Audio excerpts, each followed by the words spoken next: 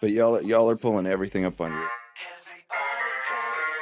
Everybody to the party. We're online, online, we're online. Step into the night where all the stars are bright. We're back again to do this, and we're gonna do it right. Something wild's in the air. I just know it. Now we're moving quicker, keeping on track. And once we hit the scene, there's no turning back. Gonna bring that feeling, gonna feel the heat. Online is in town and we can't believe we come alive under the neon glow. It's the party of a lifetime. The signal's strong, can you feel it in the flow? It's the party of your lifetime. Now that you can see, there ain't no stopping me. The city's on 11, it's 2000 degrees. Something big is coming, but it's just the beginning. Just the beginning. Neon lights flicker, DJ spins the track. Boys are in sync and there's no turning back. Now that you're invested, we're turning up the heat. Everybody sing together on the 1, 2, 3. We come alive under the neon glow. Everybody, it's the party of your lifetime. The signal's strong, can you feel it in the flow? It's the party of your lifetime. Floating higher as the stars align. Here on the edge of 1999. All systems on in this moment like you never know. Join us, embrace us. Don't ever erase us. Join us, embrace us. Don't ever erase us. Join us, embrace us. Don't ever erase us. Join us, embrace us. Don't ever erase us. Stop. Online's in the house to bring the party of your lifetime. We come alive, moving under the neon glow. It's the party of your lifetime. The signal's strong, can you feel it in the flow? It's the party of your lifetime. We come to life, we come to life on the floor. This feeling's what we came for. The beat is strong, we can feel it in the flow. It's the party of your lifetime. Party of your lifetime. The party of your lifetime.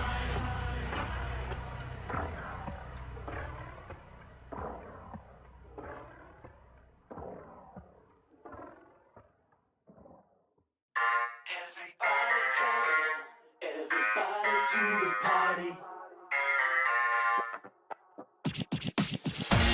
We're online, online, we're online. Step into the night where all the stars are bright. We're back again to do this, and we're gonna do it right. Something wild's in the air. I just know it. Now we're moving quicker, keeping on track. And once we hit the scene, there's no turning back. Gonna bring that feeling, gonna feel the heat. Online is in town and we can't believe we come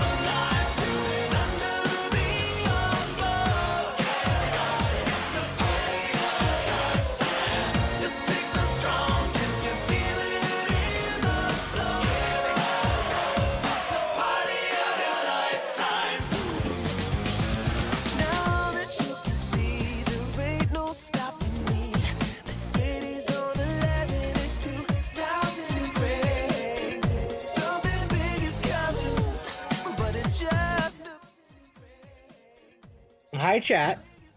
Hello, everybody. Welcome to Dogwave, the show where we've got dogs and we've got waves. Hello, everybody. Welcome to Dogwave. I mean, that's very literal. Yeah, quite literal. We'll get a logo for it one day. We got a silly little. Did you make that little logo, by the way? The one that where it's like the temp dog on a surfboard?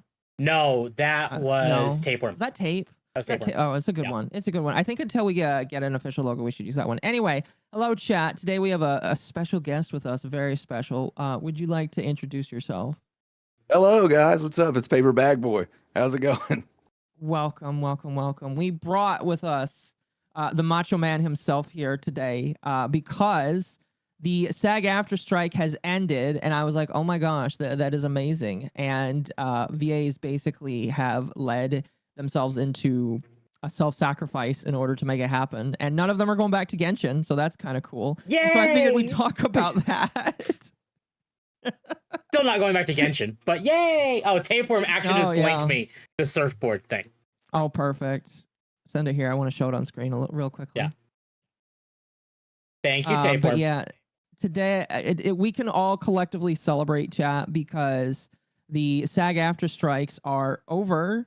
And because they are over, allegedly they are going to go back to work. However, as some of them have already stated, they are not going back to Genshin because Genshin has decided they're not going back. They have decided on their promises. It is SAG strikes may be over, but they've decided to start a new strike because apparently fuck MiHoYo. Sure.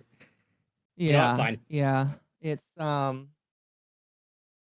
all I'm gonna say is these people are doing it to themselves. I agree, and I guess we kind of learned this during your interview, Paperbag, where Karina basically alleged that she wasn't getting paid by them, and then I heard from other people that's not necessarily true because she doesn't get paid by Genshin. Period. Like Genshin pays the third party that hires her, and they're supposed to pay her. I don't know how true that is, but it's just like.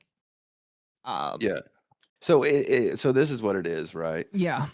Genshin had a studio that they signed, which was Formosa, right? And Formosa had a problem with paying the voice actors, and ever since then we've heard nothing about it because there hasn't been a problem.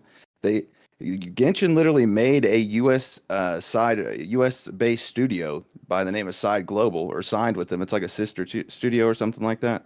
And they are actually paying on time. So from what I've heard, but her saying that it was Genshin that wasn't paying her was an absolute lie. It was the studio. That's what I figured. Yep. No, yeah, that's exactly what I figured. I figured that because I've worked in situations where you're a third party. Like I used to do security, and no security is firsthand hired by the company directly unless they are super mega rich and they can afford the fees and insurance that come with having a security guard.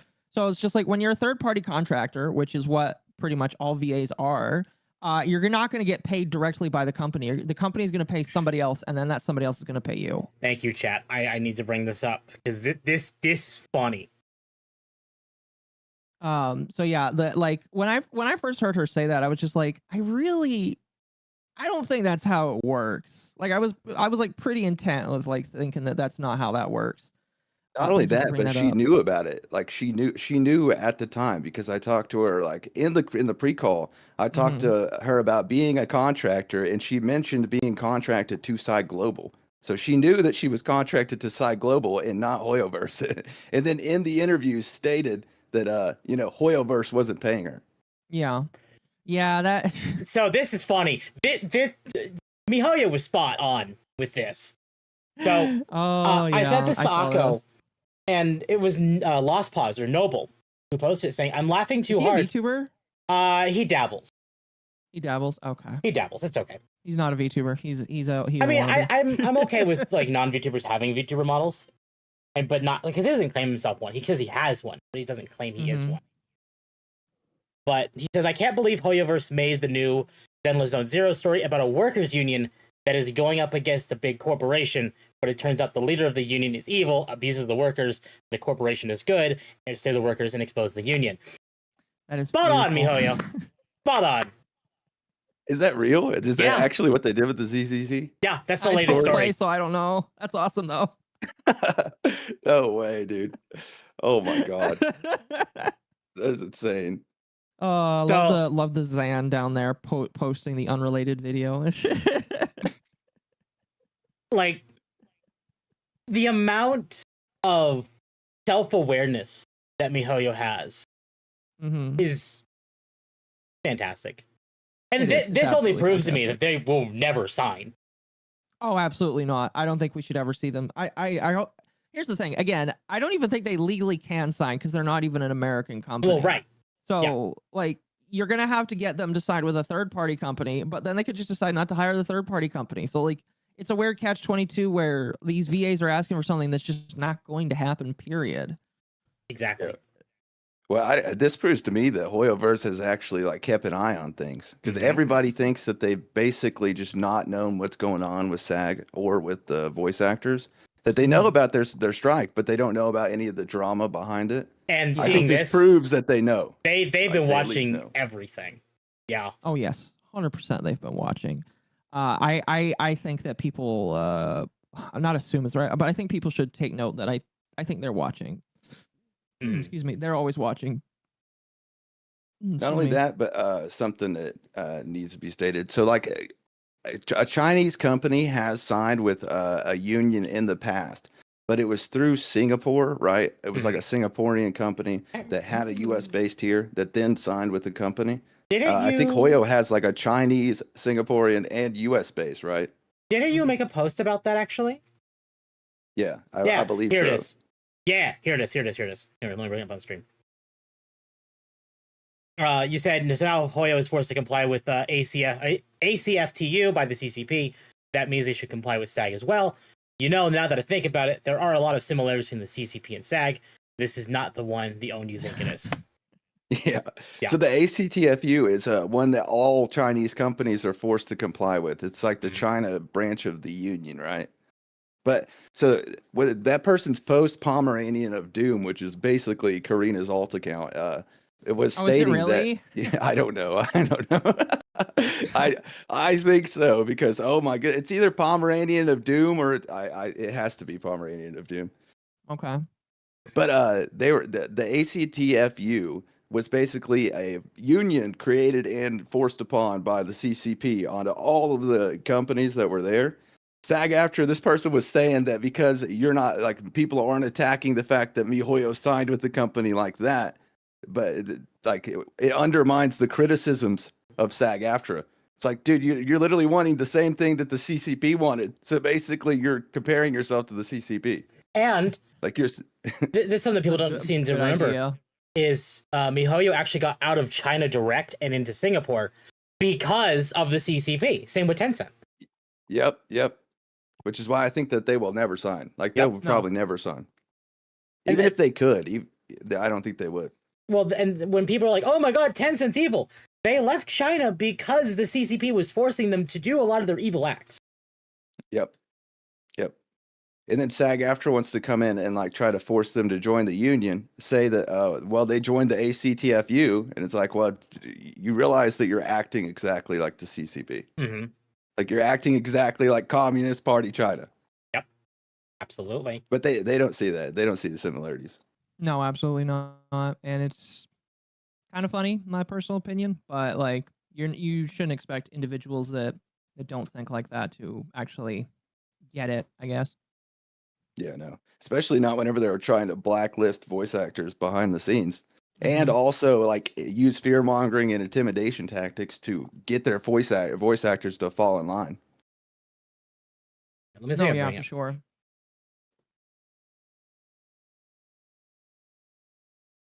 Damn, Discord and Discord's been having issues for a bit now. well, Stellar Blade doesn't like Discord. The Discord pop out. Here. So this is from the Wikipedia page. And it actually says that they are in Shanghai now. Like their headquarters are in Shanghai. Yeah. Where did they used to be? Hoyoverse, yeah. Following the global success of Genshin Impact, that became one of the highest grossing mobile games in 2021. Was last 2022, expanding out content outside of China. Hoyoverse is based in Singapore and has done business globally under the brand, including under operations in Montreal, Los Angeles, Tokyo, and still. Yeah. So Interesting. their headquarters is in Shanghai. Yeah. According to Wikipedia. Yeah. So it is based in Singapore and has done business globally. Okay. All right.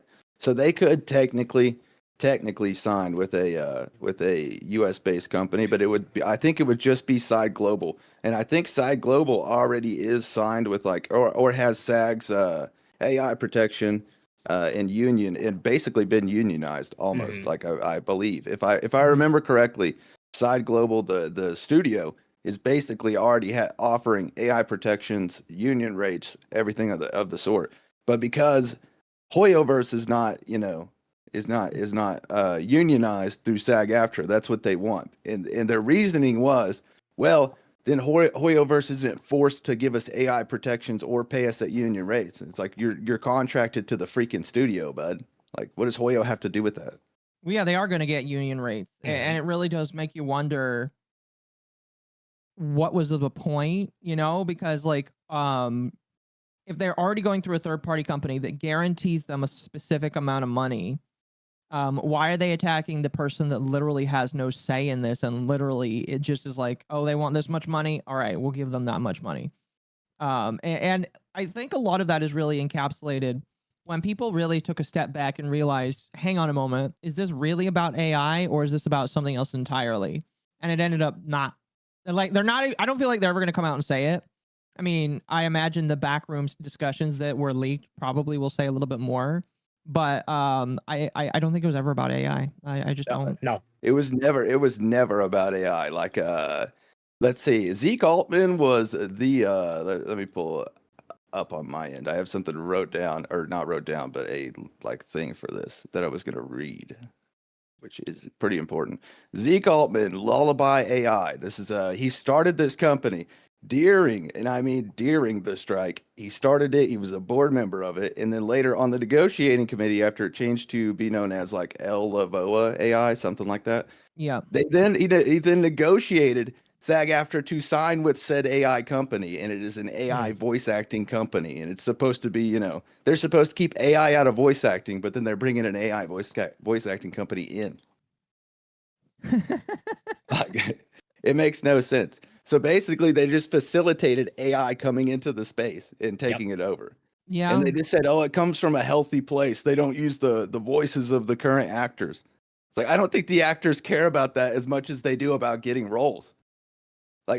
So this is what a union does. A union offers its members union roles, right? So if it unionizes a game, they'll be like, hey, we got this great voice actor here. You can sign with them. And if it's a non-union member, then the company will have to that wants to hire the non-union member will have to sign for a Taft-Hartley for that non-union voice actor.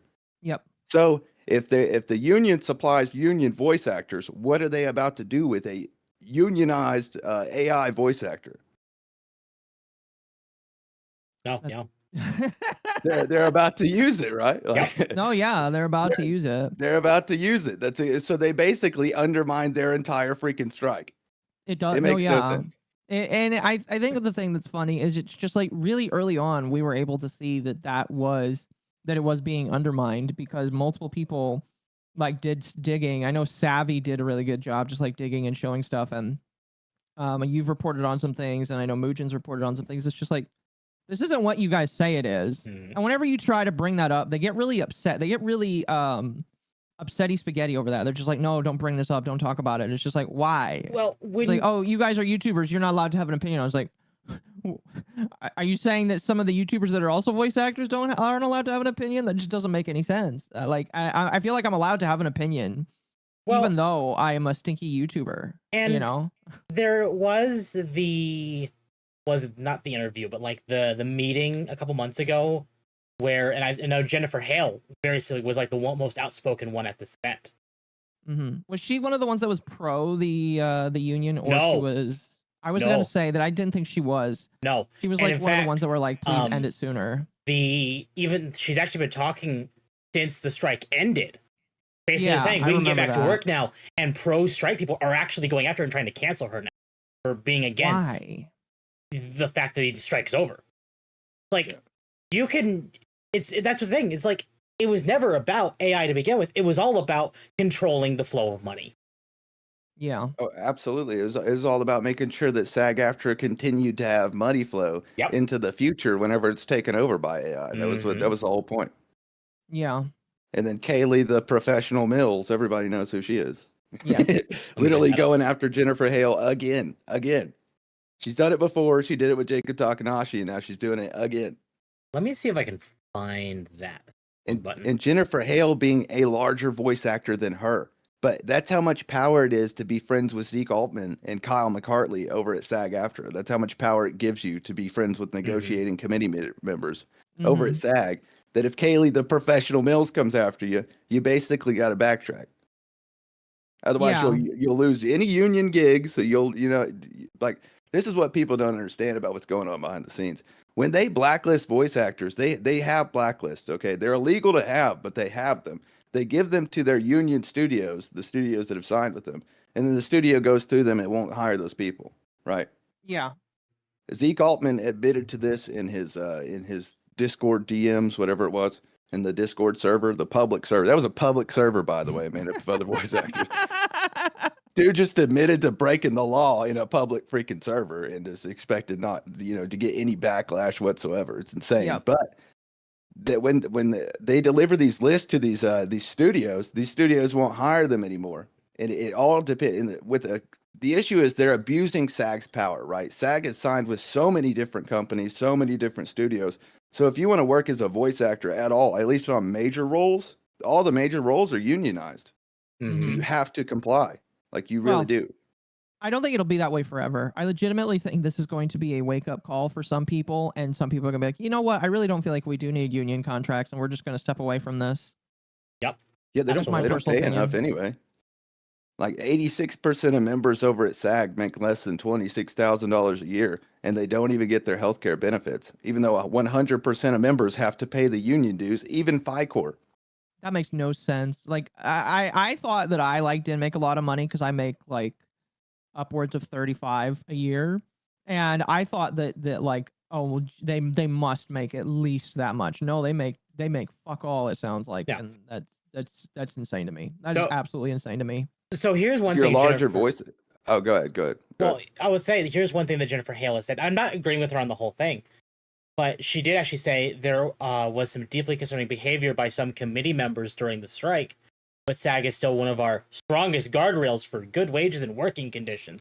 Bullshit. I don't believe that. If that's how much money they were making, no wonder Karina Bedecker was streaming on Twitch to people begging for money. No, she's in the top 14%. She gets healthcare. I think she said she makes like, I don't know. I won't leak it. She told me how much she makes, but it's enough. Oh, fair enough. Was it's more than everybody else. Yeah. No. No, nope. That'll be a while, chat. Yeah. I want to say that she's probably like 1 or 2 patches ahead of voice acting. So it'll be a while before that happens. Yep. They're all still going to their events though, and having people pay for signatures for the characters they're not voicing. By the way. Yeah. They're literally. I just got I got like a whole list of all the VAs that were going to the freaking events and signing for their characters in their name, even though they're refusing to voice them. That is hilarious. So if you're taking part in a solidarity strike, you're not supposed to support the character at all. You're not supposed to retweet anything about them. You're not, you're literally not, you're supposed to act like you're unaffiliated with the character. Okay. So them going for that is like insane. No, that is incredibly, that is funny is what it is. It just shows the hypocrisy, and it's just like, there's no spine by any of these people. Like when it gets tough, it's just like, no, we're going to do whatever we want. And you just have to trust that our morals are good. And it's just like, I don't think you have any morals. It's really only when it suits you and when it's acceptable for you.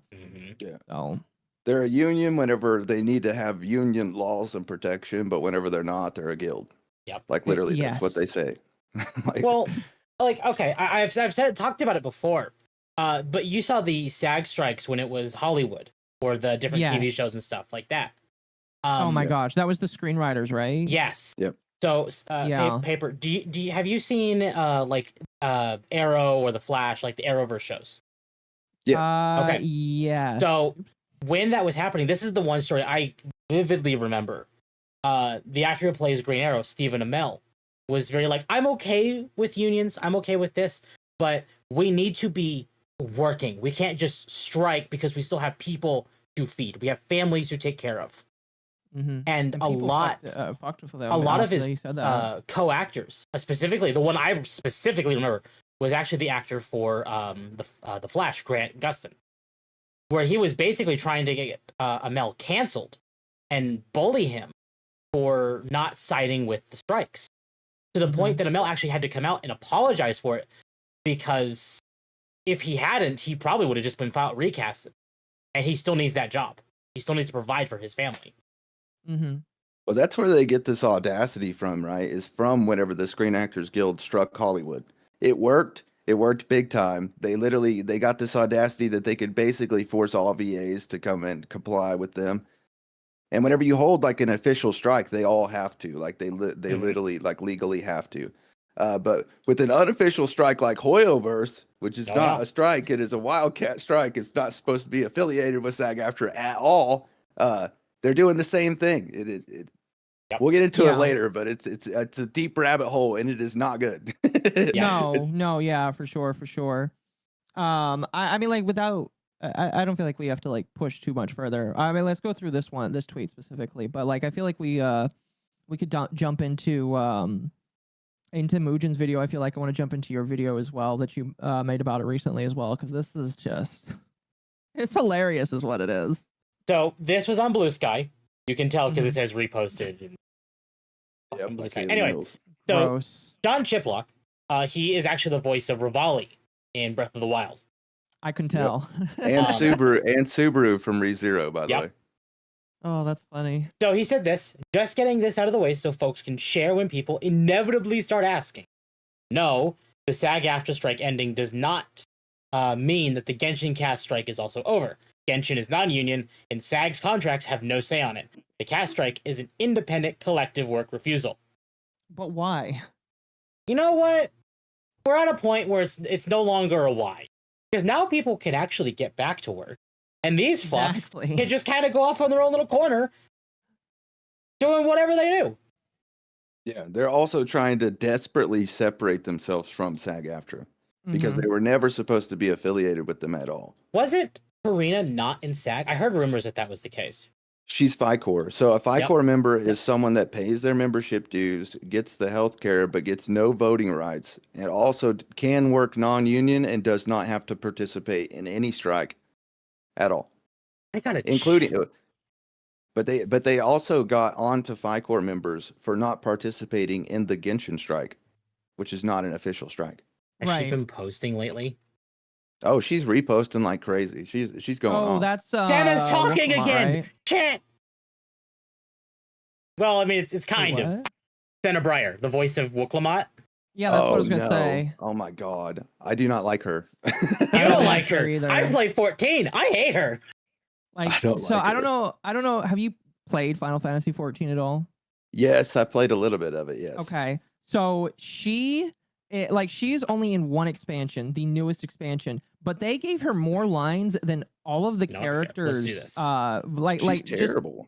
Yeah, well, I agree. Have you? But like, they gave her more voice lines than any of the most major voice casted characters in the game. Well, is Final Fantasy unionized? No, they're all British actors. She's like, as far as I know, the first character from SAG-Aftra. A lot of the current expansion, so Dawn Trail, because it takes place in kind of like a Western region of the world, they grabbed a whole bunch of different Western actors. Because back when 14 got rebooted, it was a lot of Western actors. Sam Riegel was one I very distinctly remember. But when they moved over to the first expansion, they went to an entirely British cast because their budget was much higher. And British people can actually voice act worth a shit. That's why that all of the people from Elden Ring are basically British voice cast. They're non-union. Same with Xenoblade 3. And all the Xenoblade games, Xenoblade and Player Obscure. Yeah. But so with the current expansion, those are just obscure French people. Well, no, not all of them. Not all of them. Baldur's Gate's another great example of that too. But there was actually a list of how many voice lines certain characters have, and this character, Senna's character, has only been in one expansion. and she overthrew every character's like how many lines they had in one expansion when all these other ones were in the game from the very beginning.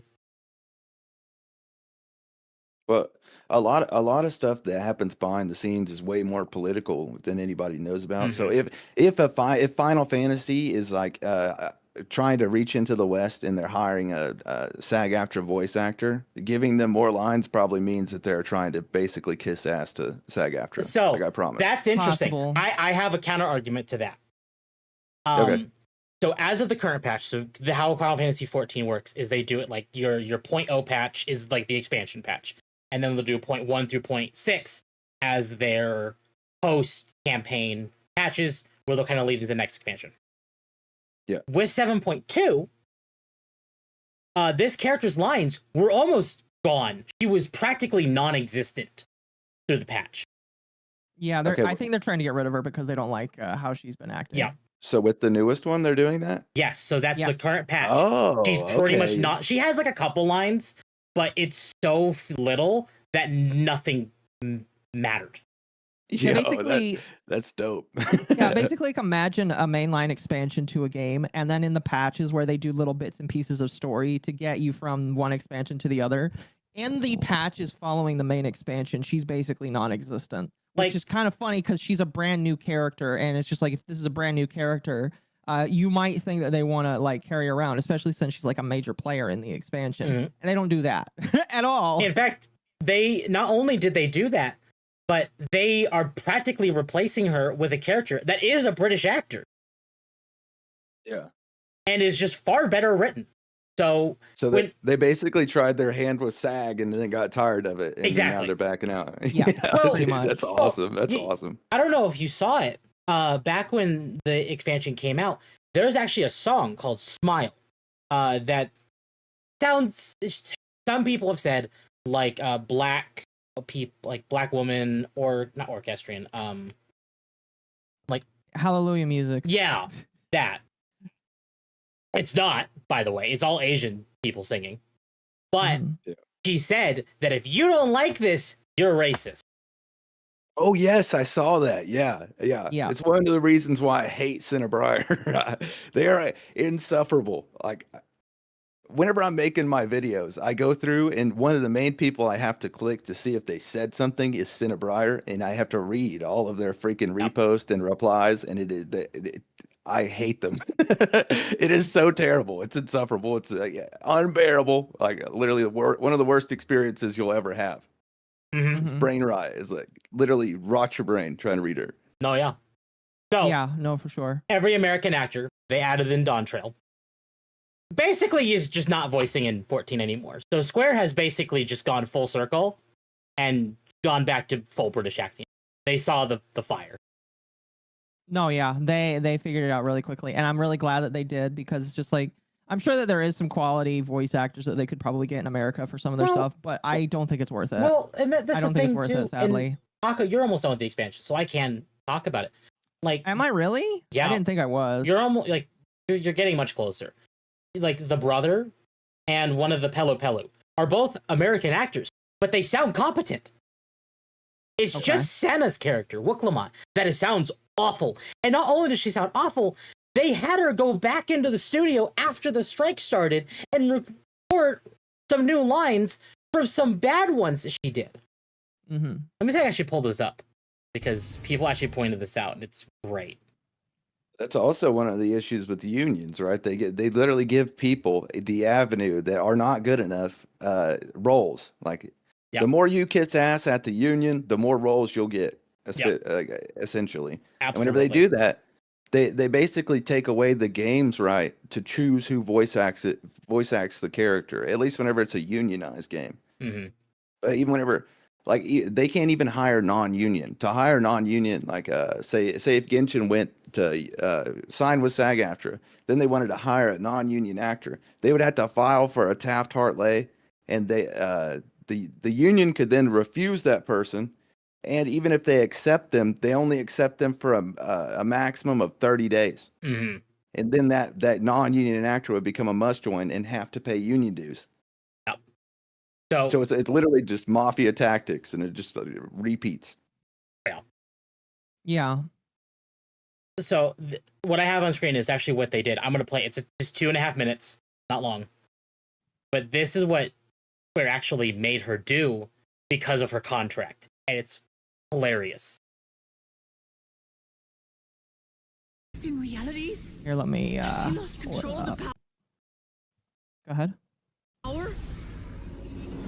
So this was her 7.0 with the final boss. Listen to me.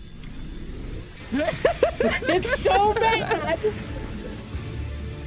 I'm assuming this is spoilers, but like it's okay. I know you don't care. That's why I'm. Understand? I do. And I know that you I can't hear it at all. Oh, you can't hear it? No. Oh, damn. Can you hear the music? No, I can hear it. Yeah, it's probably just me. You I might can have turn on my- the stream. Yeah, I can turn on stream audio. yeah, that'd probably be better. It won't repeat through the mic, will it? Hopefully not. Hopefully not. It shouldn't. I'll mute the mic, then I'll listen to it. Okay. Okay.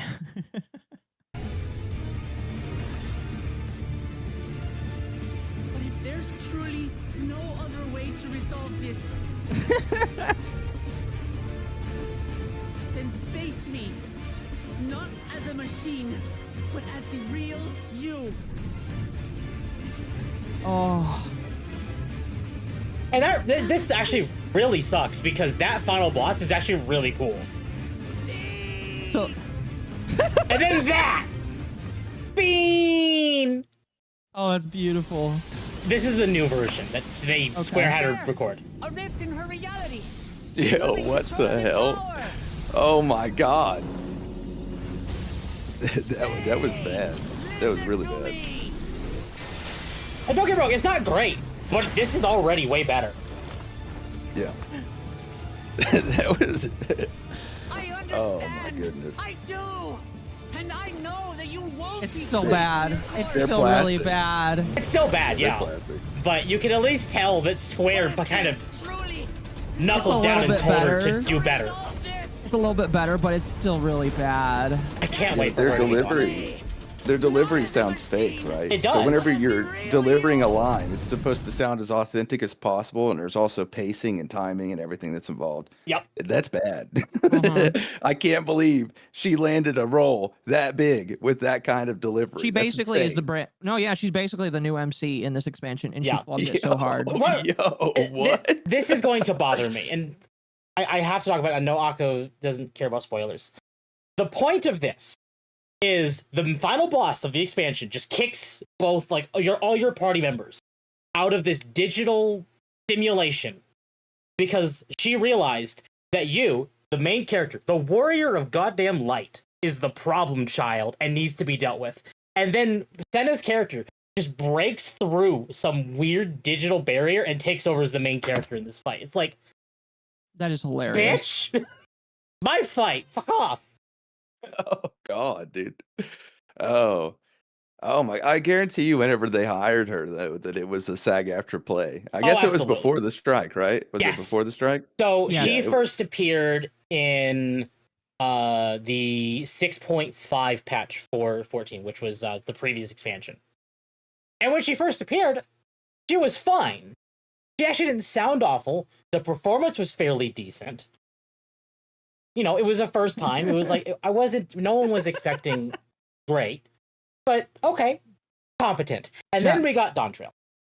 My chat says it's almost as bad as Pro DZ and Soul Calibur 6. Yeah. Yeah. Well, I assume that they signed with her because they wanted to get access to SAG-Aftra's like union actors. Mhm. SAG-Aftra has like a pretty large selection of actually premium actors. Mm-hmm. Because a lot of them have come over from the Screen Actors Guild, or they signed with them because it is the Screen Actors Guild, right? And the Screen Actors Guild is one of the biggest entertainment guilds or unions for actors. Mhm. So I whenever wouldn't go with them after this. no, hell No. hell no. I think they just ruined their reputation. So a lot of people actually call Square Enix, like they've been calling Square woke for years, but Yeah. they've actually said with this expansion specifically that the team behind 14 has gone woke because Senna Breyer is a trans individual.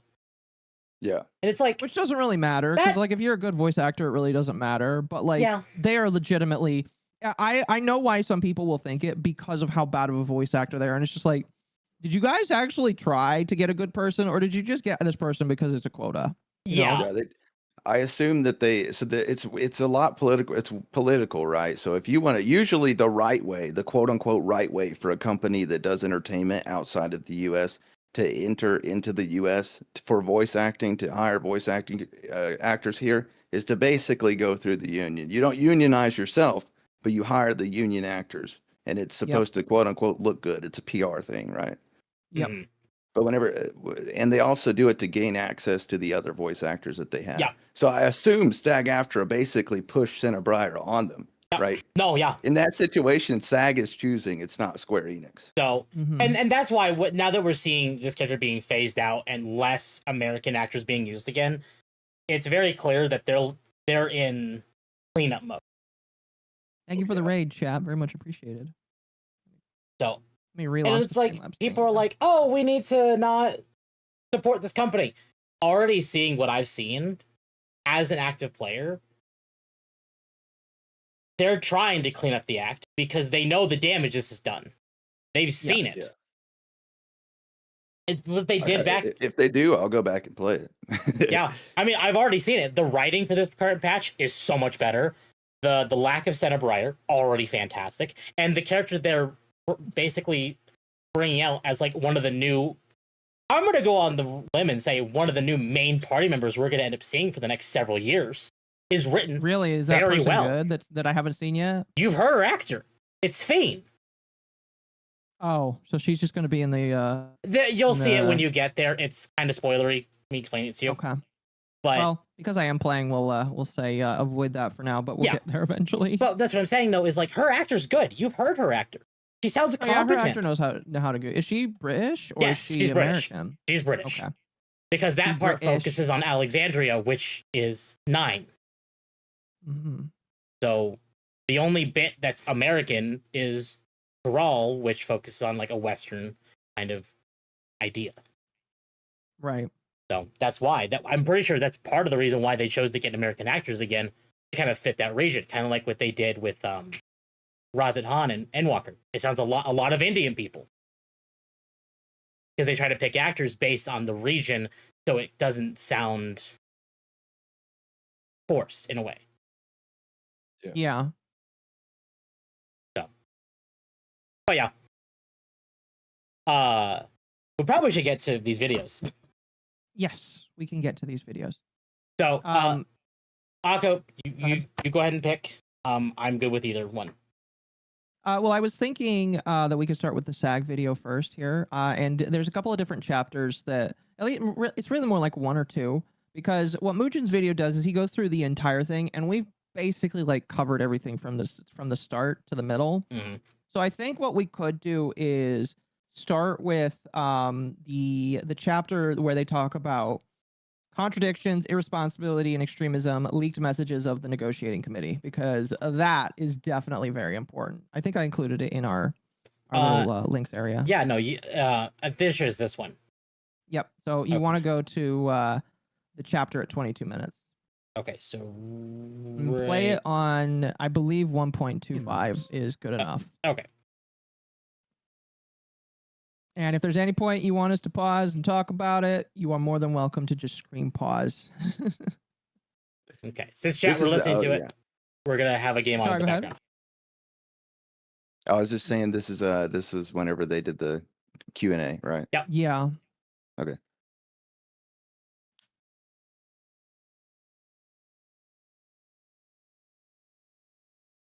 Oh, hold on. What's wrong? Chat couldn't hear it. Oh, It's fine. And share Your chat own can hear it. opinions, as we're about to find out in numerous conversations that they've had in a private Discord. All right, so remember the Coalition of Dubbing Actors, otherwise known as CODA? According to their website, they have spent decades creating quality voice acting to localize amazing foreign projects so that they can be experienced and enjoyed by audiences across the world. That's wonderful, but if you were to join their private Discord server, you would never guess that that's what they do. No, instead you think that it's some sort of radicalization pipeline that's meant to make you think that this strike can go on forever. This server has hundreds of members, mostly people who are new, but many who are in SAG-Aftra as union members. Here you'll see many messages from people on the negotiating committee as well as people who are also present on Blue Sky and who spend a lot of time pushing the same ideas there. Starting us off, here's a message from a high-ranking negotiating committee member, garnering a lot of reactions from people in the server. Here's what they had to say very shortly after receiving the last, best, and final offer.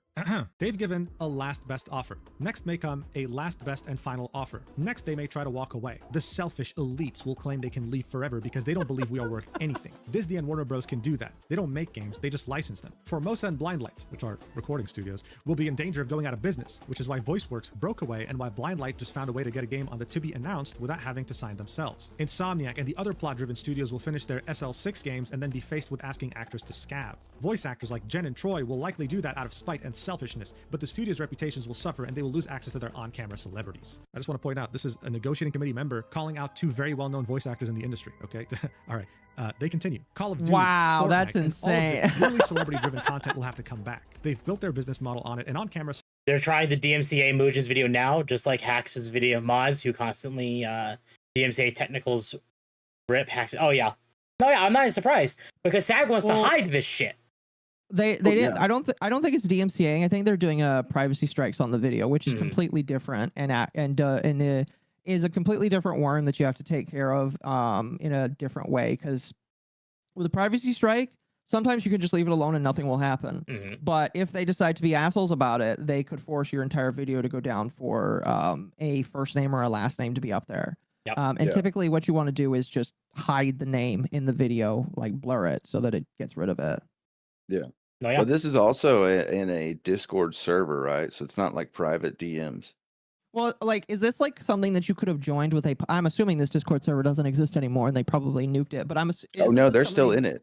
I'm Really? still getting screenshots from it to this day.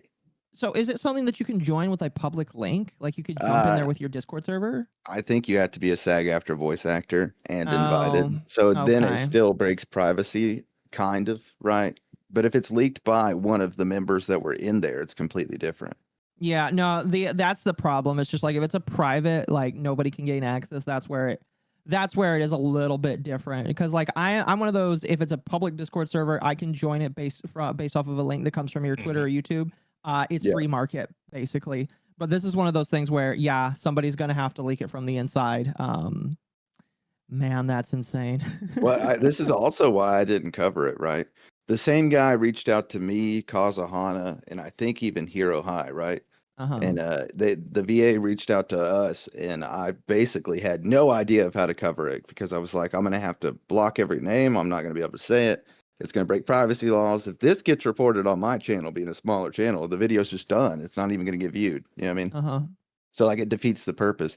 But then he said, then Mujin ended up accepting it, and Mujin posted it, which I don't think he knew that we all the rest of us knew about it because it was just emails. Like the dude just emailed all of us like individually. Yeah. But Mujin was the right freaking choice. Like holy cow, dude! This dude single-handedly probably ended SAG-Aftra strike. Like they forced this through. They forced the vote through with 26% of their members. Like that's it. Yeah, like they forced it through. And it would like ended on the same day that Mujin dropped this video. That's amazing. That is absolutely amazing. I love it when that happens. I have only I dream to be in an occasion where it's just like, because of something I wrote, a whole bunch of these people that are assholes decided to get off their feet and actually do something. Yeah.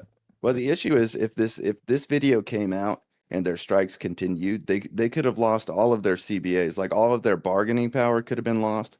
Because I mean, I guess we'll get into it later, but it concerns labor laws.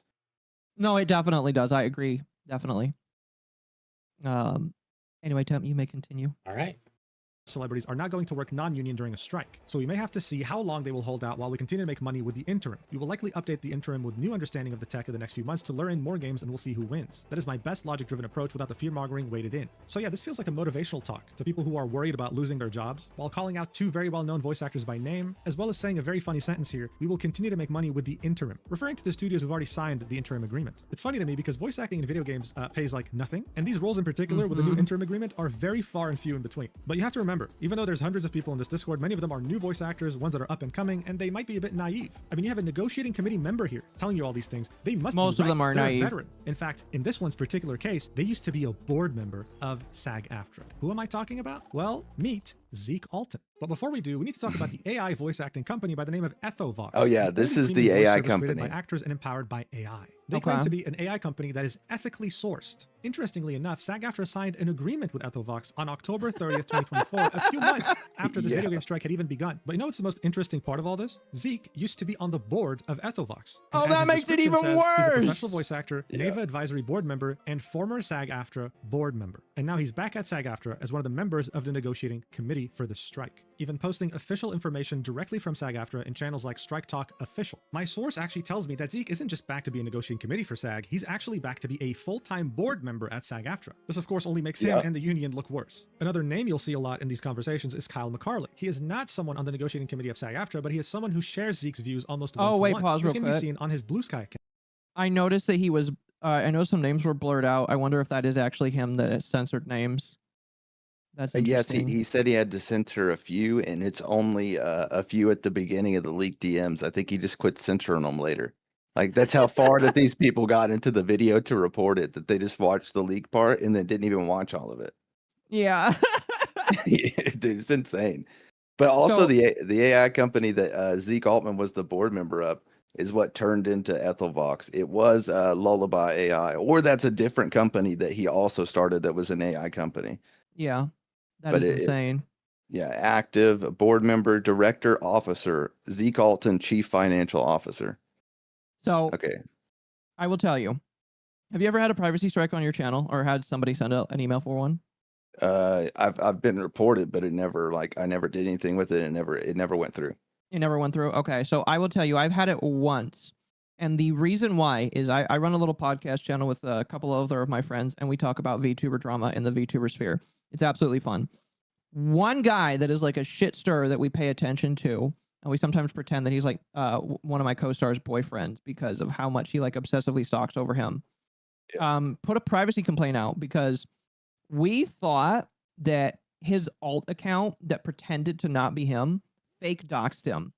And what ended up happening is he actually used his fake account to actually dox him because he sent a privacy complaint.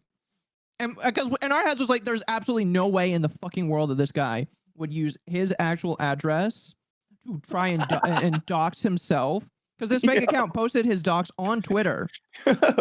No freaking way. And then he tried to use that to gain sympathy points. And we're like, there's no way this is his actual address. There's no way that this fake account that we all know is his because of the patterns it has would do it. And then he sends us a privacy complaint. It's like, well, I guess it was his actual address again. Yeah.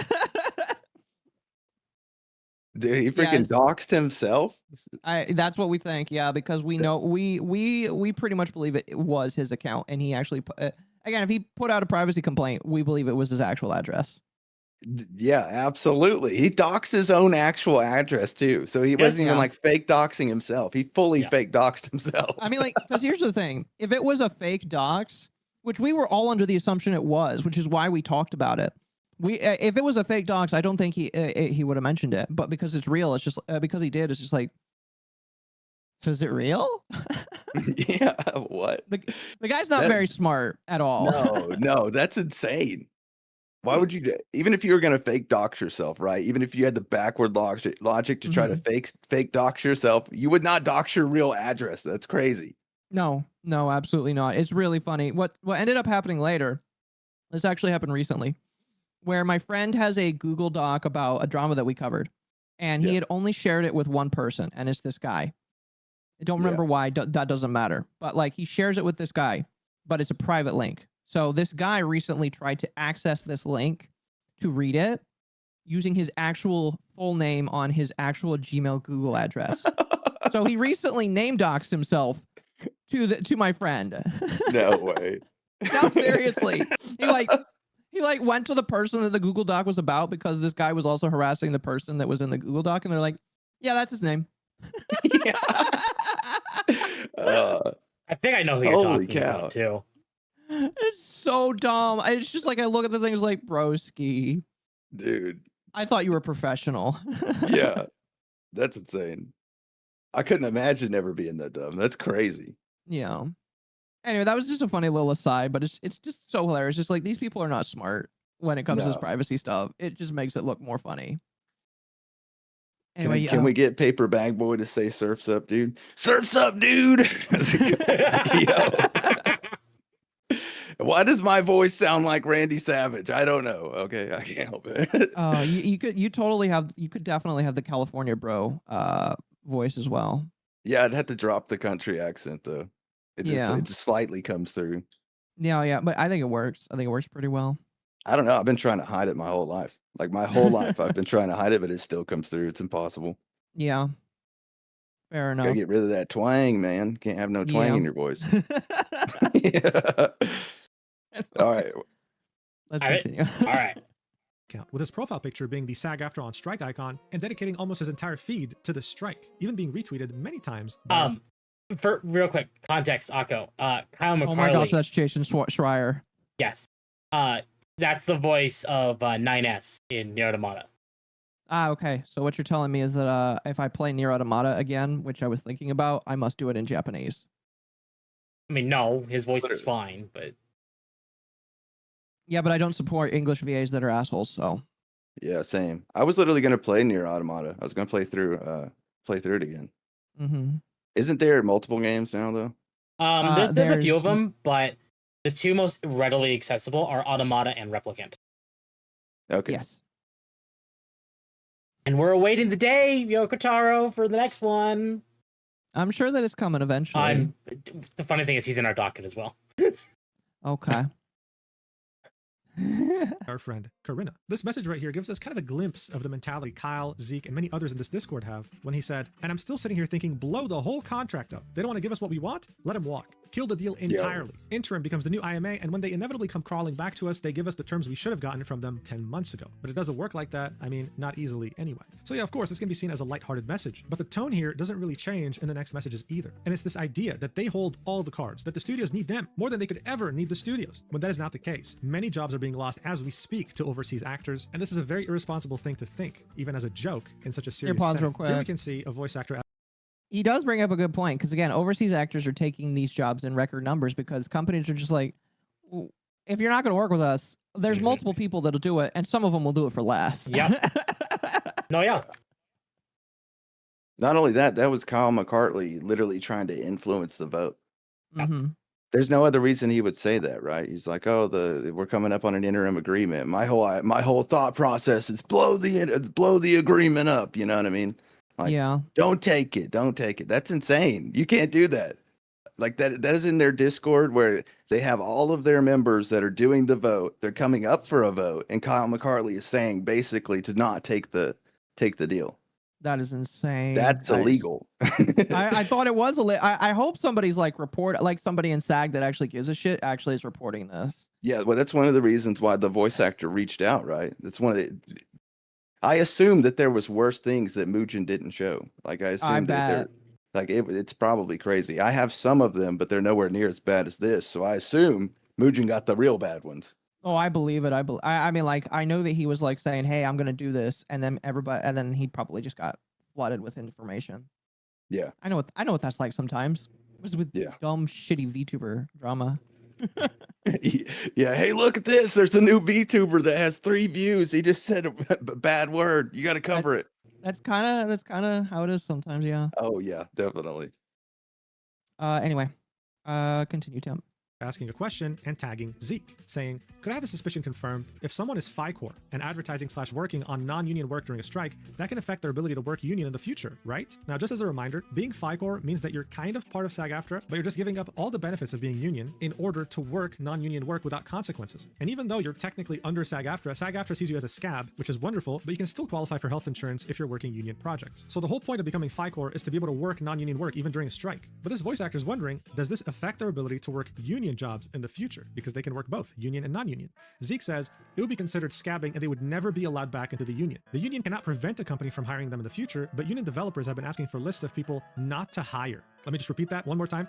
Union developers have been asking for lists of people not to hire. He continues, of course, that's illegal and unrealistic, but it's a small community. We're all responsible for our actions, and flaunting a strike is more serious than I think some performers understand. They'll be severely limiting their career opportunities in the future to only the kind of games that are actively looking to gather up actors' digital identities. So look, when you become FICOR, okay, SAG-Aftra tries to stop you multiple times. It's like asking a bank to withdraw $1 million cash. They'll try to stop you multiple times because they don't have the money. They gotta get it from the vault. And usually when you become FICOR, it's already almost impossible to become union again. This message from Zeke signals that yes, I mean, they're doing what they signed up for. They're FICOR. They can work non-union jobs even during a strike, but there might be some consequences, even though it's not written in the contract. Like, admitting this is crazy. The fact that there are union developers hoping to get a list of people not to hire. Now, of course, he does say it's illegal and unrealistic, but I mean, then he says, but it's a small community. I can't conclude anything from this, but I do have a feeling that maybe, just maybe, if you sign up to be FICOR to work non-union jobs during a strike, then you might get discriminated against when it comes to taking on union jobs in the future, which is kind of crazy. I think it's more than just might. I feel like we're kind of seeing the same it rules as pre-strike. Yeah, if you're not already. union, you're free to work whatever you want. To which Kyle says, if you're not a member, you are not beholden to any union rules, including strike rules. However,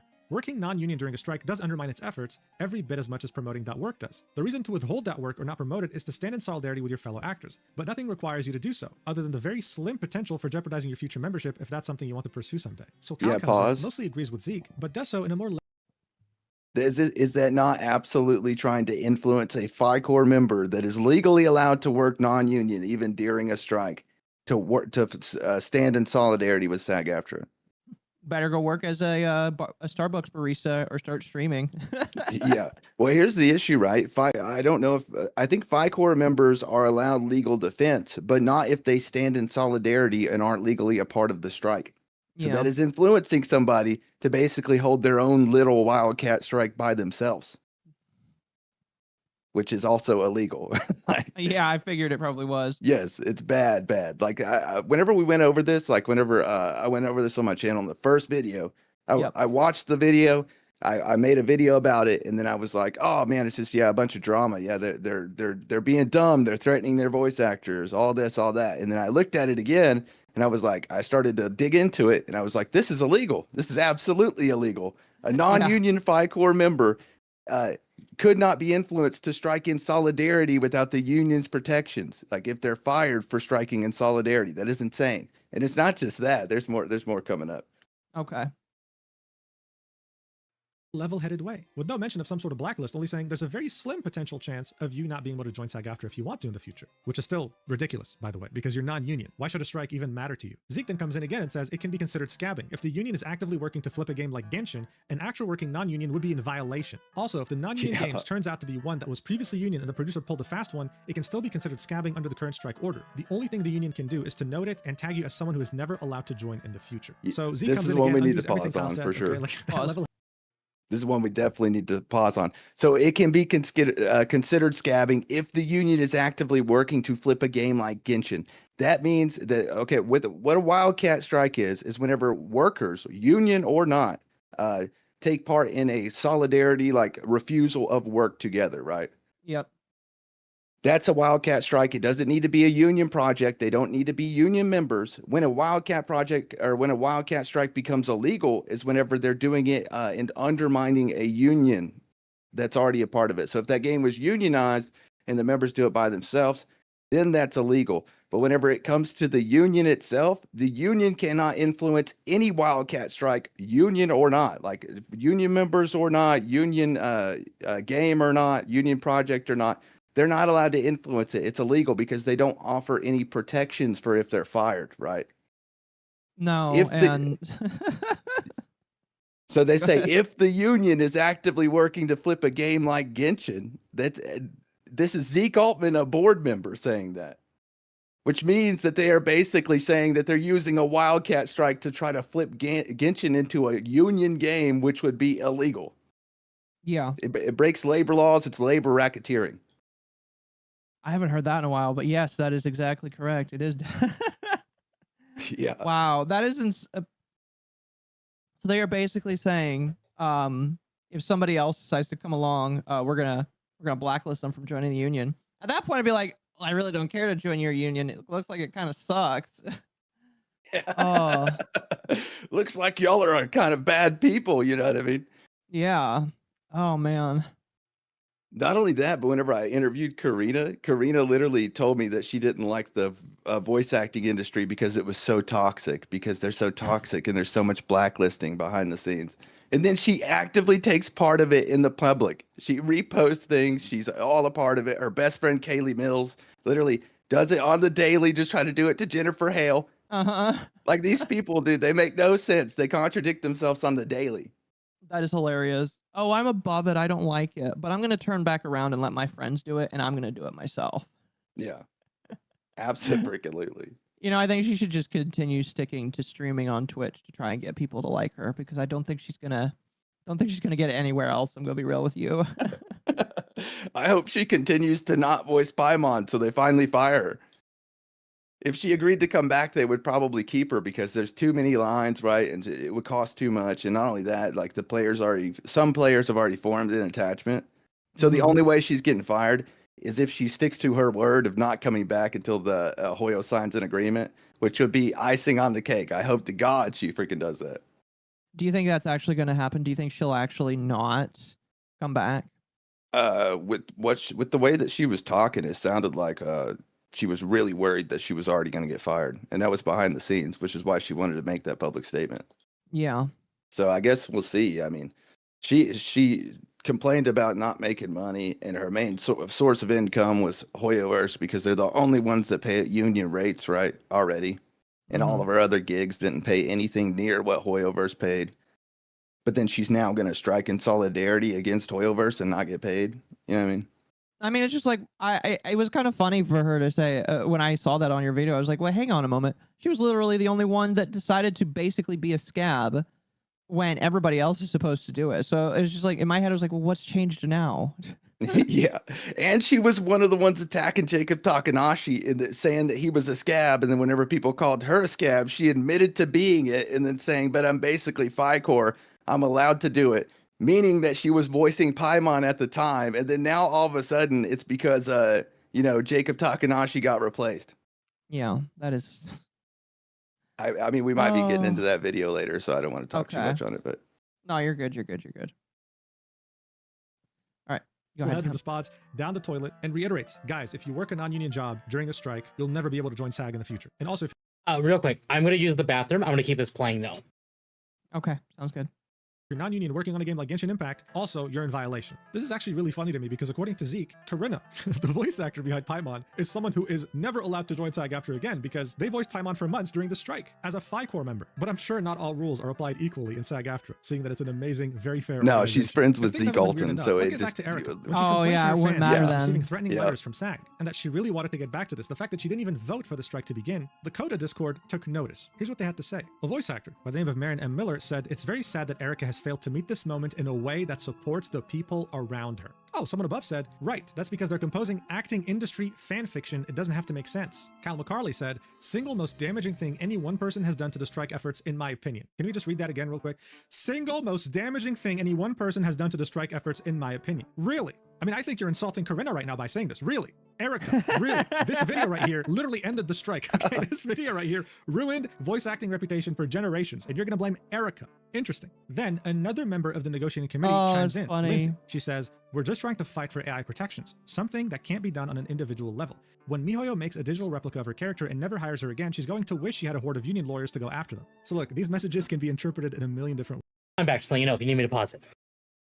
Okay. Yeah, okay, thank you. Well, one thing I wanted to cover is them literally talking about Erica Harlacher, saying Erica Harlacher Stone en masse is the one reason, and blaming her, including Kyle McCartley, which is a major member of SAG-Aftra, blaming her for ruining the strike for her not wanting to take part in the non-union Genshin Wildcat strike. another implication of them breaking the law and trying to influence a wildcat strike. Yeah.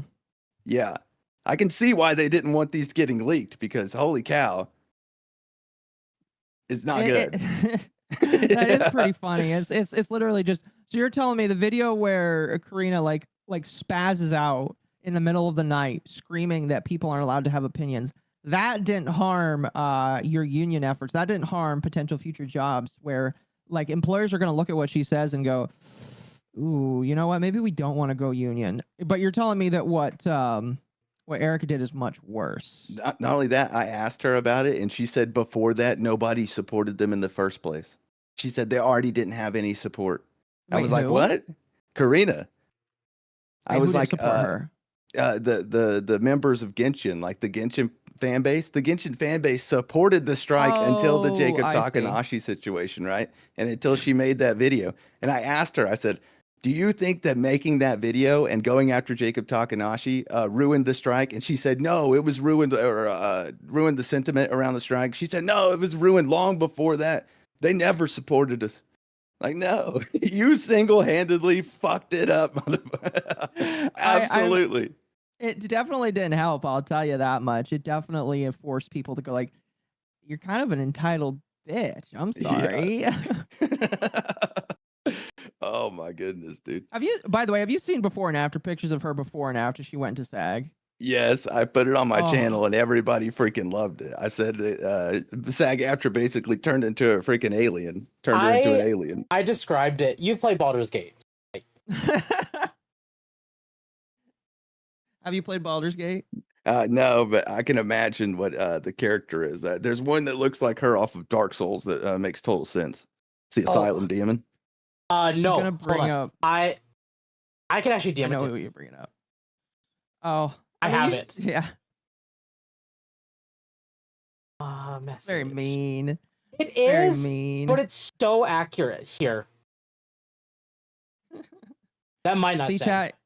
In There order you to make sure that Temp's power level is kept in check, we have to make fun of him sometimes too. Yo. Oh my god. I mean, is it Holy mean? cow. Yes. No. But No. and You chat, can't be mean to somebody like her, okay? You can't be mean to her. and for This is not possible. for chat's knowledge, I just showed him the image of Ethel, the hag boss. I was thinking she looks like the Asylum Demon from Dark Souls 1. Also Oh, that's fair. mean. Also very fair. Yeah. Man. Like years But ago, honestly, she was kind of hot. Now, Yeah. no. I feel kind of bad for her, and she's still like in what was it, 20s or 30s? Yeah. Yes, she's like 36 or something like Yeah. that. She's 36. Are Yeah. you kidding me? Yeah. She's not old, and she looks like she's 70. Bro. But just imagine an Asylum Demon wearing makeup, right? Like a lot of makeup. Like just caked on that face. Oh my Yeah. god, that feels so bad. Like, really think about it. Like, Melania looks better, and Melania is literally rotting from the inside out. Yeah. She's also a video game character. Well, but Yeah. the point stands though. Is like Mm-hmm. that's literally the point of that, and she still looks better than Karina. Melania? Yeah. From Elden Ring? Yeah. Oh, I love Melania. I think she's gorgeous. Oh, I think yeah, she's she so is. pretty. Isn't it weird how they made Melania like have like male and female characteristics, kind of Yeah. like No, broader yeah. shoulders, longer arms? Mm-hmm. Well, they did the Mhm. same thing with Nintendo. Did the same thing with Samus. That's why people thought Yeah. Samus was a male. Yeah. I But- don't know. I thought it looked or dope. I thought it was like made her have like an angel vibe. I Oh, could- work. That's exactly what they were going for. Like a Yeah. terrifying angel vibe. Yeah. yeah, and it's wonderful. Like FromSoft, no matter what, top-notch character design, top-notch boss design. Like, no matter what. Sorry, I was reading chat. Mr. Monkey said she looks like she fell on hard times and had to become a lot lizard. Oh my goodness. Do y'all know what a lot lizard is? I think so, but explain it again. Just for Okay, me. in trucker lots where they go and park their cars. It's people that come up and try to get money for it's a sex Oh, worker. yeah, But that's they that's usually right. look the worst. I'm talking like they don't look human. Mhm. That's why they're called lot lizards, because people Yep. think they're lizard people. Yep, I remember now. Gabby in my chat just say Karina aged like milk in a tropical forest. Yeah. Oh my god. Oh, gross. And it's Oh. true. Like, oh, she gets no sympathy now. The damage she's done to the industry is, oh my god. That's so Yeah. mean. Not only that, SAG-Aftra thinks that this is a win. They think that they signed this interim agreement. And the voice actors think it's a win. The leaders at SAG know that it's not, right? But the voice actors literally think that they got a win for signing with 200 companies that haven't done anything in months. Yep. And the rest of the non-union companies fleeing to the east to go get British voice actors. Mhm. Yeah. Like I they've would- single-handedly wrecked the industry for the next 15 years. Probably. They have, yeah. I wouldn't be surprised if we see more British and Japanese acting. yeah, Yeah. I mean, like, one of my favorite voice actors is the girl who plays Mio, I think. is it MiHoYo? Is it MiHoYo? Oh, In I the think- cat, yeah, it is the MiHoYo. cat girl in The cat Xenoblade girl 3. in yes. And she also voices Ronnie in Elden Ring. Yeah. Oh, I liked her voice as Ronnie. I thought she did really good as Ronnie. But so like we're gonna get more people, hopefully like her. I would love to hear her more in other roles because she's got a good soft-spoken voice. Mm-hmm. Just don't give me more Rex. I really don't want any more Rex. Oh, okay, look. Yeah. In his defense, he was a kid, I think. Besides, you haven't heard his DLC voice, Occo. They turned Rex into a know. himbo. I know.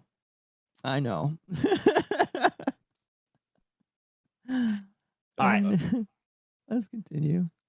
ways. All I'll say is that it's a shame. The fact that one of their colleagues for the last 10 months has not been able to voice a role they enjoy so much that means a lot to them, while being under the threat of being replaced, sucks. I mean, there's no other way to say it. It sucks to be in Erica's shoes. And I'm not seeing one message here that is showing empathy. It's also ridiculous to me how they chose to, on purpose, right, blind themselves from the entitled voice actors from my last video. You had people openly blacklisting Jacob, calling him out, tweeting about his finances, and publicly blacklisting him from projects. And these people are convinced that Erica venting about the fact that she can't work on a character she loves due to the strike is the single most damaging thing any person has done to the strike efforts. That's crazy to me. It's further proof that we're really in an echo chamber and that if someone agrees with you, they can do no wrong. But anyway, we're now back to the message that I showed you at the beginning of the video. Yes, the person who sent it was Zeke Alton, talking about how some outside parties have engaged in a campaign to influence performers and we need to address it. Why is he saying that? What does he even mean? Well, at some point, Zeke said, SL6 Elder Scrolls is sending out auditions again, let's all tell Blindlight to F off. So Blindlight isn't a developer, it's a Los Angeles-based company providing Hollywood production services to the video game industry. So the Elder Scrolls 6 hires them to do the recording for them, kind of like how Genshin Impact hires studios in the US to do recording for them. They're not directly involved. The Elder Scrolls is an SL6 project. It started before the strike. It's perfectly legal within SAG-Aftra contract terms to work them without any repercussions, without being a scab. But That's Zeke's mean, over here saying, chat. let's I tell have them to F disavow. off, even though it's perfectly legal to take it. A while later, Zeke says, with all the angry rhetoric about how employers are going to walk away from us and the fear tactics used to get people to accept a bad deal,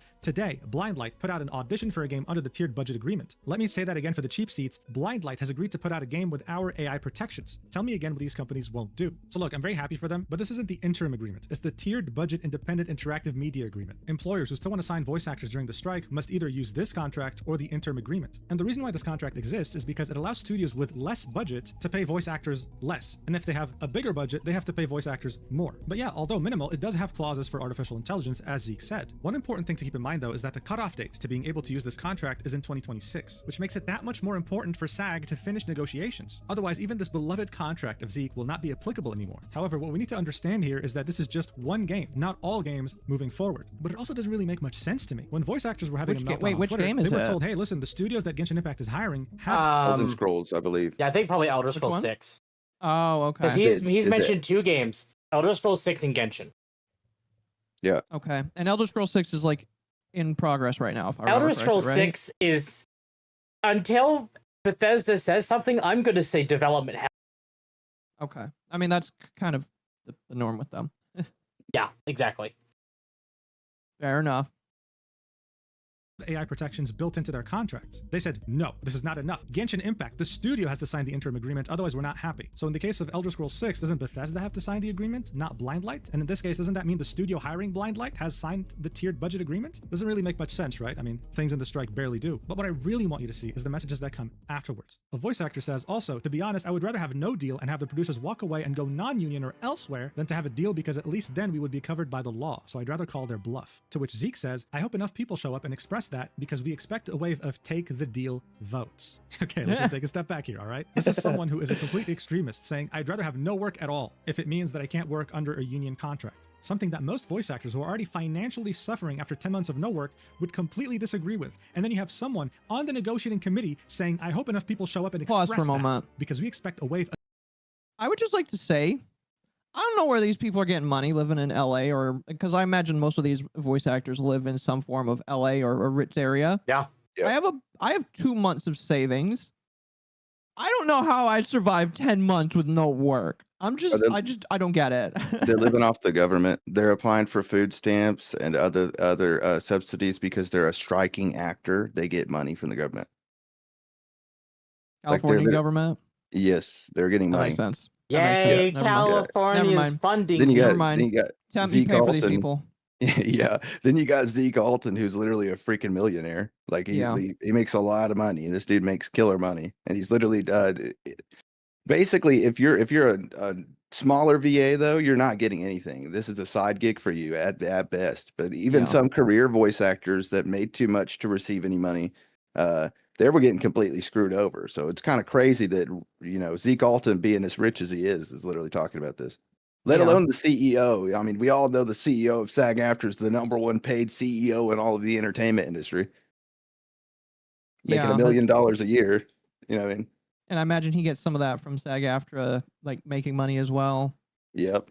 Man, He gets it's bad. Let's just say there's direct laws against what they're doing on the US's labor racketeering site. There's direct laws against everything that they're doing. But it has to be SAG-Aftra members that report it. So if they don't report it, nothing's going to happen. Yeah, I also made a video that talked about it and told people to report it, but we could tell them here. Like if you're a SAG-Aftra member and you think that they've broken the law, you can report it to the government. That's it. There you go. There you go. All right, continue, Temp. Of take the deal votes. This is a negotiating committee member openly saying that they don't want people to vote yes on taking the deal if they ever hold a vote on the final, last, and best offer. This is a clear agenda as a member of the negotiating committee, but it actually gets way worse when you really think about it. So remember how only 27% of eligible voters actually voted in favor of starting the video game strike? This totaled around 34,687 members. We have a negotiating committee member out here trying to influence hundreds of people to vote no to the next vote regarding the final, last, and best offer. If that's not vote manipulation, I don't know what is. And that is extremely weird. Oh, Do you well, that understand why definitely this is is. ridiculous? Why I'm making this video? You are a negotiator. You try to get the best deal. And then when the vote comes in, you shut your mouth and you let your union members decide what's best for them. But here we see that there's a very clear agenda, and it's alarming. This catastrophe doesn't end here though. After Joe had released his video explaining the strike, the Coda Discord had a lot to say. God, that video. Did that video crazy. actually harm them? Or did they say that harmed them? Yes, they said that it harmed them, even though Joe Zedra literally directed blame away from SAG-Aftra and away from the actors and basically onto nobody. And he also called it a collective work refusal, which carried that sentiment for months into the future, or like 2 or 3 months into the future, of all the Genshin fans believing that. And whenever it's clearly a wildcat strike, there's no other term for it. It's not a collective work refusal. It is a wildcat strike. I But they don't- remember. Oh, go Yeah, go ahead. ahead. Sorry, I finished. No, you finish first. But yeah, that they basically don't want to associate a wildcat strike with SAG-Aftra at all because they know that it's illegal. So they're trying to call it something that it's not, which is a collective work refusal. Now, I love Right. Joe Zedra, right? I love him to death, but the dude is definitely a part of SAG, and a lot of the sentiment that he pushed with that video was to kind of help SAG. Mm-hmm. No, yeah, I got really pissed off, and Temp can definitely attest. I was really pissed when I listened to that video. I was like, dude, this man is fucking lying. He knows he's lying. And I think he should shut the fuck up because he is going to make sentiment worse and make people go against SAG because of it. And it ended up happening. Akko wanted to stop watching it early, and I had to basically pull was it Lumi or Mizu that constantly tells you, no, we're watching the whole thing, damn it. Yeah, I was like to the point where I was like, I don't want to watch this anymore. I'm literally gonna lose my fucking mind. Yeah. No, my viewers wanted me to react to it on the channel, and I literally just didn't do it. I was like, no, there's no way. I already watched it, and it was bad. Like, there's no point. All it does is Yeah. push lies, and then I would just have to refute the lies continuously. Mhm. Yep. Yeah, it legitimately, like, it made me laugh so hard because it's like, this is so many fucking lies, and it's so easy to just like look past it, and yet there are idiots that are gonna believe it. Sadly, Mhm. Yeah, if you called it a wildcat strike or a strike at all, it's a strike. People are refusing to work. That's a strike, whether it's supported by a union or not. When it's not supported by a union, it's called a wildcat strike. No matter Yeah. what, the game is being struck. It is not a collective work refusal. That is a PR move. Okay, that is crazy. It doesn't exist, right? yeah, that's I mean, I'm sure the term exists, but that's not what the government would call it. no, yeah, for sure. Yeah.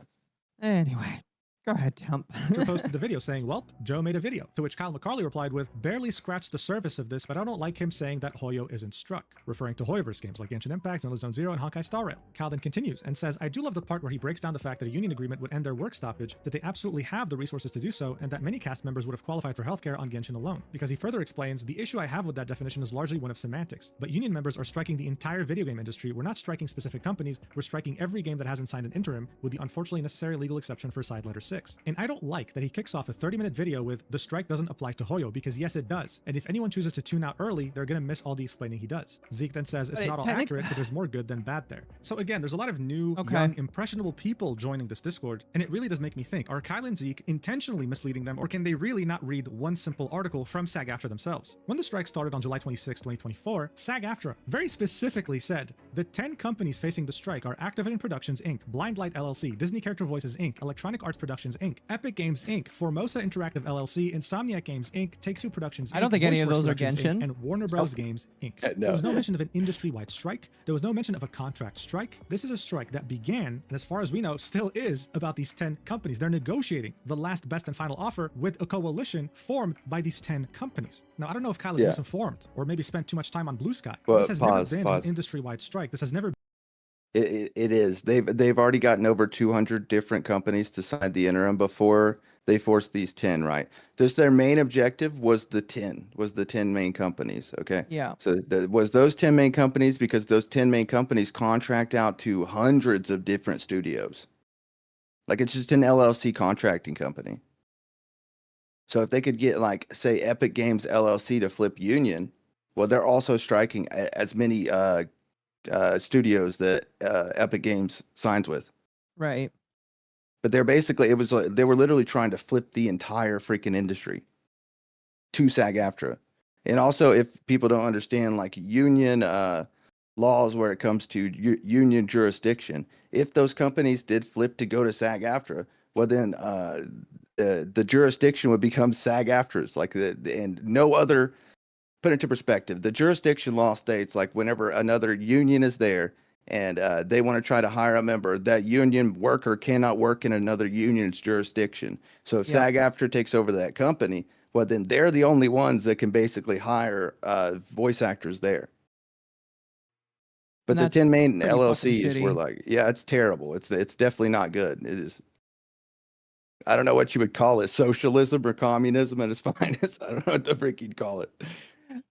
Maybe I don't know. Maybe. They were trying to consolidate power. No, chat. They were trying to make it to where SAG-Aftra had a monopoly on a bunch of different companies. Yeah, and they lost all of kinda their have voice it. acting. Yeah. Well, all the non-union games basically continued to stay non-union and fleet away, so that they didn't have to work with the studios that Epic Games, Disney, and all of them were involved with, right? Yeah. It So they can still get definitely- out of it. Yeah. No, yeah, it's what it has effectively done is shaken up the entire games industry. A lot of people have probably lost their jobs, and a lot of opportunities have been shut down because of this. Yeah. You know what's funny is Uh. people don't even mention it, but we're seeing a decrease in, like, Sweet Baby's influence in games. Oh yeah, definitely. This is going Definitely. to hurt that influence even more, to the point these companies cannot afford to be throwing money at actors who just want to spout their agenda-driven drivel. Mhm. Yeah, So in a way, definitely. did this damage the VA industry? Absolutely. It also helped it because it's making them prioritize quality. Yeah. Right. Not only that, it'll hopefully force all companies to start hiring non-union VAs, which would then be off of talent rather Uh-huh. than, Exactly. everything else. No, yeah, of course. But those non-union VAs are going to be in British or Japanese English-speaking voice actors for at least a couple more years Yeah. because of this. We're I'm gonna gonna see be a honest, lot I'm less. fine with that. I We're would gonna love more Japanese voice actors that speak English. I'm sure that they'll do a fantastic job. Same. We're gonna see a lot less American actors for a while, Yeah. which Which is fine a by good me. thing. Yeah. Yeah, that's a good thing. Then they don't try to push their politics on everyone just for voicing the character. Mhm. Yep. That's why, like I mentioned 14 earlier, it's why we actually like a lot of the actors there, because whether or not they have opinions that we don't like, they don't open their mouths. That's all we ask is like, you don't open your mouth. Yeah. Yeah. You work. Pretty much.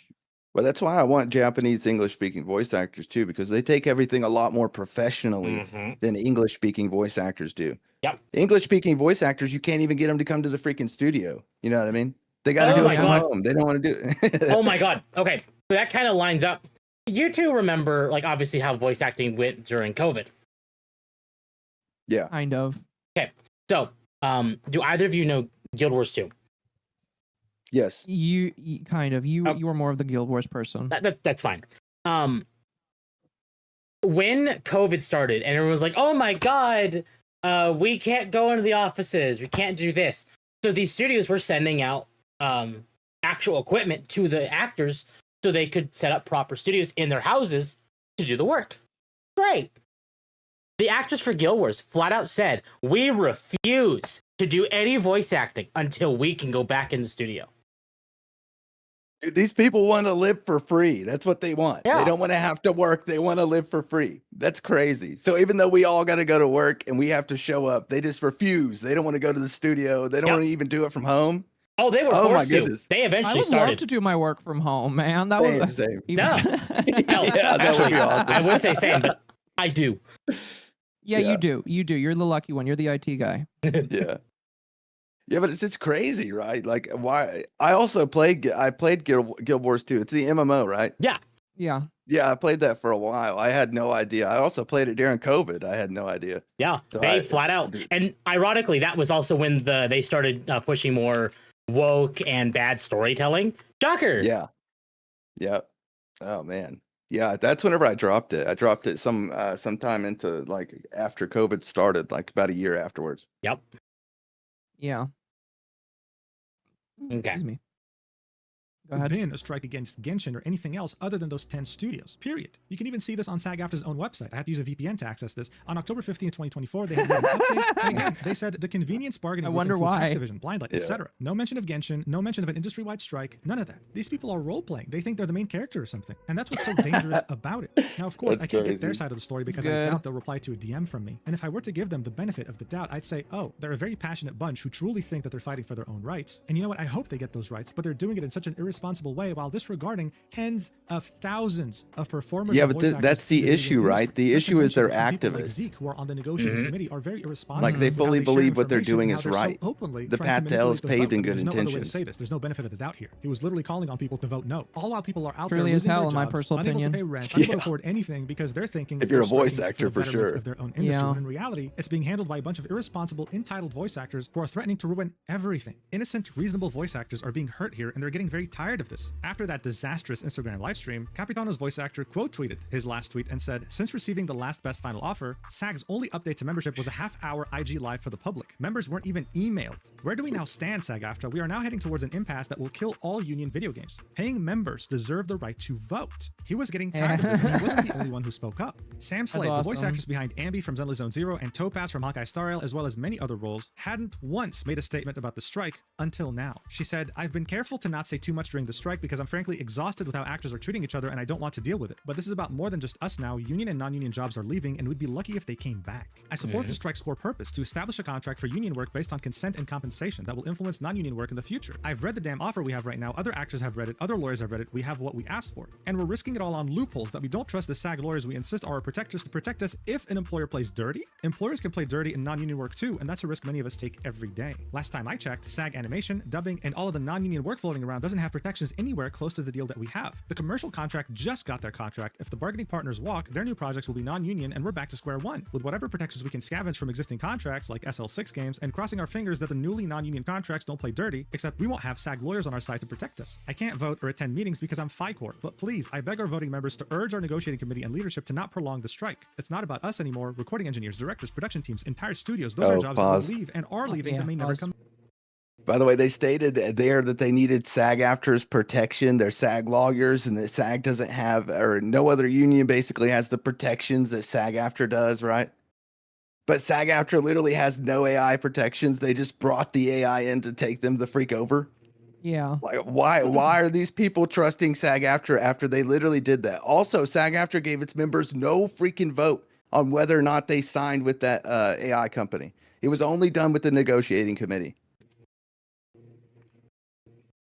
I don't think that's how it works. Well, that's the issue, right? The only main vote that they actually got was at the beginning to start the strike, and then they had not had a vote since then, since the strike started, on whether or not to end the strike. So any of the deals that were done since the strike started were done specifically with the negotiating committee. That's insane. Yeah, it's crazy. It's bad. It's not good. I've been part of one union in my life, and it was a security officers union. That union did not fight for anybody. They actually worked against giving us a raise. Like I had the regional manager for the area I came in. He came in one morning and was like, "Your union won't fight for you to get a raise, so we're just going to give you a raise and go around them." We got $5 of a raise that day. Man, oh my goodness. Yeah, this is why I kind of have issues with a lot of unions. I'm sure some of them are probably all right, but this is why I'm just kind of like, when people say a union sucks, I was like, I believe it. Well, there's a long history between unions and mafia. I don't know if you know that. Oh, I do. I've been familiar. Yeah, it's definitely going on over here with SAG. They literally think that they're the mafia. The leaders think that they can threaten the members, do whatever they want, sign deals with their own freaking companies, and basically make back alley deals just to make sure that they line their own pockets. SAG is only ensuring that they continue to make money into the future. They do not care about voice actors at all in the slightest. No, absolutely not. Absolutely not whatsoever. Back. There are talented voice actors around the world, and it's silly to think the US is the only source of talent these games want. Please let everyone get back to work. She also clarifies things further, emphasizing that this post isn't about Hoyo games, it's about the current interactive media agreement strike and the greater industry that it affects. I'm not here for drama. I'm also not a union member, so please don't refer to me as one. It wouldn't be fair to my union colleagues. Also, if this thread ends up in a video covering the strike or whatever, hi YouTube. Hey Sam, glad to see that you're in support. It's very refreshing, especially after what we've been through in the last video. The last thing she said was, but Sam, where's your source on games leaving? Gestures to everything. Sam, how do you know they'll go non-union if they walk? To which he says, when a contract expires, the parties are no longer beholden to it. They will have zero obligation to sign another if they don't want to. So yeah, this is getting so bad that it's forced people like Sam, who are FICOR, or hell, some non-union actors too, to speak up about this. Pressure was mounting, not just from consumers, but performers too. So SAG-Aftra all of a sudden on June 7th said, hey, we're doing a meeting on June 9th. You can join IRL or through Zoom. Voice actors were finally hoping to be able to hold a vote so that they can finally express what they think. What ended up happening though was completely unexpected and came out of nowhere, leaving them even more confused. Some didn't even know whether to celebrate or be worried.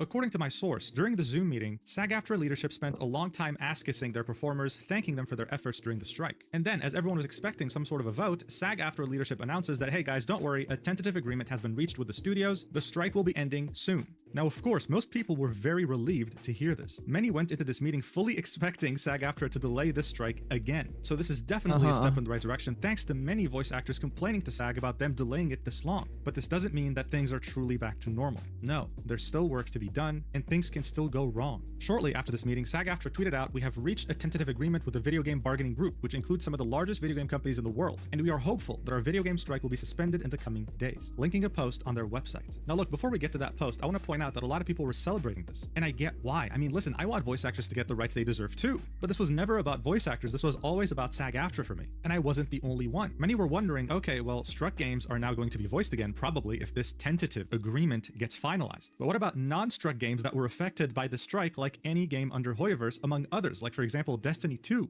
And that's definitely a concern here. So let's take a Wait, look was at what Destiny not a SAG-Aftra had to union say about game? this in their post I'm on their surprised. I thought No, it that was. is well, it's let's see. It was the one that starts with a B, right? No, that's not it. I don't know. All I know is that it was definitely being struck, and that the voice actors there were just as bad as over here at Genshin, and it was just not That- talked about as much. Might explain the because they're That's swapping surprising. Ikora's actor for the new expansion. Oh That really surprises me because Destiny is so paused. I would have thought that they had union contract deals. I guess not. I guess not. All right, cool. Sorry, that was just a quick little side there. You may continue. their website. The title is SAG-Aftra and video game employers reach tentative agreement on interactive media contract, National Board to review. They then say SAG-Aftra and the signatory video game companies, which include Oh, Activision, right. Limelight. Sorry. Thank you, Magma. You're right. Because Destiny had problems because the new season had a couple major characters that weren't voiced. Yeah. Yeah, you're right. I haven't played Destiny in like a year because Don't. of how extortionist they are Yeah, with their no. players. No, we finally quit. quit this year because we bought the final shape in all of its seasons because we wanted to finish the story. It's done. We're out. Bro, whenever they ended the Red War, whenever they took that out of the game, it ruined the freaking game for me. The fact that you Oh, can't yeah. replay it. Yeah. Yeah. That was like 4 years ago too. Yeah, I know, right? It's been bad ever since then. That's whenever it took its nosedive, was whenever they took out the way the new players could come in and experience the story. You know, it's Yep. really sad when you can consider that Destiny was at its best under Activision. Yeah, seriously. Like, holy cow. Isn't it Blizzard now? It's Blizzard now, right? Well, No, it was Blizzard it's then. Sony. It's Sony. Yeah, it's Sony Oh, now. Sony. Okay, So okay. they went from Activision to self done to then being bought by Yeah. Sony. Well, they still have like the best what is it called? Like grind mechanics that The makes best the player gunplay. want to grind. Yeah, best gameplay, the best thing about the freaking game is god rolls on weapons. I wish And- other games had that where you could and- go grind it out.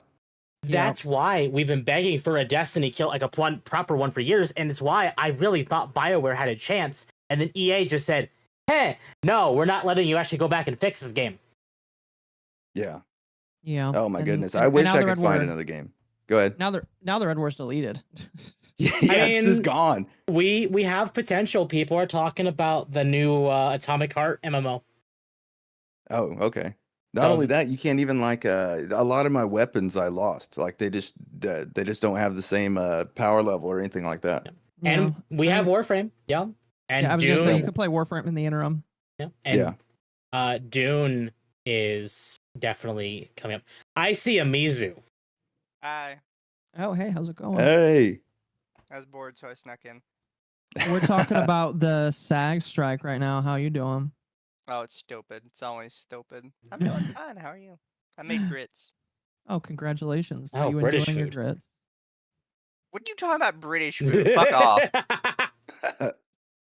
Where is your Fugi? It's behind PaperBagBoy. Oh, yeah, I see it. That's how Sorry. I was like, wait a second, that's not part of the video. What is that little weird thing right there? And I looked at my OBS and I'm like, oh wait, I see Mizu. There we go. Mizu has a perch, and I figured that I would give it to PaperBagBoy tonight. I mean, fair play. Bungie Southern managed- Puddle, yes. Bungie managed to make it worse than the company who did Warcraft 3 Reforged and Overwatch 2. Yes. Which is sad. Mm-hmm. So Blizzard is dead. Blizzard is dead. Yeah. And honestly, Themselves. Yeah. thank God I don't want them to make another StarCraft game because I love StarCraft and they butcher it. Oh, they I weren't think gonna so. make another one anyways. Well, I know they weren't going to, but now they won't. Period. Yay. Did you They guys were ever never play gonna like make the another first StarCraft way back in the Yes. day? Yes. Oh my god, dude, it was so good. So oh my good. goodness. I literally remember staying up all night, like multiple nights in a row, just to play that game. The Mhm. first StarCraft. Holy cow, dude! They don't make them like that anymore. No, they don't. Unfortunately, I didn't have the tism for it, so Yeah. I never played StarCraft. Yeah. I told Akko that he would love the story, but he will never play it. No, yeah, Oh, I no. probably from what I read, I was like, yeah, I'd probably enjoy the story, but I don't have time for RTS games. Yeah. You need to try it though. It's so fun. It's like literally so addicting. It's brain rot. You literally just keep pumping out new stuff.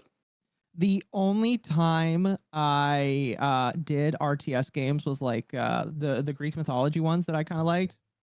I just don't think that my brain is Age like of is Empires? okay. Yeah, I think it was Age of Empires. And I just unfortunately can't do it. Yeah, too much Yeah, strategy, not enough bonk. Yeah. Yeah. I definitely never tried Age of Empires. I want to try it. If anybody thinks it's good, I'll give it a shot. But I haven't tried Have you it. watched- It's been Oh, fair years. If I'm gonna do RTS, it's gonna do sci-fi. Yeah. yeah, definitely. I mean, we do have. Well, no, those are strategy. I'm thinking of I mean, you got Owlcat. Warhammer. Yeah, there's the Dawn of War games. Oh yeah, definitely. Did you guys ever play the God of War 2 way back in the day? No, Like whenever it first came out? Oh my No. god, dude, that game is satisfying. That's the best God of War by far. You feel like an absolute badass playing that one. Yeah. And the red orbs and everything that you get after you kill somebody. Holy cow, I miss God of War. The new ones just don't have the same viciousness that the dude had in God of War 2. You really need to try that one. You'll love it. I played 2016 and like it was all right. Yeah. But it just didn't hit like as well Well, you as some other played God games. of War. Yeah. And don't get me wrong, This like one- Christopher Judge does a fantastic job. He's a fantastic actor. It's just the rest of it. Yeah. What, in the new one or the old one? In the new one. Yeah, definitely. That's how I feel. But the character also isn't the same, right? Like the new God of War character, he's like more humanized Yeah. and a lot more character development. My issue is I didn't want him to develop at all from God of War 2. I didn't want to. I know anybody didn't play it here, but like no joke, dude. That's the one. If you just watch some of the boss battles, you'll experience what he was like. That dude was a fucking badass. He did not need to improve at all. That's I what don't know. the original writer said. He doesn't like the direction they took it. Yeah, he needed no character development. His character was perfect. That's the thing a lot of people don't get is a lot of games don't need to like evolve in that way. Yeah, Like, definitely. it has to be more like the character has to develop. Why? Yeah, why? Why can't it just continue being a fun like combo Yeah. hack and Like- slash? I don't. Doom Guy is a great example of this. Like they've touched up like, oh, now you know that he had a pet bunny and the bunny was killed and that's why he's so the way he is. But like To be fair, the bunny was more of a joke. exactly. There's But not really character development. like but Doom Guy, his entire personality is demons must die. That is it. Yeah. Yeah. That's pretty good. Pretty good. My personal opinion. You don't really need to go much further than that. No, yeah. So, So Then you've got every Dark Souls, literally no characterization for the main character. And some would argue that we've played basically the same story over and over again. yeah, there's the comment through that Elden Ring is the prequel to all like FromSoft games. Well, whenever they do that, it makes you feel like you're the character, right? It's a Yeah. lot easier to relate to a blank slate than it is somebody that's Well- already got their own personality. I see that right there. That is why people had a problem with Dawn Trail. Because since the very beginning, you've been playing the Warrior of Light. And all of a sudden, here's Yeah. Dawn Trail and here's Wooklamont. Like, why does Oh, that yeah. matter? We're the main character. We've been the main character for 10 plus years. Yeah. So, anyway. Let's continue on this. I want to go through the rest of this chapter as well. Okay. And then I think we can pretty much be done with it because after that it gets into the Paimon interview. And since we've already talked about that, I felt like we could just skip on to the next video. Paimon quit. yes. Kind Essentially. of. She's basically like, I'm not going back until they fix this. And it's just like, And it's very clear uh, they're not. I yeah. hope she stands her ground because then they're just gonna fire her. Which Yeah, they that's what should I have was done at the saying. start before they got this deep. Yeah, definitely. That's what I was Because they saying. I knew was from like, the I start that she pray. was going to be a problem. Yeah. She's a problem everywhere she works. She's not just a problem there. She's know a problem what? everywhere. When she said, "Oh, I'm doing a thing for Disney," I'm like, they get to deal with you. Yay. Exactly. Disney can have her. Disney can have Yeah. her. I don't And care. her She's already character was ruined. a snake. And her character was a snake. Of course it was.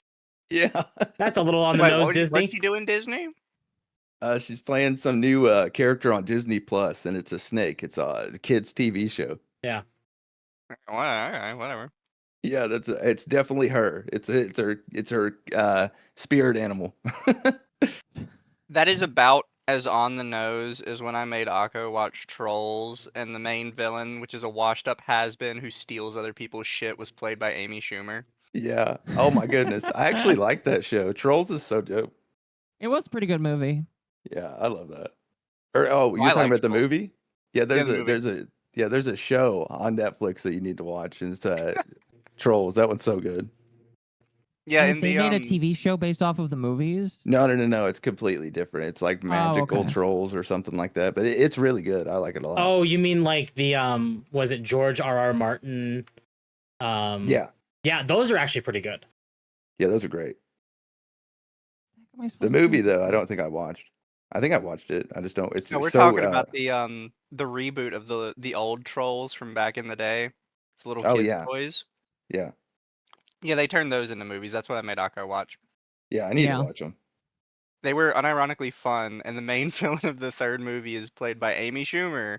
And no joke, her entire villain's character is that she steals other people's music because she has no talent of her own, and she's like a bratty child who had rich parents who gave her everything.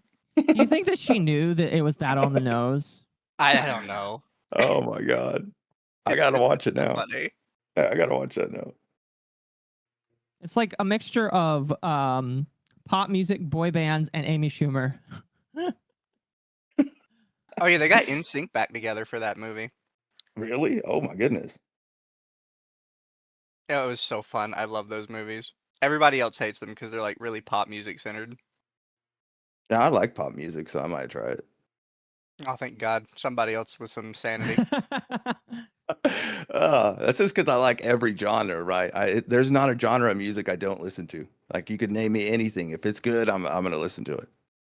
Fair. I mean, Every I'm one time of I say it, people are like, Mizu, why do you like pop slop? It's because it's fun. Yeah, I still listen to dubstep. That's no longer in fashion. the. Oh yeah. Nobody likes dubstep anymore. They like EDM. You know, Yes, chat, dubstep is- Ozzy Osbourne was in the second one. Yes, he was. Yo, let's go He Ozzy. said like 10 words though. He Dude, I said love one Ozzy Osbourne. coherent sentence the entire time. good music is Did yeah, you guys ever good. watch his show way back in the day whenever he like died multiple times? You know what I'm talking about? Like, I think so. yeah, that show was crazy. That was way back whenever I was in high school. I know he's had two. He's had that show, and then there was like a Meet the Osbournes or something that was like Yeah. Yes. coattailing on the Kardashian thing. Yeah, Meet the Osbournes was terrible. He had like a different show that was really good. You guys remember when he bit the head off of a bat and got like banned from Utah? Yes. I was in high school when he did that, I'm pretty sure. Or, either that or the story was just going around again. Yeah, I think that's why my brother really liked him, because my brother thought that was like really cool. He was like really Yeah. into Ozzy Osbourne. It was funny. No, the story back in the day was Ozzy Osbourne bit the head off a bat and caught AIDS. That's what it was. And he caught a. I don't remember that one. That's Yeah, funny. that's what it was. Bro, people are so crazy. Yeah. The other famous rumor is Marilyn Manson got a rib removed so he could blow himself. Yeah, so he could give himself a blowjob. Oh man, dude. He Marilyn unironically Manson had the is best cool. response to that in an interview. Have you ever heard it? I think I did, but now I don't remember it at all. Yeah, so in one interview, somebody asked him about the rumor, and he's like, if I could suck my own dick, do you think I'd waste my time interviewing with you? Oh my god, dude. Marilyn Manson by far is one of my most favorite like idols, like pop idols, whatever freak you call it, rock pop idol. Yeah. Something Fair. like that. But he definitely had like the best persona way back in the day. Because that's back when like all TV and interviews were like super religious, right? And Oh, he yeah. would come on, and they basically thought he was the devil, and he just played into it, dude. That guy's freaking great. Yeah. I don't know. Anyway. Let's get back to this video. I think we're almost done with what we wanted to listen to, and then we can move on to the next one, or just start general conversations about the strike. Okay.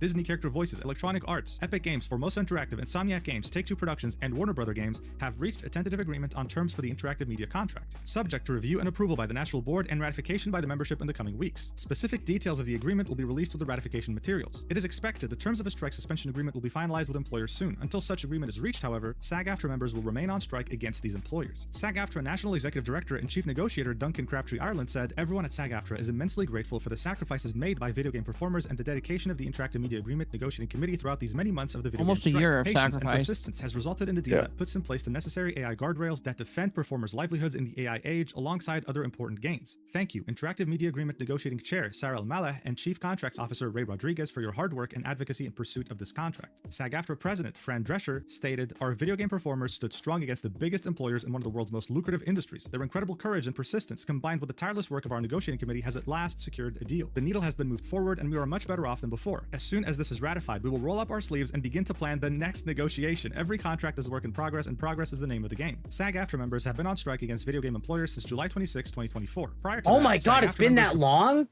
Yeah, It's literally almost an entire Fuck. year. an entire year. Not only that, on their site, they also imagine just how many voice actors have lost their roles or had their entire career destroyed over this. Like, it's a lot. It's way. Yeah. I've had so many disgruntled actors literally email me stuff, like, just continuously. They're not happy at all over this. I And believe it. not only that, like, on SAG-Aftra's own site, they tell people to literally go audition for roles that they can't get so that they can then try to flip that game to go union by basically holding a solidarity strike. But they don't say that. They just say, don't take the role. Just say you got to, that you can't take the job unless they go union. But obviously that didn't happen because all the freaking SAG-Aftra members that work at Genshin. Another little fishy like tidbit that they do, but that's super sketchy. Yeah, it's so dumb. It really is. Now you know why I call them a mafia, though. That's why I call No, them yeah, a mafia. I 100% agree. That's my whole thing. It's like shtick, like SAG-Aftra mafia boys. I'm trying not to do the thing, so I'll keep my voice nice and chill. No, you're fine. Is the mic good though? Is everything good? Oh yeah, no, you're yes, fine. you're coming in just fine. You're coming in Okay. just fine. How are you doing, by the way? Who, me or Mizu? No, you. Oh, I'm fine. My headache's finally going away. Thank goodness. Oh, that's good. That's good. Yeah, that's good. mine's gone Yeah. too, but I also had a gummy. Yeah, that's what it did, dude. That's what I need. I would kill for one right now. Oh my goodness, I woke up sick this morning. How you doing, Mizu? You still there? No, I'm always here. What's up, man? Nice to meet you. Yeah. Didn't you message Yeah. me on Twitter though? Yeah, I did. We could probably, I don't know. I was gonna ask you some stuff about that, but we can do it off here. Oh, it's up to Akko. Once we're done talking about SAG-Aftra, you guys can talk about I assume I'm going to assume what it is, but you can talk about that after we're done talking about the main topic, I think. Yeah, we don't have to do it on here either. I can just DM you. It's fine. Yeah. We'll keep it on the main topic for now, but Yeah. you can talk about it later. All right. Anyway, continue, Temp. We're almost done. Approved the video game strike authorization in September 2023 with a 98.32% yes vote. So there you have it. This is a strike against those 10 different studios, the ones that were struck from the beginning. This doesn't include Hoyoverse and other developers that have been struck that have nothing to do with the strike. There are also 2 final steps to be reached before the strike can be officially called off: an approval by the National Board and ratification by the membership, which will take weeks. Sam Slade saw the post by SAG-Aftra and thought, you know what, let me just share the most important details for people who don't want to read, saying, for anyone confused about what this means but don't want to read past the headline, I got you, yippee. Showing part of that post on Yippee. SAG-Aftra's website. But then someone asked, could I ask how this would affect games like Hoyoverse since they're non-union and wouldn't have signed? I see people saying it doesn't make a difference, but I don't know if that would be true. Maybe Global Rule 1 would become less strict or something, I'm not sure, but so happy about this. Sam replies with, I'm not a SAG member, so I don't have answers to questions about the union's policies, sorry. An actor's decision to withhold work is a personal choice, you'd have better luck asking the actor directly. So in Sam's defense, even union actors have no idea about this, because SAG-Aftra is nothing but transparent, and this question about Global Rule 1 is very important. Global Rule 1 states, no member shall render any services or make an agreement to perform services for any employer who has not executed a basic minimum agreement with the union, which is in full force and effect in any jurisdiction in which there is a SAG-Aftra national collective bargaining agreement in place. This provision applies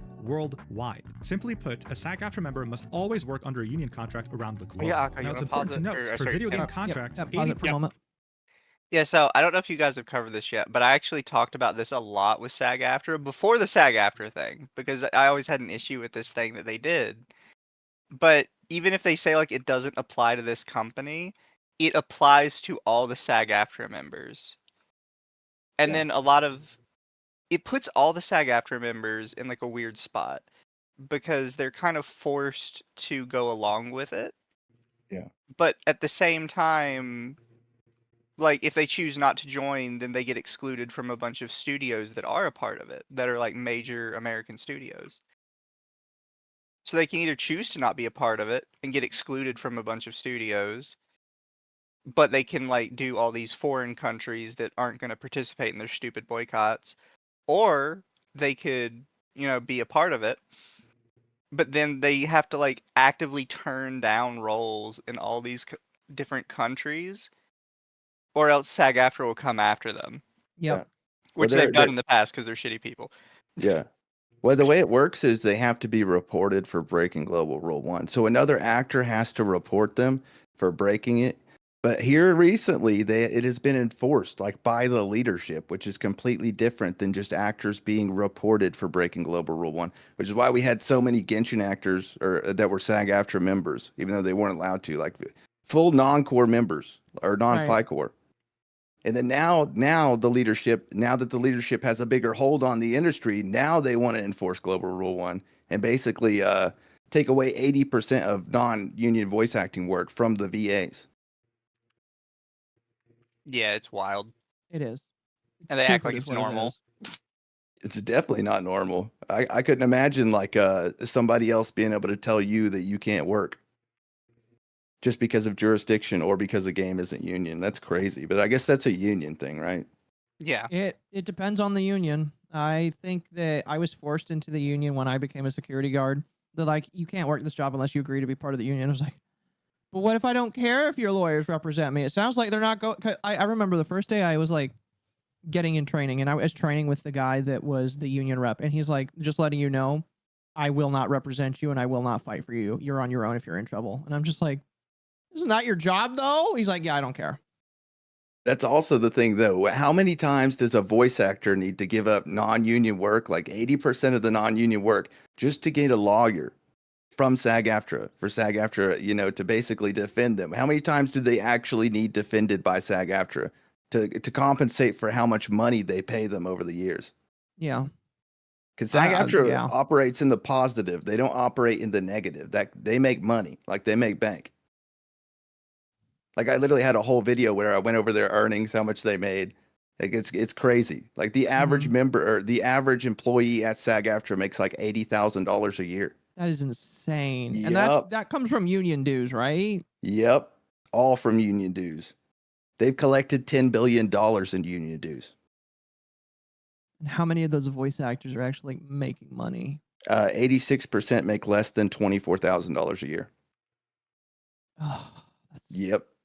so depressing. It's crazy. It is.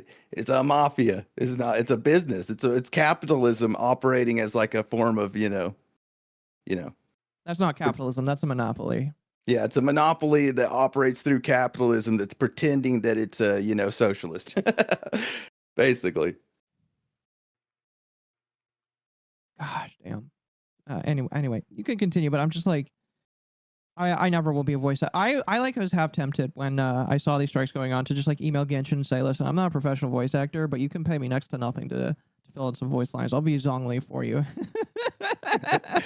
Well, operating with the studios is actually nice, right? They're good people. The people that work at the studio, literally, it's just the unions. It's just the unions. You go work at the studios, they're all super nice to you. You can, they're nice people to work with. Everything goes clean. So I don't get why Yeah. all these people at SAG-Aftra have complaints. They just complain about everything. Yeah, that is. They're- I don't know. They're their own worst enemy, I promise you. Their clique is their own worst enemy. That's where all of their complaints come from, and then they continue to feed into it by doing the same thing. Yep. All right, continue, Tim.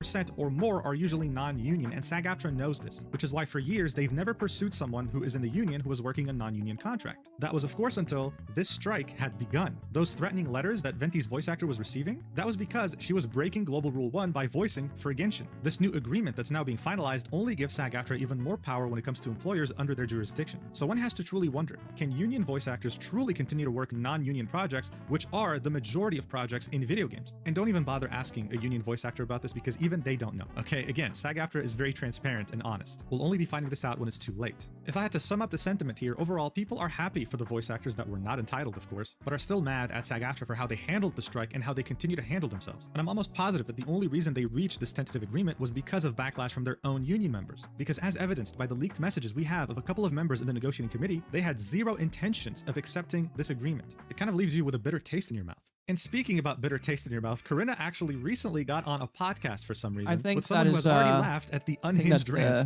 Yep, that's about it. Yeah, that's it. Yeah, that's it. That's the end. But Oh, when yeah. Mugen put me in here, I got so many freaking hate comments like instantaneously. They Did just you like all really? yes, they all came over. I got freaking DMs calling me a scab. Like You're not a voice actor. I know, right? I know. It was insane. They literally just came after me over it. I thought it was great. I was like, That's they- hilarious. yeah, it was freaking funny. I cannot believe I don't know why he put me in there, but I appreciate it, dude. That was sick. I mean, he put you in there because you interviewed her. I mean, like, it's a pretty big deal, I would say, Yeah. to I mean, interview her. So. Realistically, this interview was part of the reason why SAG the deal. Yeah. Yeah. I assume so, but I like to think it's because they knew what Mugen was going to put out, because Mugen already had that thing made like a couple days in advance, right? And he was working with the voice actor that was basically doing this, and the VA wanted it to come out on the 11th, so we'll see. At least to my knowledge, now it could be completely Mugen's idea to post it on the 11th. I don't know. I just know that there was something going on. That is hilarious, though. Yeah. So you don't think that the strike would have ended if he didn't posted it? I think that the deal, I don't think the leadership would have pushed it through. The leadership was trying to hold on to the strike like it was their last, their last thing. And then it randomly, within 3 days, just randomly the board members start pushing it through. They completely flip a switch from do not vote yes on signing the last best and final offer to everybody needs to push this through right now, and to only using 26% of its members to push the vote through. Like they barely gave their members enough time to get 26% of their members' votes to push this through. So something was going on, right? I just credit it to Mugen because I love Mugen, but other than that, No, that's fair. That's fair. Oh goodness. Hybrid meeting on Tuesday at 5 p.m. Anyone who's saying in the future on this contract should RSVC as soon as the email comes out on Monday morning. Make sure you to be there. So yeah, it was literally within like 1 day. They gave their members one 24-hour period to show up for the vote. That's it. Yeah. Whenever it came to starting the strike, there was like a long time, you know what I mean, to start the vote. But whenever it comes to, ending the strike with the last best and final offer, they gave them a day. Sounds about right. I mean, I think that's proof that they were like, fuck, we got to end this. This ain't it anymore. We got to go. Yeah. We got to get out of here. The scam is up. Yeah, it's like we've been found out, boys. It's time to end it. We finally got our deal with our AI company that we all went and started. We're gonna be rich. We can end it now. It's fine. It really does like make me wonder if it would have continued basically forever if Mugen didn't put out this video. It really does make me wonder. I'm gonna go with no. You don't think so? I think they would have started working, like no matter what, because people were losing money to the point that if they had gone on much longer, They weren't losing money. That's no, the thing, is the they weren't actors were losing losing money. money. Yeah, but The thing SAG is- wasn't losing money. That's the thing, that SAG makes money off of memberships, and if all of their members are no longer making money, they're not making money off memberships because nobody can pay them. Yep, Right. exactly. And I mean, Well, that's they also- fair. I guess it makes you wonder just like how much money they legitimately were losing. Mhm. Yeah. Well, they also now have an AI member that they are implementing, which is that AI voice acting company that they just signed. Mhm. hmm So they're going to be contracting that thing out to literal freaking union gigs instead of union voice actors. And the people at the union that were against AI literally support it, which is crazy. Like you should really look into the AI company that they signed with. It's kind of nuts. It'll blow your mind. Oh, I bet. I'll have to take a look into it later. But that's anyway. You made a video talking about how a lot of these VAs will probably never come back to the industry again, and I figured that we would review it just a little bit here tonight. Okay. My voice is probably going to put a bunch of people off. but It's fine. Again, it's fine. Okay.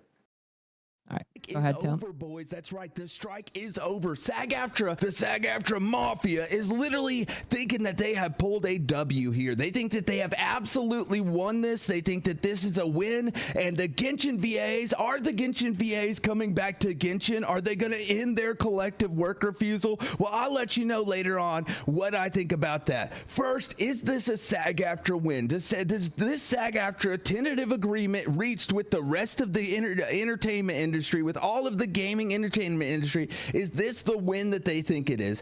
I'm gonna go with no. I don't think it is. I think that this is a little too late. I think that they noticed that every single freaking gaming company was literally fleeing to the east and hiring other voice actors and recasting en masse to get away from these freaking companies. I think it all started whenever Nintendo fired Princess Peach, but which was crazy, by the way. But I think that the SAG-Aftra leadership finally noticed that all the gaming companies were fleeing to the east to get away from them, and they tried to do something about it, which was this tentative agreement reached. But it still has to be voted on by the voice actors, and I don't think they understand the situation as well as most. And even SAG-Aftra couldn't tell that it's a little too late. It's a little too late, boys. I think that I just noticed that like the shadow underneath the bag for your mouth moves whenever you open your mouth. That's kind of cool. Yeah. My girlfriend literally drew this for me. Oh, okay, that's pretty neat. I think that's pretty inventive. Yeah, this 'cause- is the new model. yeah. New me, boys. It's a new me. Are you planning to go live 2D one day? Yes, I want to. I'm just trying to find an artist. I absolutely want to. Oh Mhm. my goodness. I mean, I can recommend you one or two that I know. I can give you I the will- guy that works for me, but I like, will take it. I will take it. I've been looking for forever. I'm just terrified because I've heard so many horror stories of like, people commissioning an artist and then like waiting years. You know what I mean? like- mine. Oh, sorry. Go ahead. I was just gonna say it's terrifying. No, yeah, I agree. I can have you talk to mine. He made both of my models. He made the one I used to use or still use, and he made this one as well. I think it took him about 6 months, but I think if you say, hey, if you could get it done a little bit faster, he may charge a little more. But I think Okay. I paid like $400 to $500 for the model to be made and cut, and then you have to find somebody to rig the model. But I know some riggers that you can talk around with as well. Yeah, it's not bad. So Does if he- you This want, is we where can I talk. get in trouble because I always complain about the artist all the time. Because I would like to tell you that you just need to find somebody that has a model you like and go with their artist. But I've seen so many people do that, and then that artist turns out they're like playing really hard favoritism with different people, and it's Yeah. just like nobody talks about it Yeah, because that's another everybody's thing afraid I'm to worried get in about. trouble. Yeah, that's another thing I'm worried about. Yeah. Yeah, or they cost $10,000 minimum. Yeah. Thank you, Nano. And mine's just not just a paper bag, right? Like I got like a whole like a thing underneath of it. So Yeah, Yeah, no, There yeah. would be So other there's, stuff to go with it. of course. So like, if you wanted, like, I think that like I could ask my artist. I don't know what he would think, because he's only made 2 models and they were mine. And I But, plan on um, asking him when I finally get around to doing mine. yeah, I like your artist. Your artist's great. Your art looks freaking I tastic. agree. Well, so here's the thing. He knows how to draw women. He can draw boys really. He can draw boys really well too. And it's because he's a gay Filipino. So if you want like a femboy or you like a macho man, he can do both of them. I've seen him do very good with the boys. So I don't think he gets to do it enough. I just want a zombie Nuxanor. That's what I want. A zombie Nuxanor.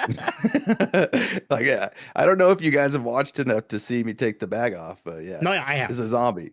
Yeah, You have? just a little bit. I have, yeah. I thought that fucking shit was hilarious. Yeah, I thought it was hilarious. To be like, plastic. Seen the bag come off, Temp. That makes it sound way funnier than it should be. I know. Yeah, I know. It was such a cheesy saying whenever I came up with it too. But then I was like, you know what? Plastic people, it works. They're basically freaking all got plastic surgery. They're plastic people. They're basically mannequins. So it worked. It's funny though. That's beautiful.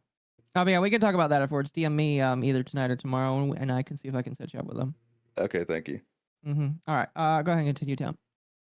Too many companies have decided to get away from the USA and move to the East and start using Canadian voice actors, UK voice actors, and Japanese and Chinese and English-speaking voice actors. I think that is exactly what's happening.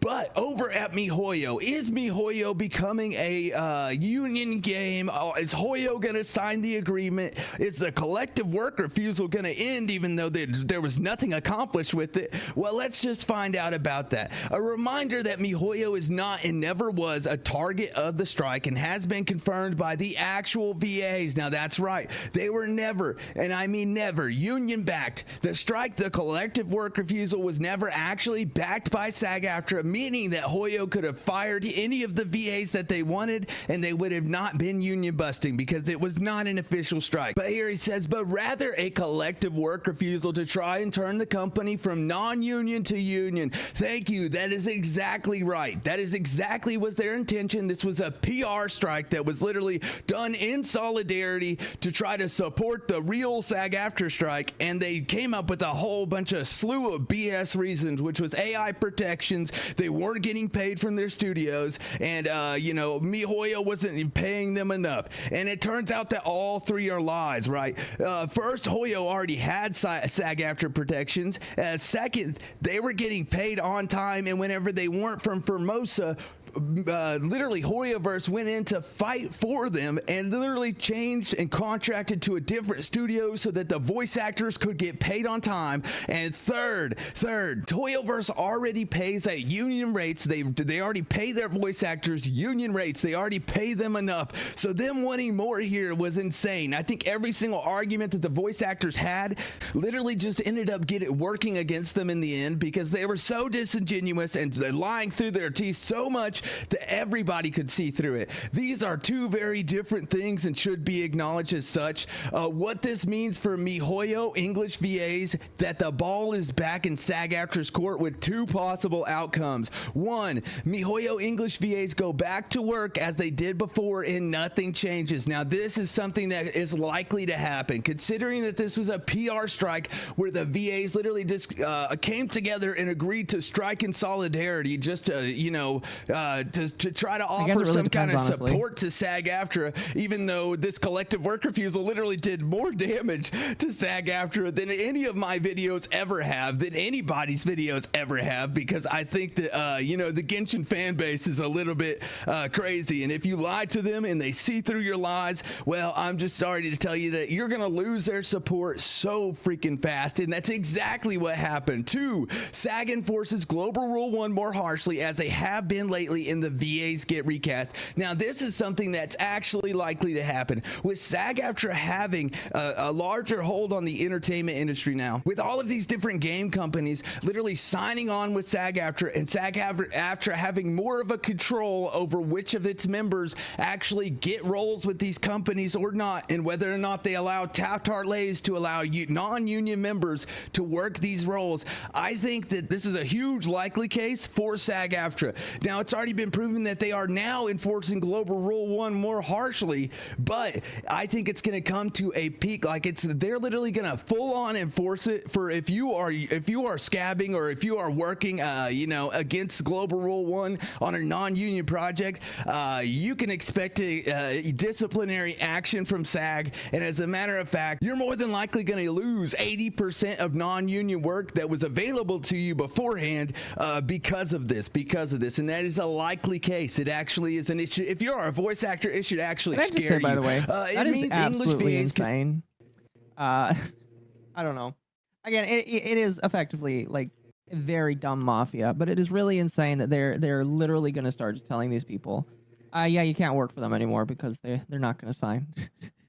Oh no, they already have. They sent disciplinary action letters to Venti's VA and Allegra Clark, Beto's VA. Really? Yep, threatening them for breaking Global Rule 1. So they couldn't threaten them for not participating in the Wildcat strike, but they could threaten them for breaking Global Rule 1, which is what they did. Even though Karina never got threatened, and she's doing the same thing. Well, part of me Also- wonders. I'll go ahead. Also, I'm pretty sure Venti's VA is a FICOR member, meaning that she could legally do that. And she got threatened anyway, which means, it was basically because she didn't want to participate in the strike. They're very out in the open and blatant with everything that they do. That doesn't make any sense. Because it's just Yeah. like, why are you emailing me? You can't enforce this dumb rule. That's so dumb. Because they can get definitely away trying- with it. Yeah, they can get away. They're doing it so in the open because they know that they're protected. SAG-Aftra Mhm. literally can't be touched. Hoyoverse could sue them, but then, the only way that anything is going to change is if the actors report the SAG-Aftra to the government. That's it. That's the only way. I'll become a SAG-Aftra member just so I can report them to the government. Yeah. I mean, I am a dirty drama tuber, so that would never happen. But I'd do it. I'd sacrifice myself just to do that. I don't know. SAG was wanting to try and get streamers under their strike. Oh, Yeah, I'm but they- blacklisted. Yeah. Listen. They want nice streamers. They want streamers that'll toe the line. Anybody that tells the news. They want Hassan. Oh God, yeah, absolutely. They can have Hassan, as far as I'm concerned. He can go shit up another company. Yeah. I'm pretty sure I'll never get another interview from a SAG-Aftra member. I think they sent me out on a list. I do.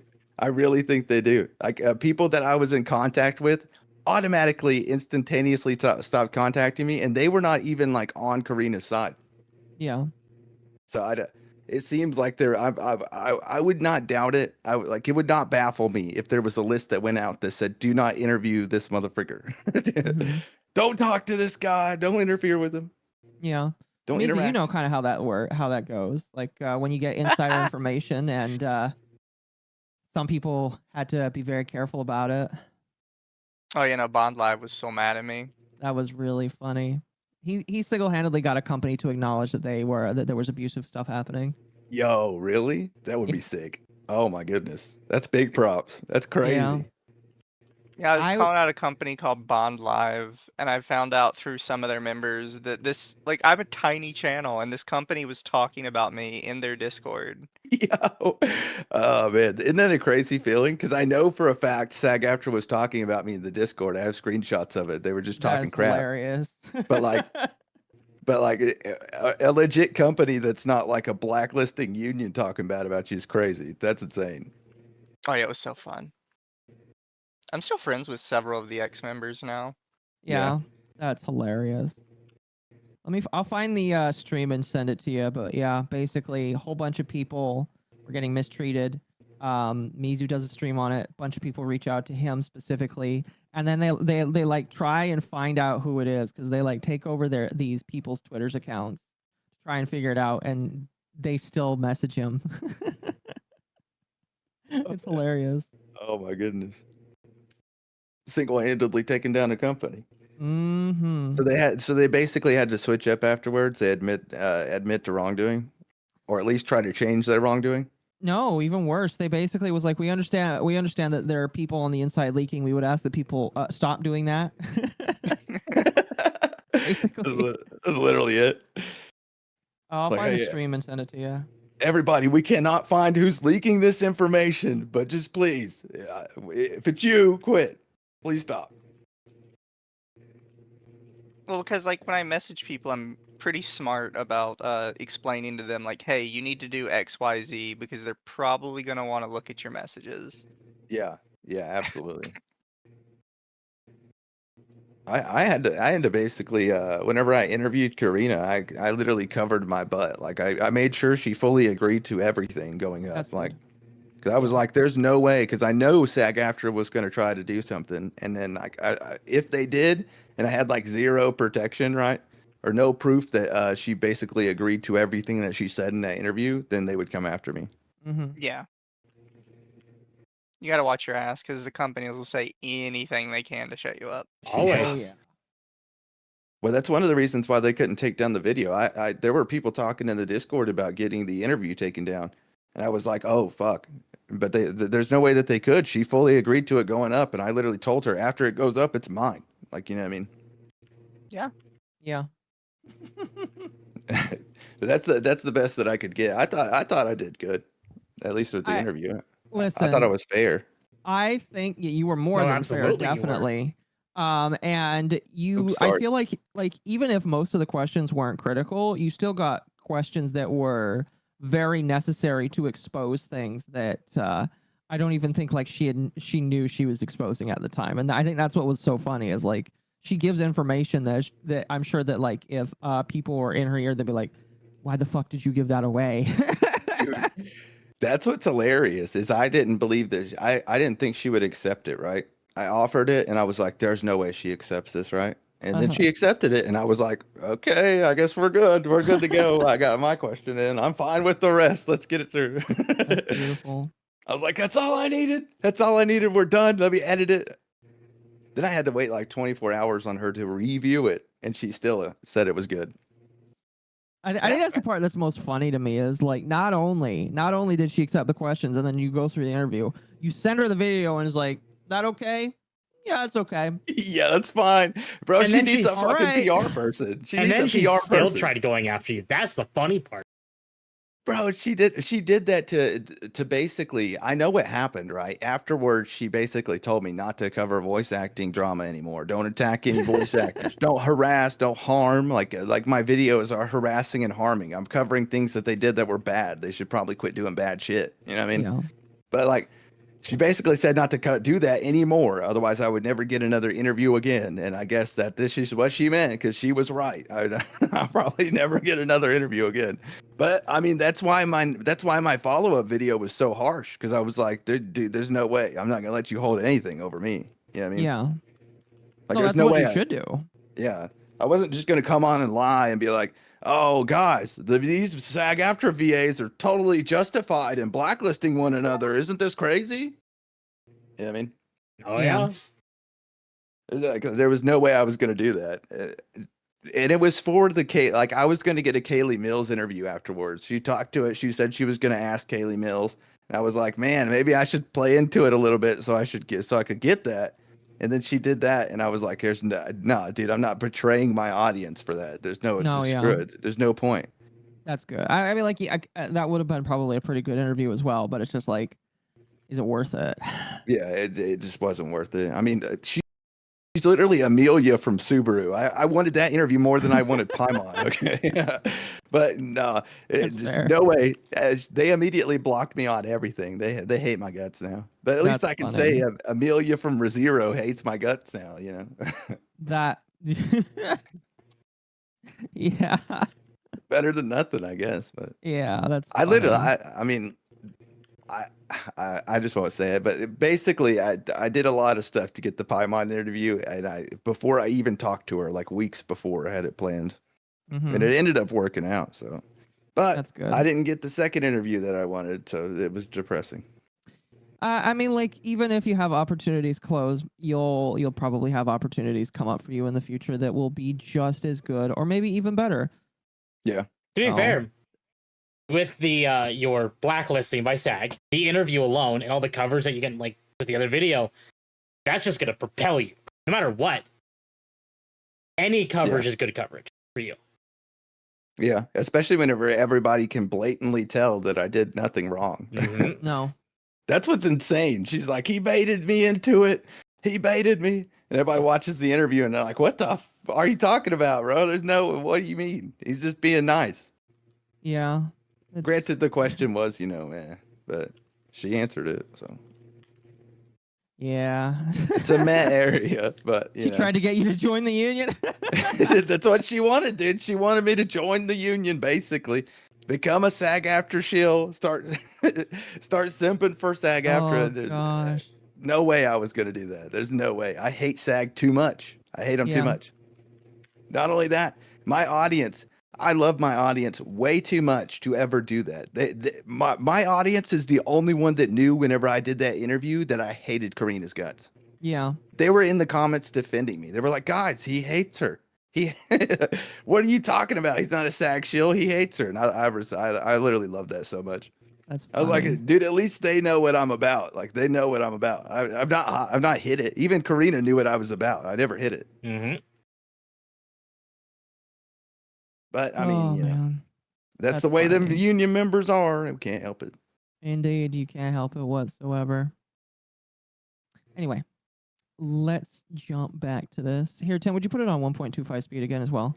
Just Yeah. listen, I got nothing against your voice, but it just helped the flow of the evening. Yeah, there's also Continue like to no editing in the video, so it makes sense. No, yeah, you're fair.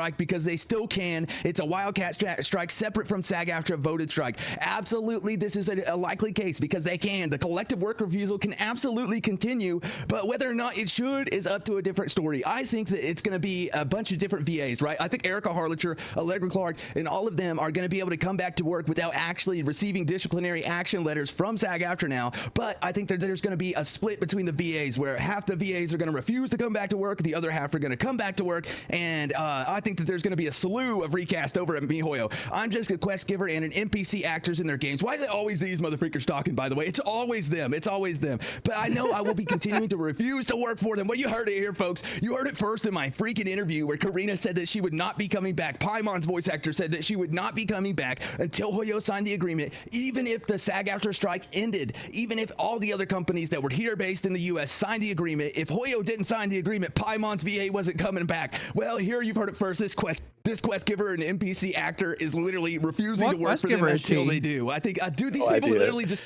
That was a joke because she's such a random. It's like, well, you heard it here first, folks. This fucking NPC ain't coming back. I mean, technically, Paimon is an NPC. Yeah, technically, yeah. Yeah, but she's the biggest one. Yeah. Here's my question. Like, why can't you get her to go away? Like, why is she always following you? I played that game on stream yesterday for like the first time in a year, and I had the same thought process. It's like, why does she never fucking go away? Ooh, Paimon? Yeah, why is it always there? It's like a little gremlin. It's like a little demon on your shoulder, just like mouthing off constantly. Because Yeah. she's emergency food. Yeah, Exactly. emergency food, definitely. SAG-Aftra Scientology. Just as scummy, I would say so, yeah. Oh, yeah. Although in Scientology, you have to spend millions of dollars in order to get to the top. Oh, goodness. All right, continue. Just can't go back to work. They refuse to. I don't even think it's about the strike anymore. It's obviously not about AI protections, and it's obviously not about wages or getting paid on time. I don't even think it's about making Hoyoverse become a union game. I think it is literally because they just don't want to work. I think that's what it is, boys. I really do. I think they just don't want to work anymore. I completely agree. Sometimes I don't want to work anymore either, but if I don't show up to my job, I'm going to get freaking fired, okay? That is the likely freaking outcome, okay? I can't help it. Here Rand says, which is completely up to each VA in particular, just like the current going work refusal. That is an option, but would ultimately lead to a recast, as has already been shown to be the decision moving forward. Absolutely, I think that Hoyo has already proved in the past that they are not afraid to recast people. Keep in mind that the recast that happened over at Zenless Zone Zero and HSR, I think HSR got some recast too, but keep in mind that the recast that happened so far, and even HSR got the main characters flat out replaced. Yeah, wasn't it the two main characters? Yeah. Yeah, I can't believe I forgot that for this video. I literally made a video on that, and I forgot that the HSR main characters got recast. It's crazy. As funny as what it is. Yeah. There's too many videos. When you do daily videos, you just forget them after like 3 or 4. Oh no, yeah, I totally know what you mean. Affected me because I play the games in Japanese. Oh yeah. See, bothered me. Whenever I streamed it yesterday, I thought about doing it in Japanese dub, but everybody wanted it in English, and I was like, I'm gonna complain about the trauma of having to deal with Paimon again the entire fucking time. It's like, guys, you had to You guys get to listen to her in the video game. I had to listen to her in an interview. You Can I did. please play it in Japanese? No. And an Okay. hour-long pre-call. Don't forget about that. That thing was I had to play nice for an hour. It was bad. It was not fun. I'm sorry. Yeah, let's just say like I don't know how to explain it. Like it was she is a very difficult person. It's not like y'all at all. Y'all are easy to talk to, you know what I mean? She was impossible to talk to. They Really? never hear you at all. Just talked 24/7. If you made a point, it just went in one ear and out the other. If you said anything, in one ear and out the other. Same as the interview. You like it was basically an hour of her just talking at me. That is So, hilarious. yeah. So how did I because bait it her makes into the sense. interview? Yeah, I'm curious how the heck you did that. Yeah, she talked herself into it. Let's just say that. Oh man. Okay. Oh, yeah, continue, Temp. Hold on. Okay.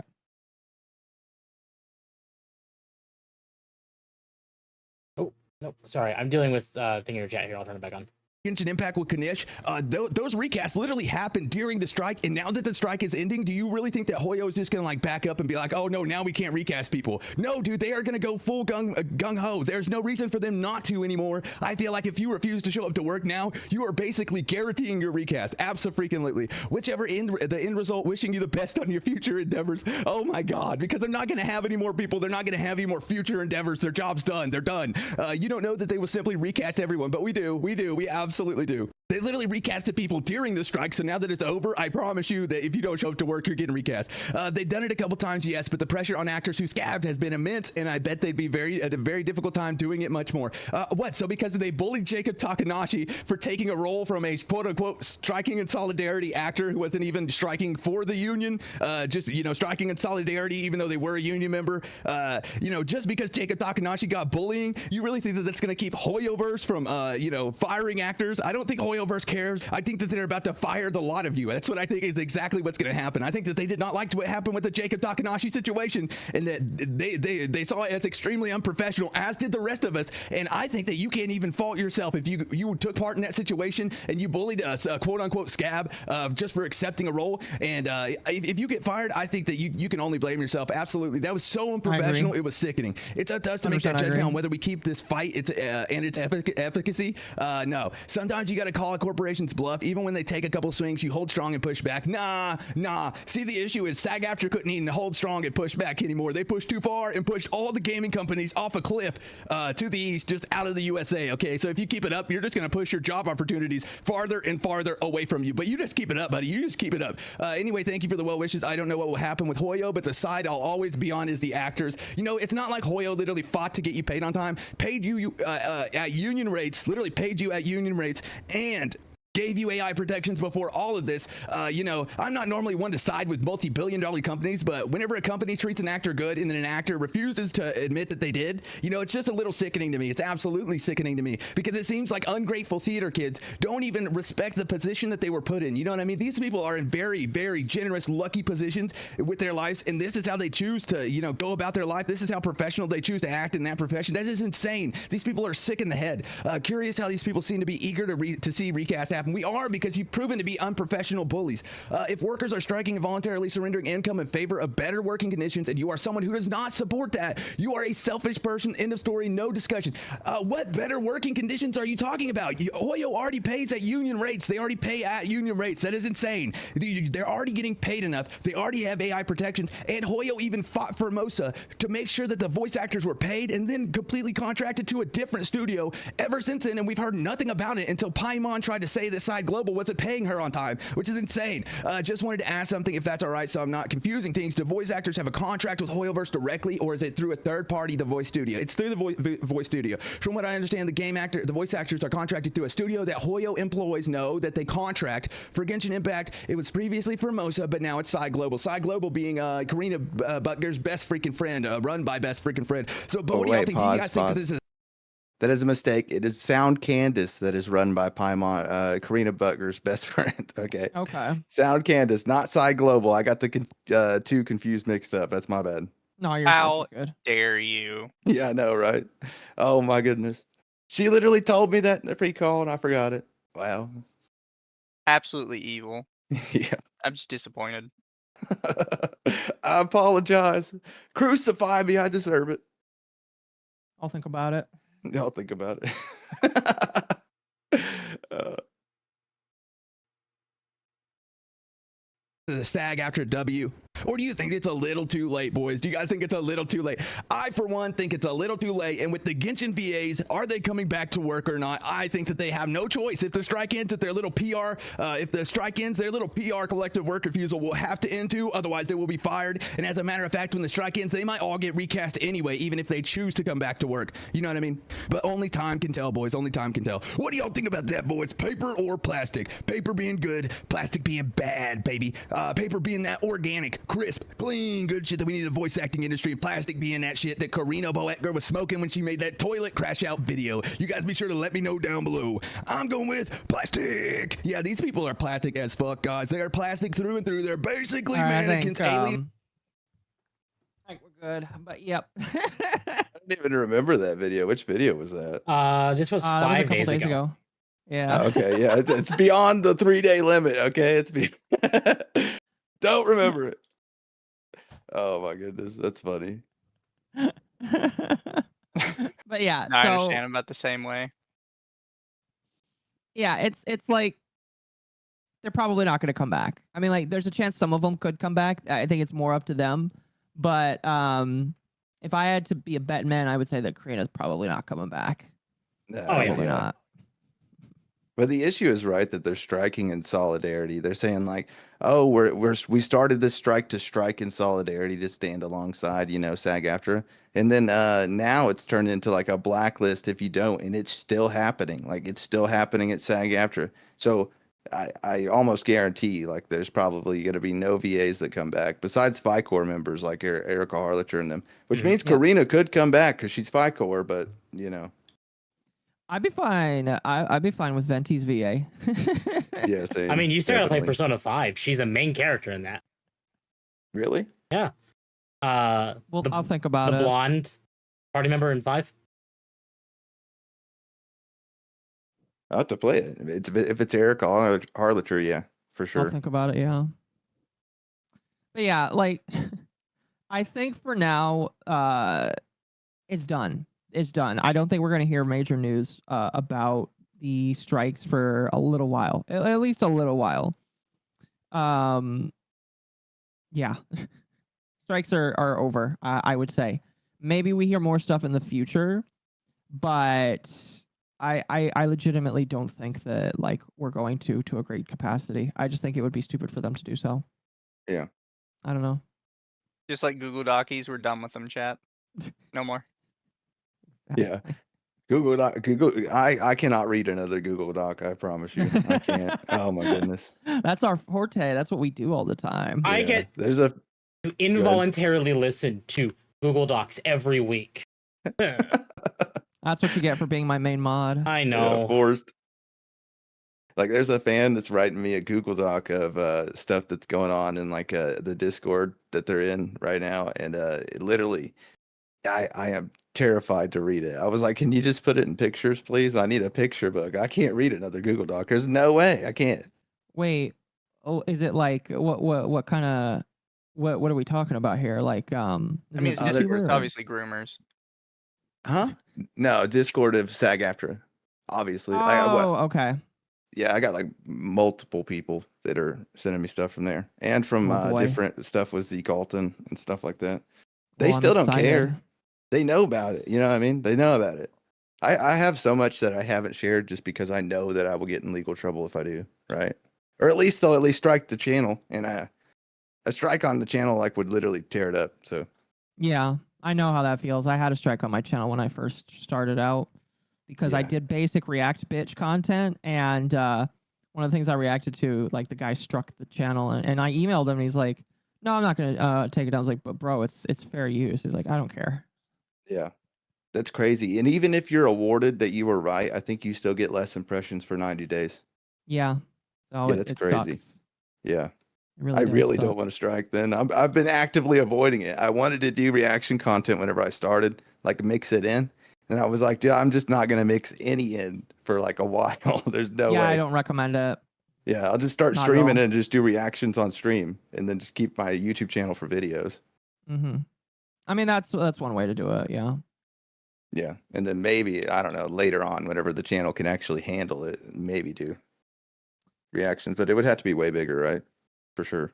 Again, it depends on the reactions you do. I think the best kinds of reactions, in my personal opinions, are the ones where you have a good opinion that you could add to the conversation with. That's kind of what Yeah. I try to do on my channel, is react to something and then try and give good opinions on it. And I try to avoid them as much as possible. I I've always rarely had do the same them. opinion if like you're not doubling the length of the video you're reacting to, then you're just stealing it. Yeah, definitely. I like to. I mean, I didn't think that reactions were that bad until I watched a channel that literally said 7 words and just basically reposted the video with their model up. Mm-hmm. Oh, That was was it like- Sniper Wolf? I think so. Oh, I was like, that's bad. That's not a good. That's not Yeah. a good one. Like I've seen good reactions.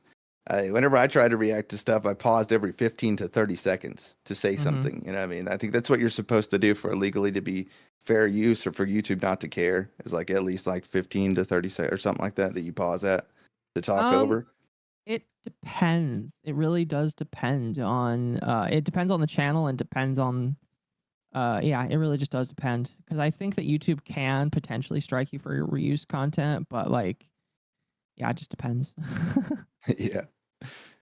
But I mean, like I saw that video that was like literally 7 words throughout the entire thing, and it was at the like there was 3 words at the start and 3 words at the end, and then cut in, Are you repost, man. serious? Yeah, I was like, there's no way this video is still up. Whoever made that video he was reacting to just must not care. They're just not, I mean, they're not checking. They're like, oh, it's That's fine. insane. Yeah.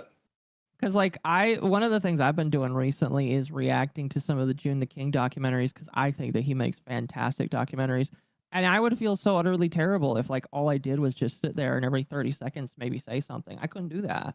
Yeah, it'd make me feel bad. I just couldn't do that. I don't That's- know. Oh, go I ahead. definitely would never. I would never strike anybody's channel. I don't even know if I could do it if it was like that, like 3 seconds or 3 words at the front and 3 words at the back. I don't even think I could even do that. No, yeah. I wouldn't even strike like a re-upload. It would have to be like a straight up re-upload. No, not even if here's my if anybody wants to react to my stuff, at least have a model on the screen and you're fine. That's it. Well, I'm one of those people where I don't care as much, because I come from the Mr. Mediker school of once you upload it, make your money off of it. It really is fair game to me. Yeah. But I try to respect people if they say that, if they kind of want to enjoy their content being up there. I don't know. Yeah. I don't know. I don't have a problem with it. Every single time I check it and I see that like somebody else has like done something, it actually makes me happy. Yeah, I it don't is a care. good feeling. Yeah. Are you playing Stellar Blade right now, or are you just like I have it on? am. Well, I just have something on the screen while we're talking here. Yeah, it helps me to think with my alleged ADHD brain. So Yeah, same. Oh my goodness. Those things look like I haven't got to play Stellar Blade yet, right? It just came to PC, right? it just barely did. Yeah, like 2 Dude, or that 3 straight days up ago. looks like the Flood. It looks like the Flood from Halo 2. It does. That's crazy. I might actually have to play it now because the Flood was like my favorite enemy in Halo. It was so creepy whenever I was a kid. Yeah. Like everybody knows the Stellar Blade devs is like the Gooner devs, but their monster design has always been really on point. Oh yeah, Yeah, I think it looks really nice.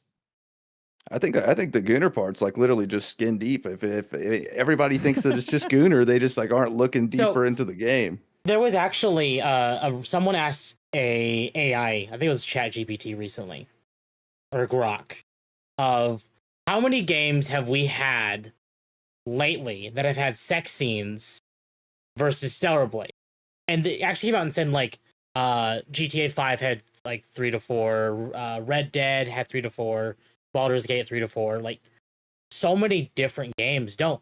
Meanwhile, Stellar Blade doesn't have a single sex scene. No, it's just a sexy woman. Oh, don't forget, it's an unrealistic one. Don't Oh my worry. gosh. If Don't forget about that. if Nintendo decides to be ballsy and let us see Zero Suit Samus in Prime 4, people are going to call Prime 4 a Gunner game. Oh, Yeah. 100%. Yeah. Well, I mean, like, if you want, we can kind of transition into some of the other little topics we had for the night. Because, like, the Yes. SAG stuff was, like, the main topic, but we could start talking about the little stuff here that Sure. you have put together, Temp. Yeah, of course. Here, let me close my game because it's killing my computer. Do you mind if I Wait. run to the restroom real quick? No, you're Yeah, good. go right ahead. While you're Okay. gone, you know, I might as well read some super chats here, so it gives me an opportunity to take care of that. Okay, you're fine. All right, cool.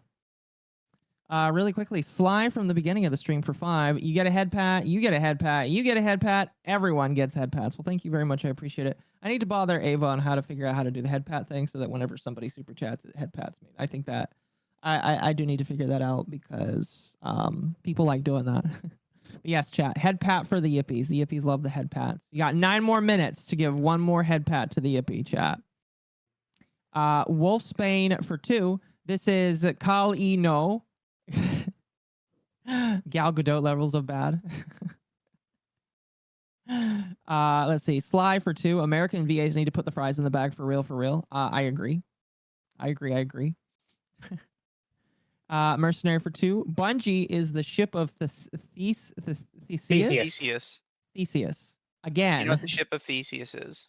That I know that's like a Greek tale, and I just don't The remember it. concept is if you basically replace every single part of a ship, is it still technically the same ship? Yep. I know what you mean. But yeah, And a lot of people would argue no, it's not, which is why Bungie is a ship of Theseus. It is still called Bungie, but they have literally replaced every single part of Bungie.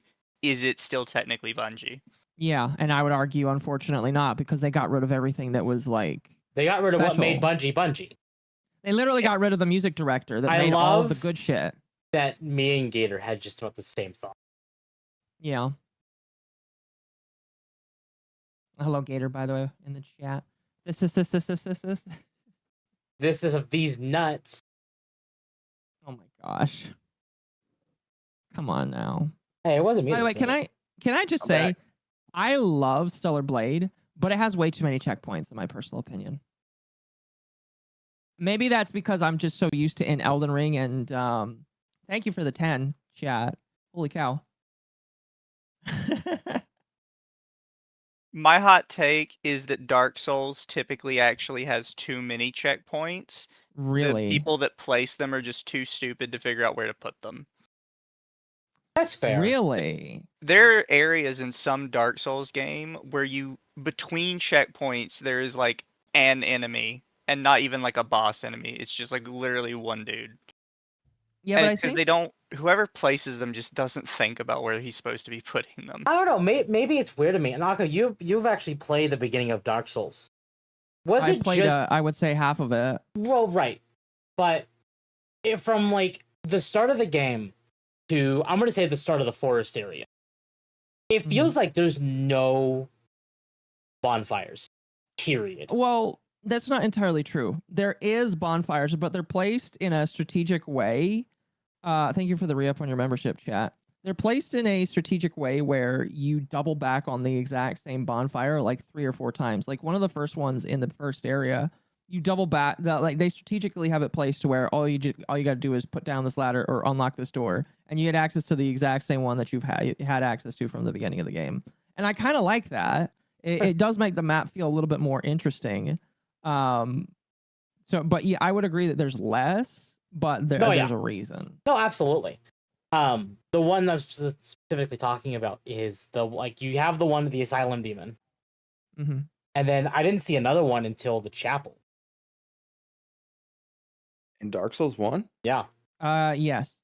No, there's another one. Yeah. There's one more. There's one more before the gate where you jump up on top of the Asylum Demon, and then after that you just straight up go to the top of the hill.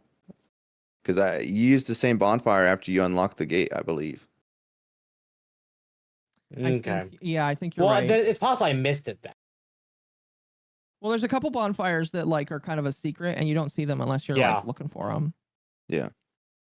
So, but then after you reach the main area, there's no bonfire until you get to the to right before the bridge. You know what I'm talking about? Yeah, I know what you're talking about. Like that one's pretty far, I feel like, because you got to fight through all the undead, then you go through the sewer, and then you go up through the, all the people there. Yep. After that bonfire is where it gets rough. You got to go through that whole area, fight all those people, and then go up, fight the whatever his name is, the tourist demon, and then you got to go all the way to the bridge and kick down the ladder before you can even get back to that bonfire. That one takes forever to get to. I didn't even playing Dark Souls. I've been on the Night Rain kick the last few days. Is I it want to good? try it. Night Rain is Okay. fantastic. So Night Rain came out between last week and this week. Yeah.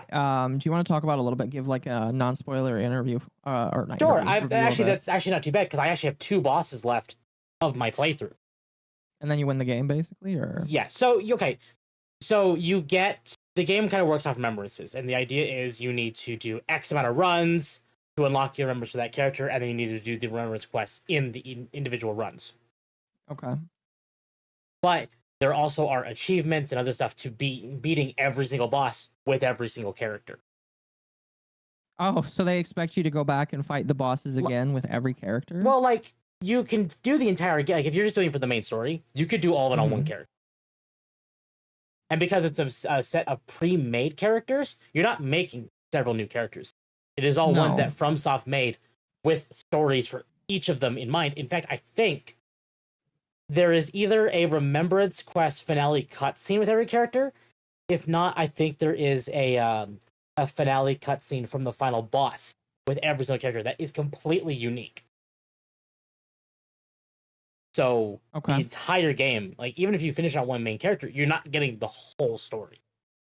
Right, because everybody's got just a little bit extra that you can discover. Exactly. I guess that's really good. That is a good way to promote more playthroughs, is just to say, if you want like the extra bit of this story, you're going to have to play this one character that you might not enjoy. Because my assumption is there's probably 1 or 2 character types in that game that I would be all right with. And then the other ones I'm just like, I really don't want to play an assassin, but this game is going to force me to play an assassin, and I don't like that. Right. Is this a Night Rain? This is Night Rain. Yes. Yeah, the new FromSoft game. My issue is it. Oh, go ahead, you played Mizu. it? No, you go ahead, Mizu. No, I was gonna say I only have like 3 major issues with it. The first is like a big part of Dark Souls is you can basically beat your head against a wall with a boss and learn the patterns. Yes. In Night Rain, you really don't get a chance to learn the patterns of the big bosses until you've already like in any reasonable amount of time, because it's literally 40 minutes before you get to try again in some cases. Yeah. I don't like that. Yeah. Yeah. Yeah, I that's don't like exactly what that. I was gonna say. I was like, that's too long. The run back to the main boss is too long before you can go to the next day. See, but counter argument to that. I'm gonna mute that so it's just background footage and on the stream. But I'm gonna counter that by saying it does promote you to do multiple runs, because the real nature of it is a roguelite. No run is going to be the same. Like if you play like Binding of Isaac or Hades, the same concept is there. Yeah. So even if the run back is different, but what if you've worked on a piece of your remembrance quest on one run? You still lose to the final boss of that run, but you're still promoted to go do another one because you can encounter the next step to your quest. So while it is frustrating, you are promoted no matter what to do multiple runs anyway. Right. Yeah. That would kind of be part of my other issue, is I really don't like the roguelike element to it, because sometimes you're just fucked. I mean, that's always been an issue with roguelites, is sometimes you go through the whole game, do all this work, and you just don't get anywhere because it refused to give you anything useful. Yeah. Yeah. And I've run into that problem several times already, where I did all this work and then you get to the end of it and it's like, okay, yeah, we're not going anywhere. See, That's kind of why I was averted to it, because I was just like, I like roguelites, but with a Dark Souls game, I feel like that's going to frustrate me, because The Binding of Isaac is about the most I'm willing to go in terms of investment versus outcome if I lose. I mean, to me, it feels like Night Rain kind of takes the identity of what Isaac is and gives it kind of a Hades feel. Like you mix Isaac, Hades, and FromSoft. And I mean that like, here's the Soulsborns. Here's what you expect. Dark Souls, Bloodborne, Elden Ring. And then threw in that on an Isaac skin. And that was it. Okay. That's I'd like what to it feels like remind to me. people that Edmund McMillan has no idea what makes Binding of Isaac popular. No, I agree. Unfortunately, he just decides to do whatever the fuck he wants, and it makes the game sadly worse. Well, he keeps trying to nerf stuff because he wants it to be balanced, and it's like nobody wants it to be balanced. I am going to Literally counter nobody that. cares. He is actually not working on Isaac. He's is the one that like tells them what to do, but then he lets the rest of the team figure it out. This is my issue with Night Rain, right? The speed. It feels like the speed with how fast it is. So in normal Dark Souls and Elden Ring, you build your build and you stick with your build. You can change it up anytime you want, but the pace of it makes the build feel normal, and it doesn't feel like you're getting doing the same thing over and over and over and over again. With Night Rain, the speed of it and the fact that you can't really, if you only have 4 characters and like 4 main builds, but you get over the builds like very quickly. Like the feeling of like exploring and building a new build very quickly. Yeah, and FromSoft has actually acknowledged this in a post, basically saying we were going to just do an expansion at the end of the year, and my guess is they're going to do it like Dark Souls 2 or 3, where it's going to be like 2 or 3 expansions over the course of like winter, summer, fall, whatever, and then be done.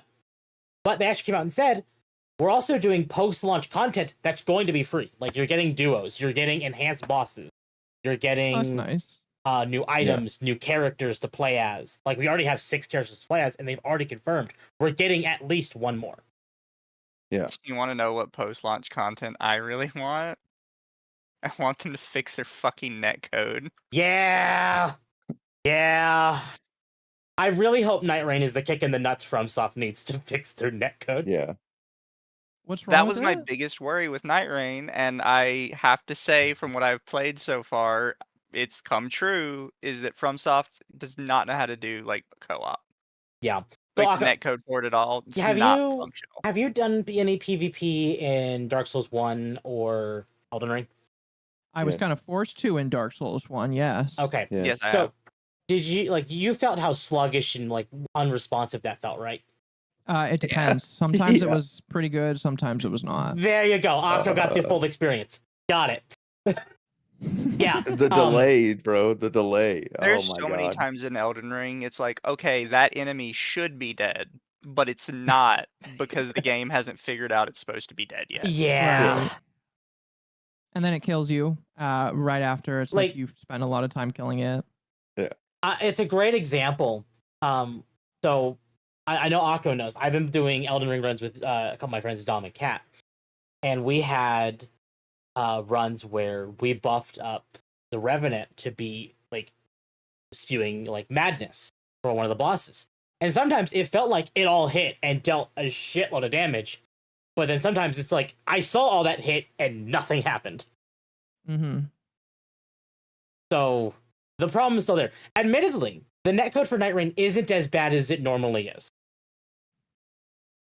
So there is clearly touch-ups. Oh, sorry, Night Rain. Somebody said in chat it's basically Bloodborne speed. Yeah, but the difference with Bloodborne is the fact that with Bloodborne you're continuing like a main story and it changes every time. Like Night Rain feels like if you get stuck on a day, you're just continuing that whole day and it's 40 minutes at a time rather than like a 2-minute run back to the boss. You know what I mean? Before you get to experience something different. Uh-huh. That's my issue with it. Also, Elden Ring basically killed co-op, bro. The next freaking Dark Souls game or Dark Souls style game is probably going to have like no co-op or at least PvP co-op. Okay, that's weird. So we know the next FromSoft's next game, Miyazaki's next Prime game is the new Nintendo one for the Switch 2. Yeah. I hope it doesn't stay on Nintendo for a while. That's what's called Dust Bloods. And there were some people theorizing because you do see some of the characters like beating the shit out of each other.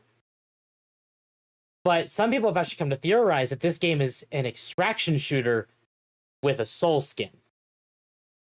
I hope not. I don't know how true that is because a lot of the fears that we had of what Night Rain was going to be of like, this is a nothing thing, a burger, and FromSoft is losing their way. And you look at it, it's like, no, this is still very much a Souls game at its core. Like, so long as they are able to treat it well, and I'm sure Miyazaki can. He's not an idiot. Yeah, but I think he's stated multiple times that he doesn't like the PvP aspect of it, exactly, which is crazy because people have wanted wanted them to care more about PvP later on, like with the next game and the next, and then Elden Ring came out and they didn't care about PvP at all. It feels like you literally get 1v3'd, bro. If you try to invade anybody, you get 1v3'd. Yeah, my theory on Dustbloods very specifically is the extraction shooter part does not feel too far off. But instead of that, you could do it like Left 4 Dead, where it's, like if you enable PvP, maybe that allows, or like they still have, it's the invader system from the other games, but it's primarily make it from point A to point B. But once we get to point B, that's it. That's like boss time. So very classic Souls, but that's where like the end is, and you need to go for another run kind of thing. Taking like the DNA of Night Rain and making it less co-op, if that makes sense. Yeah. Okay. Is Dustblood only coming out on freaking Nintendo? No. Well, yes. So. Really? Like a little bit. It is a Switch 2 exclusive, but the copyright is not Nintendo. It is FromSoft. Yeah, but is it Switch 2? How long is it going to be Switch 2 exclusive? That we don't know. It could be a Switch 2 exclusive forever. But FromSoft maybe saw like what happened with Bloodborne, because this is Bloodborne adjacent, essentially. Yeah. Because Miyazaki has a thing for this style, where it's like, instead of, Nintendo owns the franchise, and once it's done, they're do nothing with it. Instead, if Nintendo is done with it, they could be like, okay, now we're like partnering with Bandai, or we're self-publishing, now it's on other platforms, and we can keep going with it. Yeah. Or they could, it just depends. What if Nintendo wants to fund a second Dustblood? Yeah, exactly. Then it'll just stay. It'll just stay. Exactly. Dang, dude, now I gotta buy a Nintendo Switch 2. Fuck. Realistically, looks like looks like I gotta give in. I gotta give in. So we actually have had a lot more information since the Switch 2 has come out.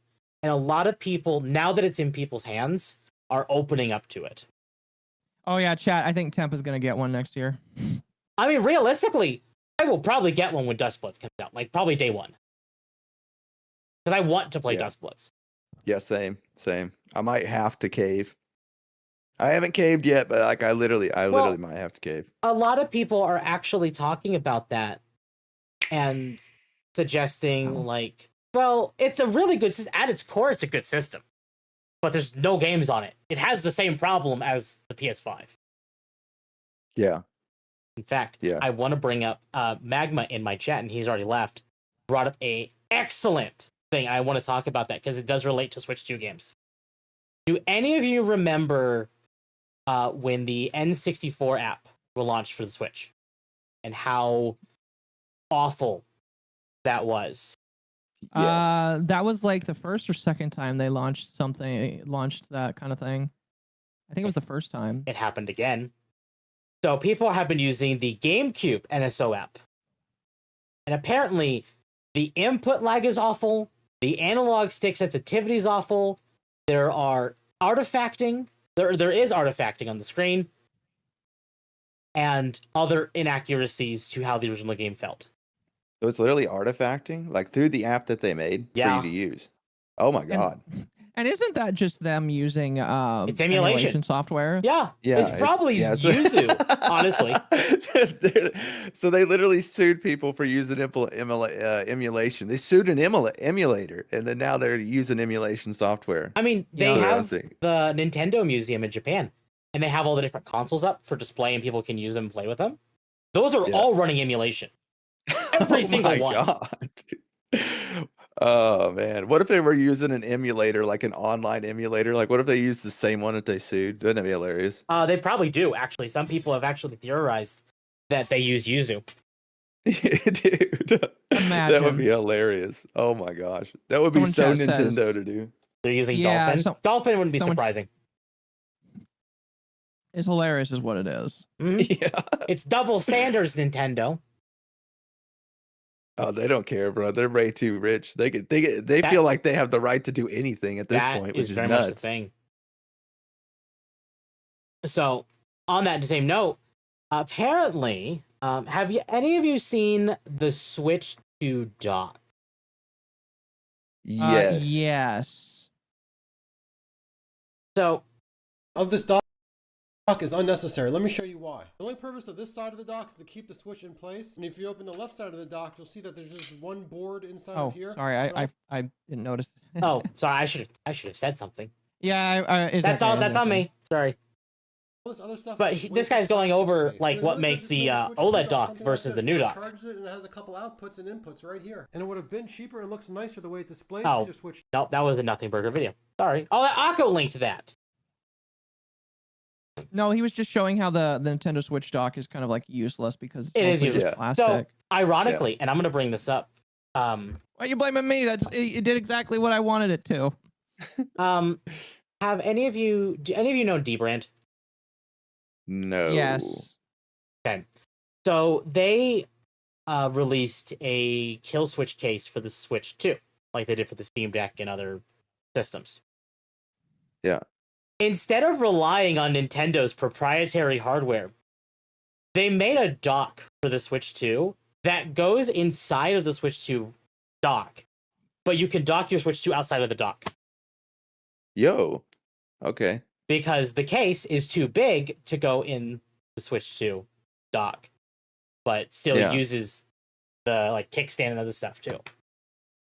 So they made like let me get this right. Did Nintendo make a case for the Switch 2 that wouldn't even fit on its dock? No, this is D-Brand. This is a separate third Oh, party okay. So company. D Brand's case is too big for the normal dock, so they remade another dock. Correct.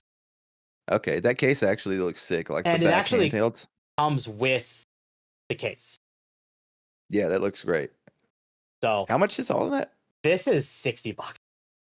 Oh my god. I mean, it looks For all- nice. Now, So the obviously, kill switch case can there are other versions that come with like a cover, so that could just double as a full case. Yeah. And they even have. No, I don't know what that is. That's weird. So, I mean, already, like, it looks pretty good. The actual response to the Switch 2 has been fairly good. It's just, Yeah. as a launch title, Mario nothing. Kart is good. Mario Kart's great. But Yeah, not but what for... if you don't like Mario Kart? There you go. You're kind of That's the just SOL then. Yeah. So That's why I'm waiting for Dustblood. Like I Exactly. liked Mario Kart as a kid, but like now I would rather play something like Rocket League, right? Exactly. Like that's part of the reason why it's like, okay, why are we not seeing a 3D Mario yet? Why? Like I don't. Yeah. I'm not surprised I'm not seeing Zelda. Because we just Seriously, why didn't they launch with another Zelda? Like why? I mean, like technically they I know did. they launched. Technically they did. Yeah, technically, but yeah, Tears of the Kingdom was like super good. I don't think it worked the way that they wanted, or even that I thought it would. Like, right, it's super good, but it just didn't have the same like exploration factor that Breath of the Wild did. I felt I'm anyway. actually gonna like kind of argue that statement. I really didn't like Breath of the Wild. And Really? I loved I Tears loved of the it. Kingdom. It's one of my favorite games. That's crazy. But you like Tears of the Kingdom? I do. I would Seriously? say my favorite Zelda is Wind Waker because I'm a bit more of a fan of like the original. Oh, style. mine is a Link to the Past. Okay. A Link to the But- Past is pretty good. Yeah, that's my favorite by far. My favorite game of all time, by the way. That one's so good. Oracle I of think, Ages and Oracle of Seasons. those Oh, ones are classic. yes. Although Oh I my loved goodness. Minish Cap will always be mine. See, Minish Cap is pretty good. Yeah. I want to point out Mizu and Akko's favorite Zelda games are Capcom, not Nintendo. Okay, makes sense. And No, Minish Cap is classic. I'm not saying you're in the wrong.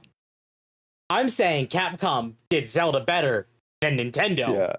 Yeah, that kind of Yeah. makes sense. Maybe just a little bit. Maybe a little bit, yeah. My problem with Tears of the Kingdom was like once you went to explore, like the underground area, Oh yeah. it was like on a repeat. You know what I mean? Mhm. Everything down there is on repeat. When Yeah. they could have done so much more down there and then made the game the best game ever. Like if they did more down there, if they rebuilt the whole like they didn't have to rebuild like I guess they added the sky. I guess they would have then had to build like 3 different freaking worlds just for the damn game, but Yeah. I mean, I feel like it would have worked so much better if the underground like actually was explorable and wasn't like repeat NPCs. It is kind of interesting because like you really only get just like, oh, go to discover all these bonfires to make the area light up so that you can actually walk around and not die. And it's just like, it's all right, but that's only going to be fun for the guy that like me that likes to fill out a map. Once you fill out the entire map, it just doesn't feel that interesting anymore. It's just like, Yeah. I don't know, repeats of bosses that you can already do. And it's just not that interesting. Yeah. No, yeah. But I did enjoy it for what it was, but I understand people that might not. Like, that was a boring boss. My big problem with Breath of the Wild is the point of the story is it's 100 years after the calamity. Why is it 100 years and the world is empty? I thought it was. Oh, you're right. It is only 100 years. What's weird is the little 10,000 year thing that they do, and then they go into it's only 100 years, and that really messed me up. I get it. No, yeah. So there's a mediocre story. The world is empty. Your only dungeons are this same, like, tactile, like, bland architecture. Yeah, those felt like they were for children. Honestly, like it just felt like, yeah. Like a lot of what people like about Breath of the Wild was just the combat system and the climbing and everything, exploration. It remade as you can tell, it literally. We got Elden Ring because of Breath of the Wild. We got Genshin Impact. We got all the, I mean, Breath of the Wild changed a lot in the gaming industry. I actually think Elden Ring was announced before Breath of the Wild. Yeah, but even the Miyazaki or whoever it is literally said that he was influenced by Breath of the Wild, big time. Which is why he made the horse and riding on the horse and everything like that. That's fair. And I think actually Dustbless has gliding. Yeah. That could have came from like Fortnite though. Wasn't Fortnite doing gliders like way beforehand? No, Breath of the Wild did it first in the same style. Really? Yeah. Okay. But in the same vein of like not liking Breath of the Wild, Tears of the Kingdom had. I mean, I get people didn't like the dungeons. They were mediocre dungeons, but at least they felt like dungeons. Yeah, at least they were real dungeons. Yeah, that's what I was thinking. The world feels actually built up. Like you find people occasionally just walking around and then deliver a quest. You have quests for Koroks, so the Koroks just don't feel like a fucking mindless quest, even though they still are. Yeah, but what about the gimmick bosses at the beginning? Like, you know what I mean? Which ones? Like the ice one where you literally got to break the ice on the dragon that's flying around, and also you got to take your like little teammate around with you everywhere. Well, that was you're not the hero; it's them. You know what I mean? It's their spirit or whatever. Yeah, I hate that. No, I But in the same vein, at least the bosses felt like bosses. Unlike Breath of the Wild's bosses, where it's like, it's Ganon! Again! Yeah. Again, yeah. My thing was, with Breath of the Wild, the reason why I kind of like the bosses, like whenever it came to, oh yeah, you're right, whenever you literally have to do the thing to unlock it, and then you get the boss, right? Yeah, it's always like... In Breath of the Wild. Phantom Ganon, like that. Electric Ganon, Ice Ganon. Yeah. The only one of those I liked was Electric Ganon. Oh, fuck that one. Yeah. Well, that was listen. That one sucked, but that one was actually the one that actually like had some hardness to it. Yeah, no, you're right. It required skill, and at least they kept the gimmickness out of the boss fights until like you had to clear the sky thing or whatever that was flying around or the tower and clear all the freaking. You had to do all the stupid little gimmick crap before the boss fight. Then whenever you fought the boss, you could do. The only gimmick was like you could parry or do certain things that would affect the boss. Where like Tears of the Kingdom, that ice dragon is like a straight up just shoot the freaking spot. Yeah. And it'll die. You know what I mean? Yeah. Don Haydock, at least Tears had real Ganon. Yeah, because Tears of the Kingdom had a proper story. Like, and proper characters. I'm going to be honest. I've never seen a male character that made me feel more gay. You know what? Matt Mercer, no matter what you think of him as like a person, his voice knocks out of the park whatever role he does. Is he also SAG? Yes. And he's gotten into his own little drama recently. So they signed a new they do Critical Role, right? Yes. They signed an OGL. Do you remember the D&D one that caused people to boycott Wizards? Yeah. Apparently, the one he did for Critical Role is worse. They boycotted Wizards 101 over that? Yeah. No, what we're talking about? Wizards of the Coast. Oh, Wizards of the Coast. Okay, I haven't played that. No, that's not Baldur's Gate. Well, technically it's Dungeons and Dragons, Magic the Gathering. Yeah, I haven't played it. Okay, it makes sense. So people are mad at Matt Mercer right now. Well, he He can voice probably a good deserves it. Ganon. He probably does. But- deserve it. Listen, all I'm going to say is that Ganon was pretty hot. All right. No, you're right. I can't even deny that he is. But that's the thing is like I felt like Nintendo actually wrote Ganon so well in Tears of the Kingdom. I know people didn't like him, but he felt like one of the most competent Ganons. Yeah. Very He also evil. felt like masculine, where like the other Ganon just felt like a monster. It didn't feel like Ganon. No, yeah. Like a Yeah, they- pig. Yeah. Like Breath of the Wild's Ganon just felt like a monster. It didn't feel like you were actually fighting, Exactly. Ganon at all. And like I would say like Yeah. the better Ganon, like I don't like Ocarina of Time, but I cannot deny that Ganon is what set up what we have today. There's a reason Yeah. that one is so beloved. Yeah. I like Ocarina of Time. Yeah. But the last time I played it, I was a kid, so it's probably Mhm. nostalgia. My For a lot of biggest people, hope, I've heard it is nostalgia, unfortunately. Yeah. hot take, maybe not. Next Zelda game needs to not be in Hyrule. They need to pull a Majora's Mask out of their ass proper. Give us a Yes. new Oh region, my goodness. new characters. Let's play as Link. Cool. But not Hyrule, please. Yeah. Where would you put him? A new region, new world, Terminus again. I don't care. Just not Hyrule. Well, this is the issue, right? Wasn't Tears of the Kingdom like supposed to be a Majora's Mask style, Yes. Well, he said Zelda, that and then it comes out like, and it's like friendship and love will win the freaking day with your little spirit buddy. Oh my god. Admittedly, That was- Tears of the Kingdom story was darker, for sure. Yeah. But yeah. Definitely. At least 1/3 of the world was much darker. Like, there's a reason Majora's Mask is so beloved. Yeah, that game's good. Oh my goodness. Link and Unova, at least it's not Hyrule. Yeah. I definitely think they should have rebuilt another world for Tears of the Kingdom. It sounded like a good idea to me until I played it, and then I was like, dude, I've already ran through this whole place It like did 10,000 times. It did feel more unique. But Yeah. They did try to it literally did just feel like they're like, okay, it basically was a glorified DLC with like an extra 100 hours of work put into it. And it's just like, it's all right. But it doesn't really make me feel like I should have spent $70 on it. Yeah. I think they spent most of their time literally trying to get the system in place where you could put everything together, like all the items together. Possible. And I think that they thought that would carry it the way that Breath of the Wild got carried by, like, I don't know, climbing and being able to crawl on everything. And it kind of did, yeah.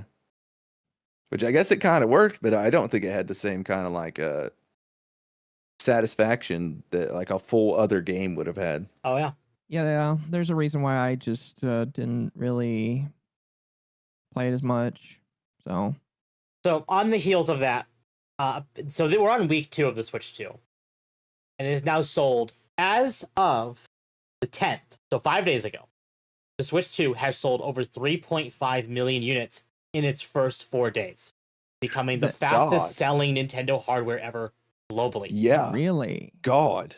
So it's not as hated as everybody says. No, and I think that is definitely becoming more word of mouth, because now that we're seeing like Nintendo YouTubers and tech tubers talk about it, it's like, it's not as bad. There are some things to be concerned about, but your concerns like are not as founded now as they were back then. Yeah. Well, also the issue is the random dad that's trying to bring his kids home a freaking Nintendo Switch 2 does not care about the price. Yep. About the games not being, or the physical copies not being real physical copies. Crap like that. They just don't care. They just want to bring their kid home something that's gonna make them happy. They don't care at all. No, yeah, absolutely. So like, yeah, especially when it comes to Nintendo, because Nintendo's been around for a lot longer than PlayStation. And that's the thing too. Is we're still in an age of like every game is awful, minus a few exceptions. Chat says I blame Muda. Okay, I have to ask PaperBagBoy, do you watch Some Ordinary Gamers? Yes, Mutahar. I believe I have seen some of it. I think. Okay. So I only asked because and this is something we talked about last week.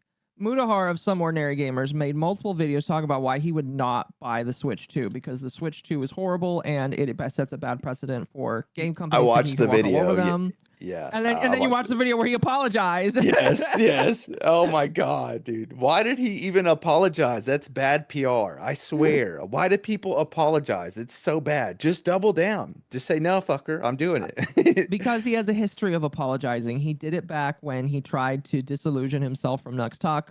He did it when he was like, oh, I'm not going to talk about politics. And then he immediately walks it back and decides to talk about Elon Musk the next day. And he did it right then. This motherfucker doesn't learn his lesson. No way, bro. I seen that video. I think I even watched y'all like react to it. I think. It's possible. Yeah, because we watched it last week or parts of it. Dude, oh my gosh. That was crazy. Oh Yeah. man. That felt like he made something out of a nothing burger. He like made a mountain out of a molehill. He was like, guys, I caved. I'm so sorry. Please don't burn me. He's just weird was- like that. I don't know why. I don't get it. What's crazy is like it got a lot of views on it too, and it's probably because everyone's like, "Oh my gosh, what's he apologizing for? Did he rape someone?" No, he's apologizing for buying a console. Yeah, it's so stupid. While being a channel that could use that, you know what I mean? Like he could use the console for the channel. like legitimately, if I had made a lot of, I mean, like me and Temp have definitely been very openly critical of the Switch. But if I decided literally to just say to my parents, "Hey, get it for me for Christmas," and someone said, "Why'd you get the Switch 2?" Be like, I'm going to use it for the channel. Yeah. I decided that it's time to use it for the channel. Yeah. Well, and that's the thing too. Not only that, that's a good reason. You know what I mean? Yeah, absolutely. And even if you don't play anything on it, like if you want to talk about a game on your stream, that topic could bring you viewers. Yep. Mm-hmm. Like, heck, dude, you have to get it if you want to play Dustblood in time to even cover it. Like, so how are you not gonna? You're a content creator. Yeah. This is the issue, right? Whenever I was just a viewer of content creators, it never bothered me whenever stuff like this happened. This crap happened with the Switch 1, if you remember. People did the same thing with the Switch 1. Yep, they did. It wasn't like as big as this, but they did. And then whenever everybody bought it, there was like a few people that posted apologies. It's like nobody ever really cared. They just like, you know, they get that you're buying it. They just don't want other people to buy it. Yeah. Oh, yeah. Like content creators still have like a job to do. They still have to, you know, cover the new games, cover the new stuff.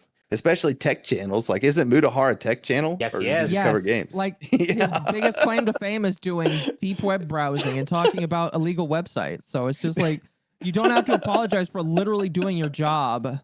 He's literally doing like a tech review. He's like, I'm so sorry I bought this, guys, but look at this. Look how good this is. They got this new edition. Oh, well, man, bro. like his review of which we didn't go over, but his Nintendo Switch review was just showing how good it was to play Cyberpunk 2077. And I was like, yeah, this does make it look really decently well. And I guess he just was like, oh shit, I promoted people buying this video game out on this system. It's like the Chinese kid was gonna get abused to build that system, whether or not you bought it, Mutahar. You don't feel so bad.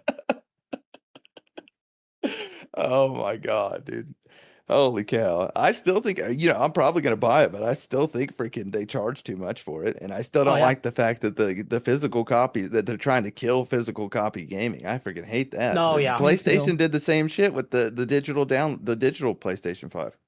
Mm-hmm. You can't hold back the future. It's coming no matter what. Yep. You know what I mean?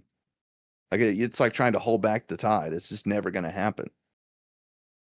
That's why SAG's like AI fight was so ridiculous, because they're literally trying to, you know, that's why it was never about that. They were just trying to facilitate themselves into the future, making sure that in the future, when everything does get taken over by AI, they get a piece of the pie and the union gets to stick around. That was it.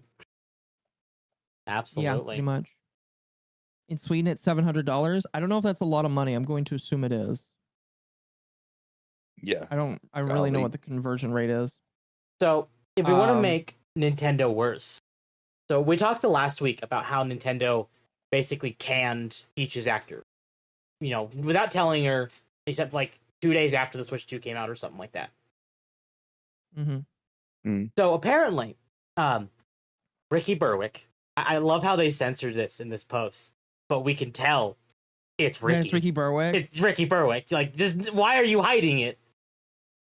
Anyway, Well, it's because people don't like Ricky Berwick because he says retard all the time. fair, fair. Oh man. But he came out and said Charles Martinet wasn't even allowed to do the voice of Mario or any of his iconic characters' voices, either at the convention I attended over the weekend. It's a fucking shame. And then he actually responded to that on top of the post about Peach and said, wasn't allowed to on video, FYI. Off camera was fine. So he's not even allowed to for fun voice. No. For fun, he is. So long as it's not going on the internet.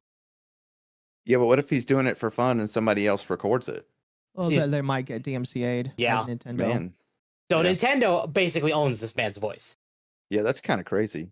That's where a union would come into play. But the issue is SAG-Aftra wants to literally own people's voices too. Mhm. Is he? I don't think he's part of a union.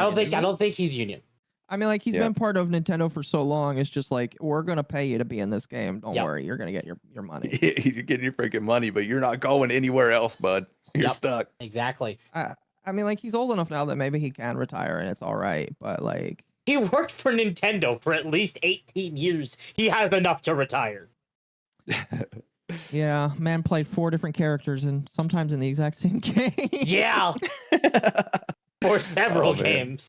And that amount getting Yeah. paid for each role goes higher and higher. Literally played $1 million to say Wahoo. Yeah. Yeah. That is the most perfect Wahoo, though, for sure. It is. To be fair, the new Ricky Mario Berwick. isn't bad. I do like the new voice. Ooh.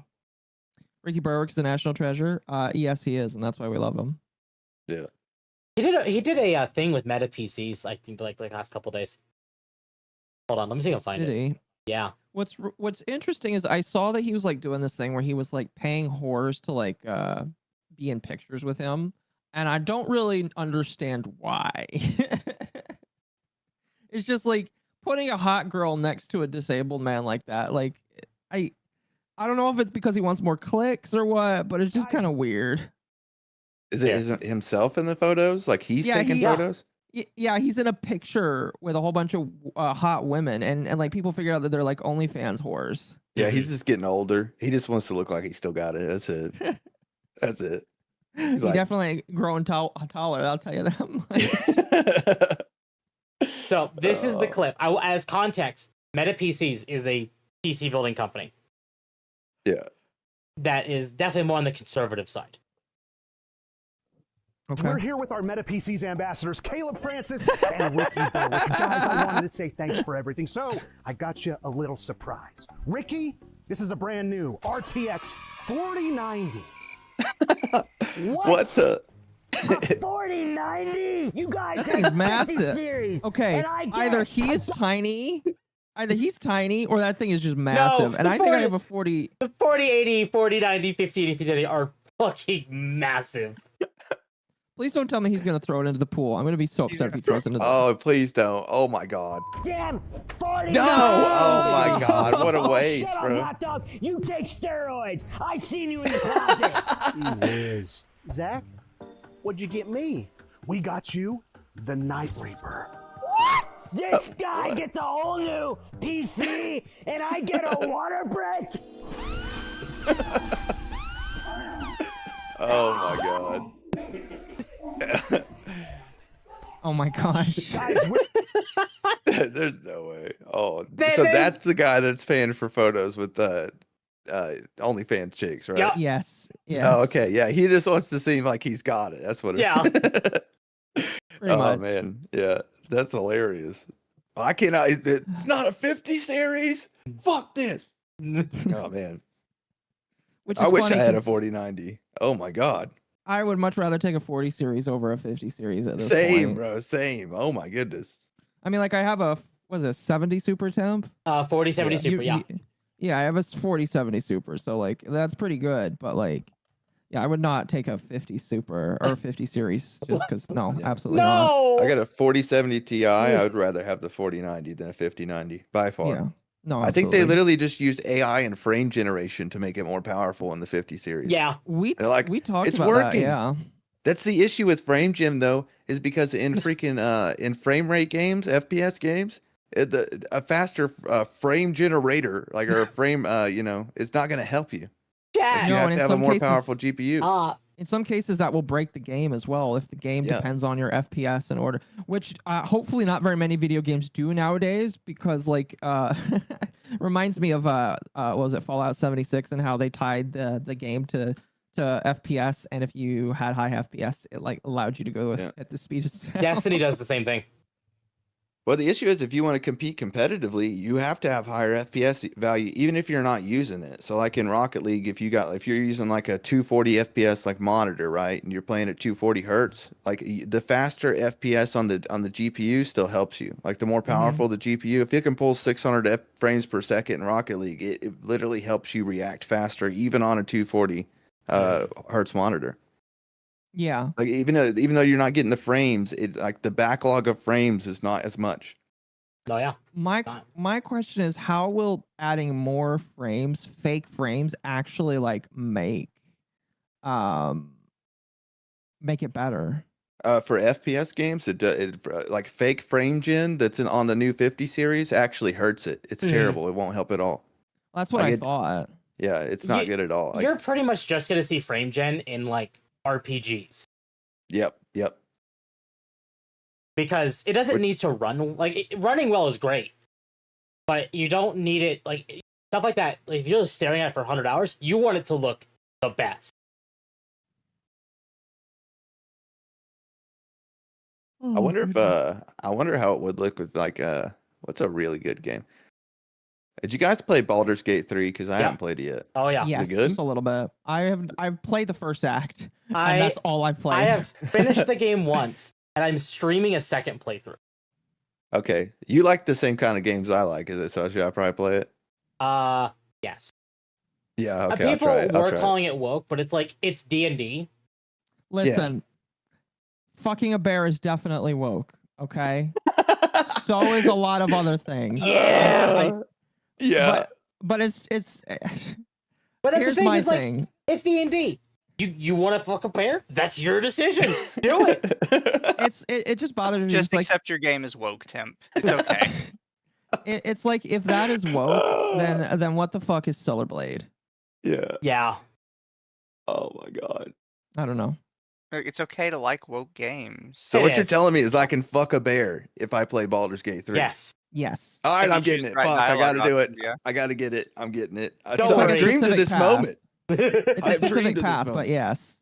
Play with your girlfriend. Yeah. Let the girlfriend. I mean, it is co-op. You could do that. She gonna leave me for the bear, boys. She gonna leave me for the. No, she'll leave you for the vampire. Yeah. Oh, dude, you got her picked out. You know exactly what she likes. Jesus. She will either get picked up by the vampire or the horny mage. Oh man, dude. Now I gotta try it. I'm gonna make her play it. I'm like, hey, we're going down this path. You see that bear? You need to go up to that bear. You remember Oh my the God. Skyrim thing Todd Howard did? You see that mountain, you can climb it. Yeah. See that bear over there? You can fuck it. Yeah, you see that bear? You can fuck shit out of that bear, boy. On the Stop note losing of over that shit. dumb shit, Spaceballs 2 was announced this week. Yes. I'm assuming that all of us have seen Spaceballs 1. Yes. Yep. Yeah. Good. Who here has seen the trailer? I briefly saw the trailer. Okay, we're watching this. Okay. Okay, I'm coming over. Without sound or with sound? Because I think the sound is what would get it strike. We'll turn it down. Okay. The sound makes it. I'm sorry. We'll keep pausing it because we're going to be reading this. For anyone who's not seen Spaceballs, Spaceballs is a parody of Star Wars. One of the best. No, I'm going to It's go so with good. the best. Yeah, it's so good. So this intro is going to look very familiar to you. 38 years ago, there was only one Star Wars trilogy. But since then, there have been a prequel trilogy, a sequel trilogy, sequel to the prequel, a prequel to the sequel, countless TV spin-offs, a movie spin-off of the TV spin-off, which is both a prequel and a sequel, not to mention 2 Dunes, 7 Jurassic Parks, 2 Avatars plus 3 upcoming Avatars, making 5 Avatars, 36 MCU movies with 2 different Robert Downey Jr.'s, DCU attempt number 1, DCU attempt number 2, an animated Lion King, a live-action animated Lion King, a live-action animated Lion King prequel, 8 Harry Potter movies, a TV series remaking the same 8 Harry Potter movies, a whole streaming service of Star Trek, 7 Alien movies, 2 of which were also Predator movies, not to be mistaken for the 6 Predator movies that are not also Alien movies. 1 Prometheus, which is kind of an Alien movie. 4 Beetle movies, and Oppenheimer. That's beautiful. But in 38 years, there has only ever been 1 Spaceballs. Yep. I'm Oh turning my it up God, now dude. because Mel Brooks' response to this is gold. Oh, that's beautiful. Oh my God. I think this is the Until biggest now. kick I got out of this. After 40 years, we asked, what do the fans want? But instead, we're making this movie. Oh God. Yeah. Oh That's God. beautiful. That's great. So, I obviously there's good reasons to be concerned. God, there's fantastic reasons to be concerned. But already, this feels very faithful. I don't know. I I would feel hope like so. I feel like it's gonna go wokeified for sure. I mean, if they do, You they think can definitely so? make jokes out of it. Yeah. Yeah, dude, the jokes would be freaking fantastic if they can make fun of themselves while doing it. Yeah, exactly. Holy shit! Yeah, no, That that would be would so that peak. might still be fun. Yeah, that would be peak. That So- would be. It'd be very funny. Thank you to Screen Time. It was confirmed that Rick Moranis is coming out of retirement for this movie. He's gonna look so fucking old. Yes, he is. Actually, he doesn't. Actually, we saw him fairly recently. He was in a Mint Mobile ad with Ryan Reynolds. Oh, I'm so Hold sorry. on. Let me see if I can find that. How the mighty have fallen. I know. Yeah. I do have a question though. That's probably gonna make y'all hate me. Star Wars or Star Trek? Star Wars. Star Wars. It depends. Don't get me on wrong. The Star Wars, the Star Trek. Voyager was really good. I know that's a controversial. Okay, Voyager was okay. good. First generation and the next generation versus Star Wars. Star Wars. I just don't care that much. I grew up with Star Wars more than Star Trek. I am going to be biased. Star Wars. I'm gonna be honest. I really love Next Generation. Yeah, next generation's peak. I really love Next Generation. Yeah, They have I'm one of s- my favorite hard to enemy races in it. Yep. So this I'm going with Star Trek, big time, big fan. All right, go ahead, sorry. This is the Mint Mobile ad, and Ryan Reynolds uploaded it to his YouTube because it was the first time Rick Moranis had been on. Like, besides that one incident where he was mugged in New York. Wait, he was. Yeah, he was mugged in New York, and it was on the news. And people were like, "Oh my God, Rick Moranis looks so old now," because it was like the first time we'd seen him in like since he retired. That's sad. But this is the next time that he appeared, and this was back in 2020. It's hard to believe that Mint Mobile has gone so long without an unlimited plan. So to introduce it, we brought in an actor we've all gone Mint too Mobile long is like a without. know-nothing. Rick Moranis. So what do you Oh want my me to gosh, do? there Want me he to say is. something about Mint? I mean, No, you know, that it's would've not been that smart, bad. but, No, it's I mean- $30, it's unlimited. Okay, so he hasn't had to stay in shape because he basically quit being an actor. Yeah, So, but he's also not really out of shape looking there. Oh, yeah. either. I mean, he looks good for his age. Yeah, he does. It'll do just fine. Sounds good. I was still on the gotta get stream and the involved. trailer was still playing. My So bad. why am I Oh, here? you're fine. I'm just a huge fan. Oh, stop it. Come on, No, stop it. seriously. Massive. That's it? That's it.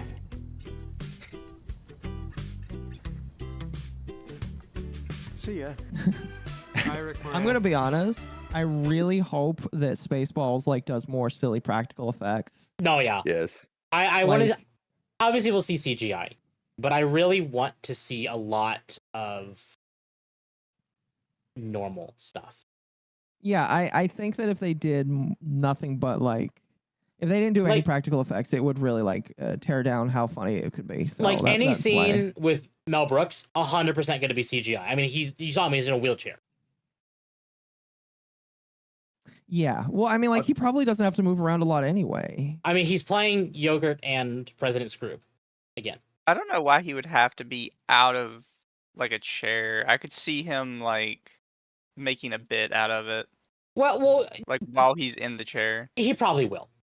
But like in the case of like Yogurt, who's supposed to be Yoda adjacent. Oh my god.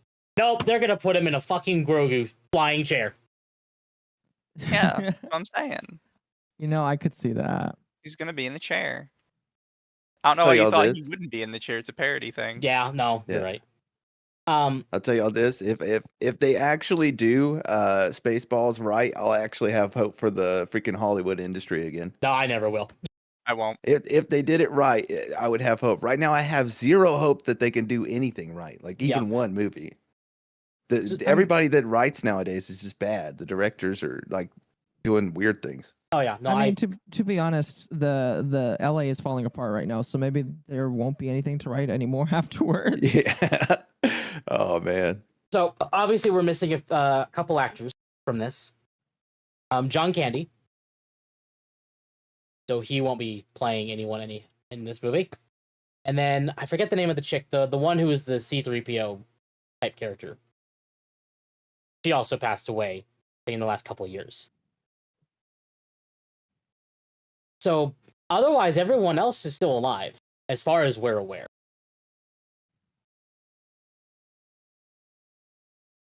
Right. Sorry, I'm enjoying this new outfit I have just put on Eve. You're fine. I'm looking at the outfits. So. I'm waiting for some of these outfits to go into VR chat. Some of them probably already have. I guess Occo brought it up as well. We can talk about that. Sony decided to pull their head out of their ass this week. Yay! That's good.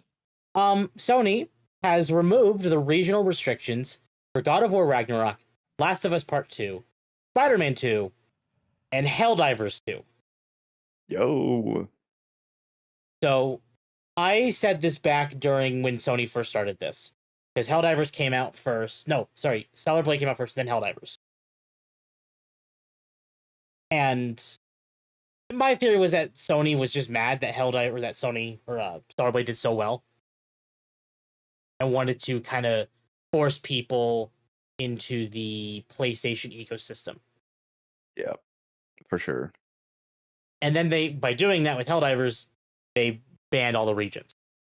Now that Stellar Blade's out, and Shift Up fought for the regional restriction to be removed off Stellar Blade for PC, it did, and now the game is the best performing game on Steam from PlayStation's library.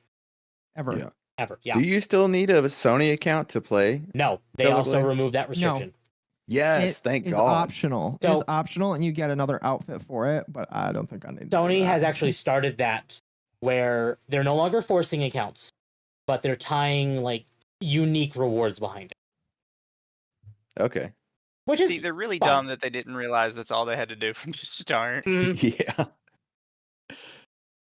I mean, it Pity? still is probably going to get Okay. a lot of people to sign in just to get those little rewards. No, yeah, that's it. Forcing people in, not gonna go well. Giving it as an option with like a fun skin for your weapon or your character, there you go. That's how you do it. Exactly. But the issue is they probably wanted to sell that skin first, and Well, actually, my thought process was the PS5 was doing really not well because at that time, like the Steam Deck was getting much more popular, PC was becoming more widespread, so they weren't getting people on PlayStation accounts as much because they weren't buying PS5s. But by forcing the PlayStation accounts, they were artificially inflating the numbers of their PlayStation Network users. Yeah, probably for their shareholders too. Yep. They're probably Yeah, not even kidding. no, 100%. Because I remember 100%. that I bought the PlayStation 4 whenever it came. I bought multiple PlayStation 4s ever since the PlayStation 4 came out. I've yet to buy a PS5 because there's no need. Once you buy a PC, you just don't need to. Every You know? game on the PS5 is on Steam except for like Astrobot. Yeah. Well, And even if and- it wasn't, I wouldn't go get one because they're just not good games. You know what I mean? Yeah, I mean, I know Spider-Man 2 is a sweet baby game. I'm gonna wait till it goes on sale, but I'm probably still gonna buy it because at least it's fun to play. Yeah. Yeah. Oh yeah. Like the only game that wanted me to, that I wanted to Yeah. get a PS5 for was Stellar Blade, and that's Mhm. it. And now it's on computer, Yeah. as we knew it would be. Yep. I actually mentioned this, and Zugs Wayne brings it up when they're saying Bloodborne, because Bloodborne is playable on PS5 now. Do any of you realize that we're in such a time where we're back to Bloodborne being the only gaming cope? Yeah. No It took way. a while. It took a while, but yeah. Doke Song's coming this year. Team Cherry confirmed that. GTA 6 is confirmed for next year. And Valve is 100% guaranteed to be working on Half-Life 3. Not confirmed, but with every single leak that we've gotten, there's no way this thing ain't real. Half-Life 3? Yeah. Really? Oh, yeah. Oh my god. In fact, Okay. they're on anti-listening, FSR and DLSS already, which means the game is really far in development. And they're having family play test it, which is when it gets really serious. But we still can't get a Bloodborne 2? That's the thing, is like Half-Life 3 is real, Silk Song is real, GTA 6 is real. Hey, Sony, you know it would be a really great time to make people happy with you again? Bloodborne? It's not gonna happen. Yeah, they couldn't even give a remastered, bro. It's still at like what, 30 FPS? It's one of the reasons why I haven't finished Bloodborne. On top of I beat my it like 5 arachnophobia. times. It's so good. It is so good. Like Dark Souls 1 is still like up there with my favorite game of all time, along with A Link to the Past. But like Bloodborne is literally like right below him. It's so good. It's like Majora's Mask. I love the aesthetic. Like, it is so good. It The is only pretty good. reason I haven't been able to sit down with Bloodborne properly, 30 FPS really hurts, because my first FromSoft game was Elden Ring. So immediately 60 FPS. So the 30 going from 60 to 30 felt incredibly jarring. Yeah. And then I hate spiders. I'm an arachnophobe, and I knew there were giant fucking spiders. Giant, beautiful fucking Oh, spiders. Dark Souls 2 is so much better for that. Oh, don't remind me. That boss is in Night Rain, and I got to It experience. is. I'm so happy they brought back Duke's Dear Freya. Oh, I got to experience the Nameless King today in Night Rain. Oh, good. Did you really? Yeah. Did they change him up any? No, it's He's still a lot easier. It's a lot easier because you have more people, but it is still a 2-phase boss. Yeah, but He's way easier. Tim's when you hit coping. that boss in Dark Souls 3, it just fucks you up, dude. Right. It is so good. In hindsight, it is easy. But in the moment of like this, not even knowing this boss was in the game and knowing the horror behind it, the immediate shock of like, oh, fuck. Yeah, but it's not in the same area, right? Like one of the No. appeals of the Nameless King was like the area that you found him in. And Yeah. it just felt so like No, iconic. so Night Rain bosses, it's a singular map, which is kind of a hodgepodge of different areas of Elden Ring. Yep. Yeah. And you just sort of randomly bump into different bosses there. Well, okay, so you do randomly bump into different bosses, but They can't get teleported into specific areas, though. Yeah, and you also, so there's 3 bosses, like 3 main bosses. There's like your day 1 boss, your day 2 boss, and then the final night or day boss, which is the Night Lord. And stuff like Lord Duke Freya, the Nameless King. We actually saw the the Centipede Demon, the Smelter Demon, as other like day 2 bosses and day 1 bosses. Well, they kind of brought back what is it, Sif? I don't know. I can't remember his name. The dog that holds the sword in Dark Souls 1. Yep. They kind of brought him back with that 3-headed Herberus. Yep, they Or did. Cerberus. That's the first boss. That is actually the first boss. I know. I just can't remember his name like at all. Is it Sif? Is it Yeah, Sif? no, Sif is the Dark Souls 1 dog. Yeah. Yeah.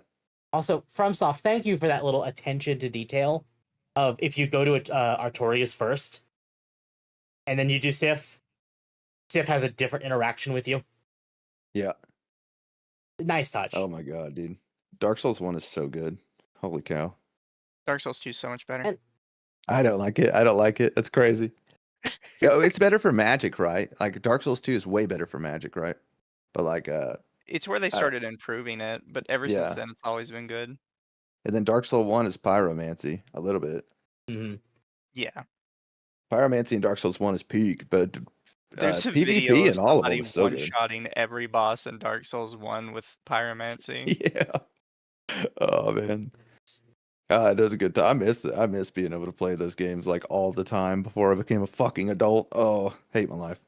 Yeah. Fine. The giant spider is just a small section of Bloodborne. You can run it. That's the thing, is like I know that, but the arachnophobia in my head is like, no. Yeah, but did you even get to the tombs in Bloodborne? I made it to the area where you fight Vicar Amelia. I'm not far. Oh. Actually, you can no. literally like It's actually the area prior to that. Like, I am so early in the game still. Yeah.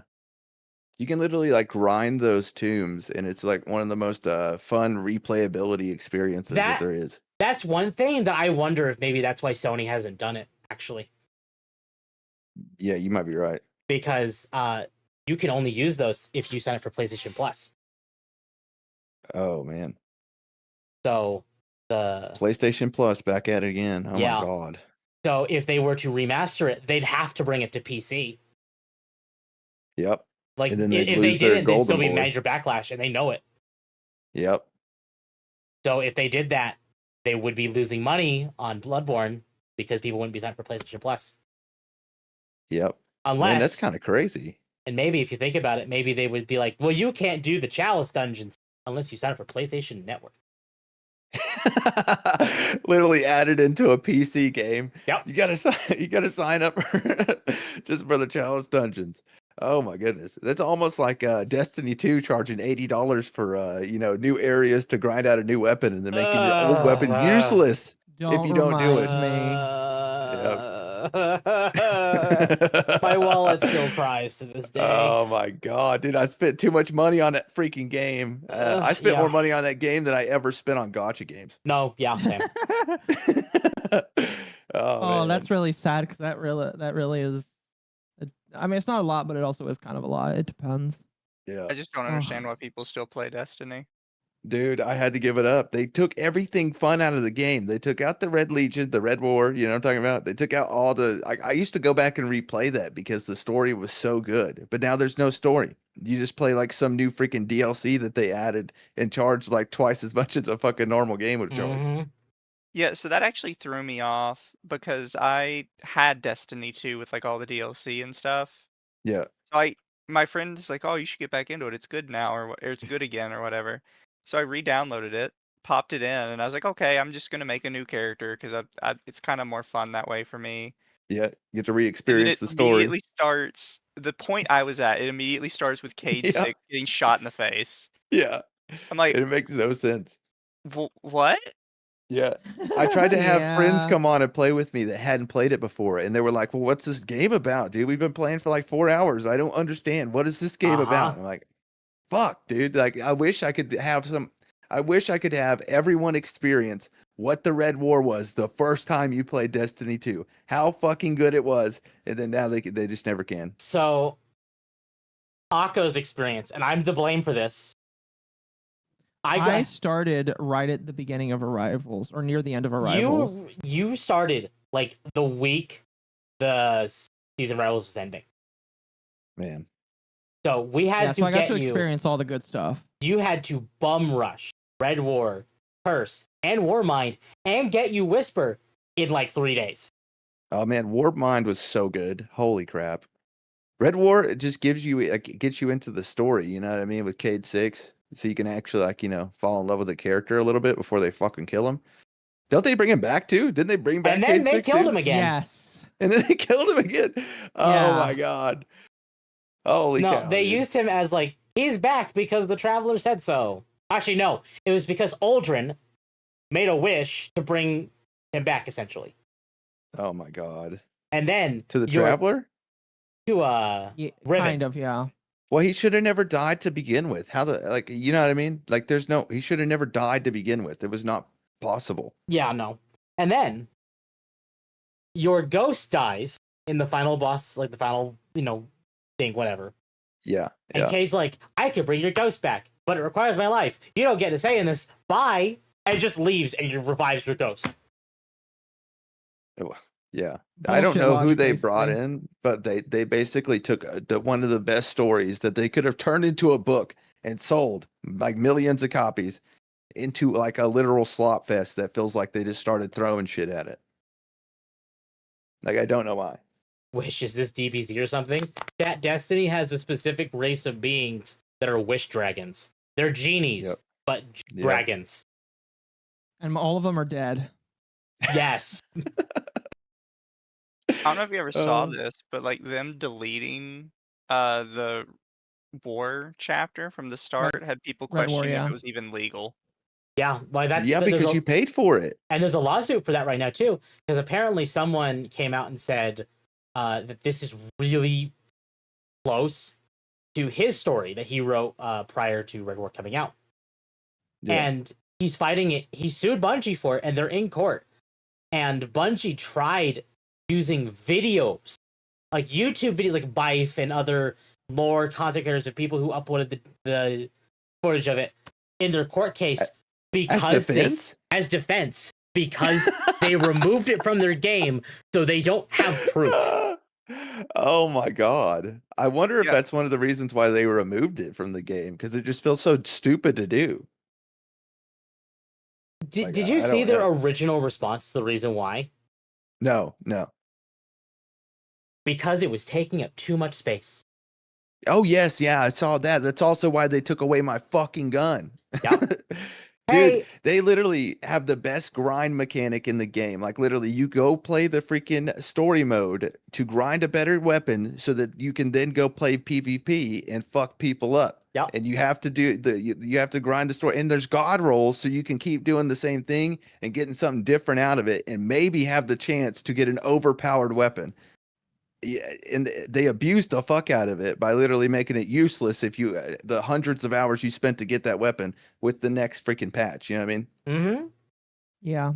Like, oh my god, dude! I felt so betrayed by that freaking game. Holy cow! Oh, you're definitely not the only one. I'll tell you that much. Dude, I loved that game to death, and they literally like ruined it for me. I played from beta, and I could not give it up until I was done with the final shape. Once I was done with the final shape, I was done. I clocked out. Also, Bungie, your excuse of it takes up too much space. It's hard to patch. Square Enix. Final Fantasy 14. Final Fantasy 14. I was gonna say Final Fantasy 14. Now, granted, I think 14 is not as big. No, because they use less powerful graphics, but still, they have not deleted a single expansion. The only expansion they've technically removed is 1.0, but that they relaunched it with a realm. Exactly.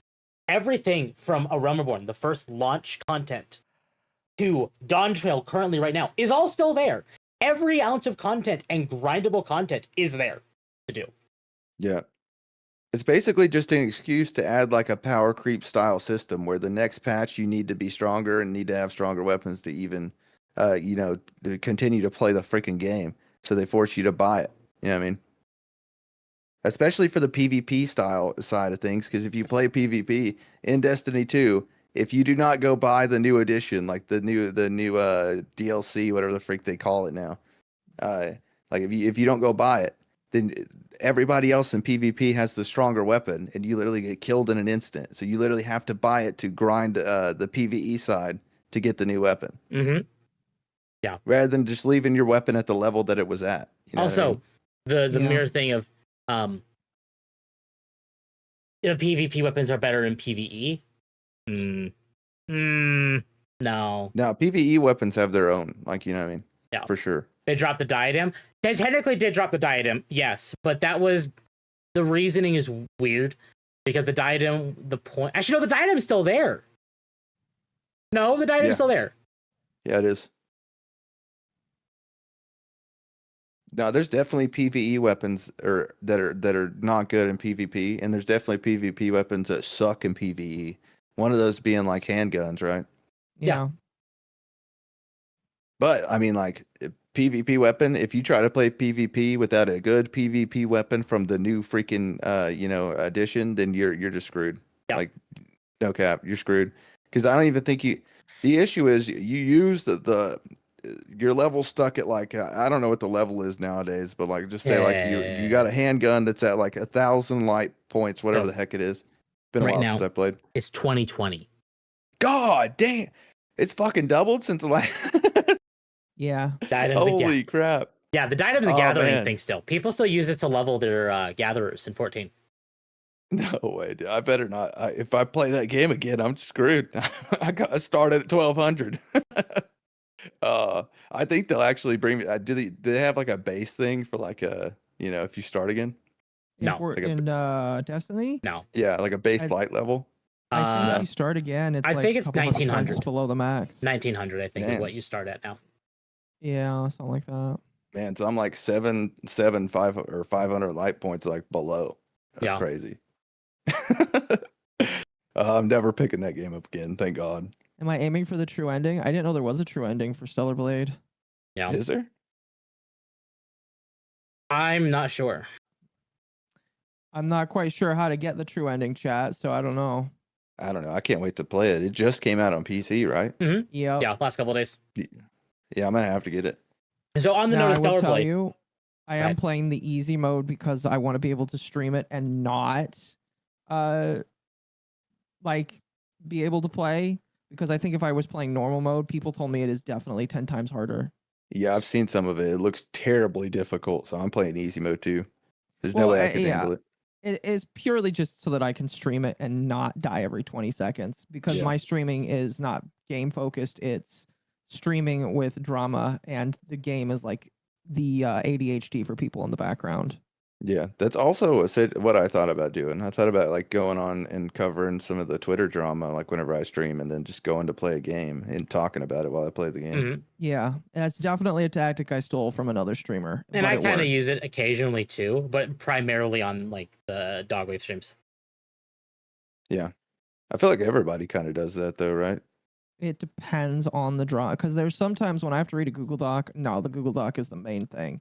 But Yeah. like, if it's just something where I can read a tweet and then give my opinions on it, I'll just play and shit. I think I'm just gonna like start out with like an hour and a half of just drama focus, like reading the tweets, talking about the drama, Mhm. and then later on move on to a game and just fully focus on the game and maybe talk about like what we talked about before. You know what I mean? No, yeah. Well, you definitely hit your apex of people that are interested in you, like within the first hour or two. And then once you get down to the game, that's where people are just gonna like slowly trickle out. So that's probably about the best time to do it. Yeah. The issue is yesterday I did the stream and whenever I switched to play Genshin Impact, I did not switch the category, so I played Genshin Impact the whole time and just chatting. But I mean, like I retained the viewers the whole time. I don't think it matters that much. I'm gonna be real with you. So here's my suggestion, and I've tested this a couple times. Even if you were playing a game, if part of your stream is going to be a discussion thing, it is genuinely better just to sit in the just chatting. Yep. Really? Unless the game is like brand new and has tons of people searching for it, or has a very dedicated community, Yeah. being in that games category is typically not going to help you. No, yeah, for sure. Well, I was just thinking that maybe like being in the category would bring in like new audience members to the stream than what I brought in from outside. But I mean, it held the people from outside. It worked. It was good. I thought it was Yeah. great. I've streamed like I had another channel before this, obviously. I mean, like not first time, you know what I mean, but it's kind of first time, but definitely like it did not go the way it's going now. Yeah. Whenever I streamed, I was like, holy crap, there's like an active chat that's moving. That's crazy. It's definitely But crazy to see. Yeah. it was fun though. I had a lot of fun. I thought it was great. I'd never had more fun in all my life. So, as our last bit of stuff to talk about for the week, Yoko Taro got into some drama this week. Okay. For those who don't know, Yoko Taro is the creator of the NieR franchise, so NieR, Drakengard, NieR Automata, NieR Replicant, stuff like that. And then the DLC in Final Fantasy 14. Yep. Thank you, Bounding into Comics, for that image. According to veteran Square Enix producer Yosuke Saito, a desire to avoid any number of potential cultural controversies has led the NieR series creative team, including creator Yoko Taro, to adopt a set of character design guidelines that take into account the various sensibilities of international audiences. Saito, whose design talents have helped shape every NieR franchise entry, save Drakengard 3, confirmed this unfortunate reality while speaking to Taro, Goddess of Victory Nikke director Yu Hyung Suk. I think that's how you say his name. I'm sorry if it's not. It's definitely not. And Stellar Blade director, during a June 9th producers roundtable centering on the ongoing Nikke Stellar Blade NieR Automata content collaboration, at one point during the discussion, the four devs were asked by their host, former PlayStation Studios president Shuhei Yoshida, if they could speak to their respective cast of characters, in particular when designing them.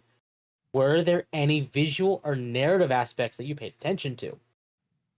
Given to their inner fanboy, Yu and Kim deferred to their time in the NieR duo, thus leaving the floor open for Yoko Taro, who began his answer by noting, basically our concept is always to do something that's not like anything else. What I mean is, if NieR Replicant had a boy as the main character, then Automata would go on to have a girl protagonist, he continued. If Western sci-fi is filled with Marine-like soldiers, we might go in the opposite direction and use gothic Lolita outfits, for example. We tend to make the contrarian route, the eccentric director further detailed. We choose that route because competition is fierce in overlapping markets. We're aiming for the wider blue ocean, so to speak. We want to explore genres and themes that creators often overlook to try different things with a smaller but dedicated audience. When it comes to a character's behavior, I always try to create something genuine.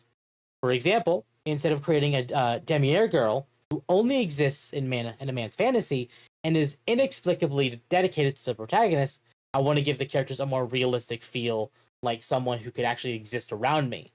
I hope that is something that resonates with many people too. Pressed by Shuhei for his own thoughts on the matter, Saito told his host, to be honest, of course, director Yoko has his own vision of what he wants to make. However, there are, of course, certain things that are ethically or morally inappropriate, even if they're just aspects of a character. We try to draw a line by establishing rules about what's acceptable and what's not. While certain things might be acceptable in Japan, they could become problematic in certain overseas regions, and even certain characters could become problematic as well. These are a kind of situation we usually try to avoid creating. As a result, there are actually countries where we could officially release NieR Automata. Closing out his answer with a bit of levity, Saito ultimately asserted, earlier, director Yoko mentioned creating characters that could exist around him. Not one with overly unrealistic settings, but focusing on creating characters that would feel out of place, even if they existed around him. If you think about the Drakengard characters as the kind of friends director Yoko is surrounded with, you would begin to understand director Yoko's worldview. All of them are weirdos, he laughed, and among them, director Yoko is the weirdest one.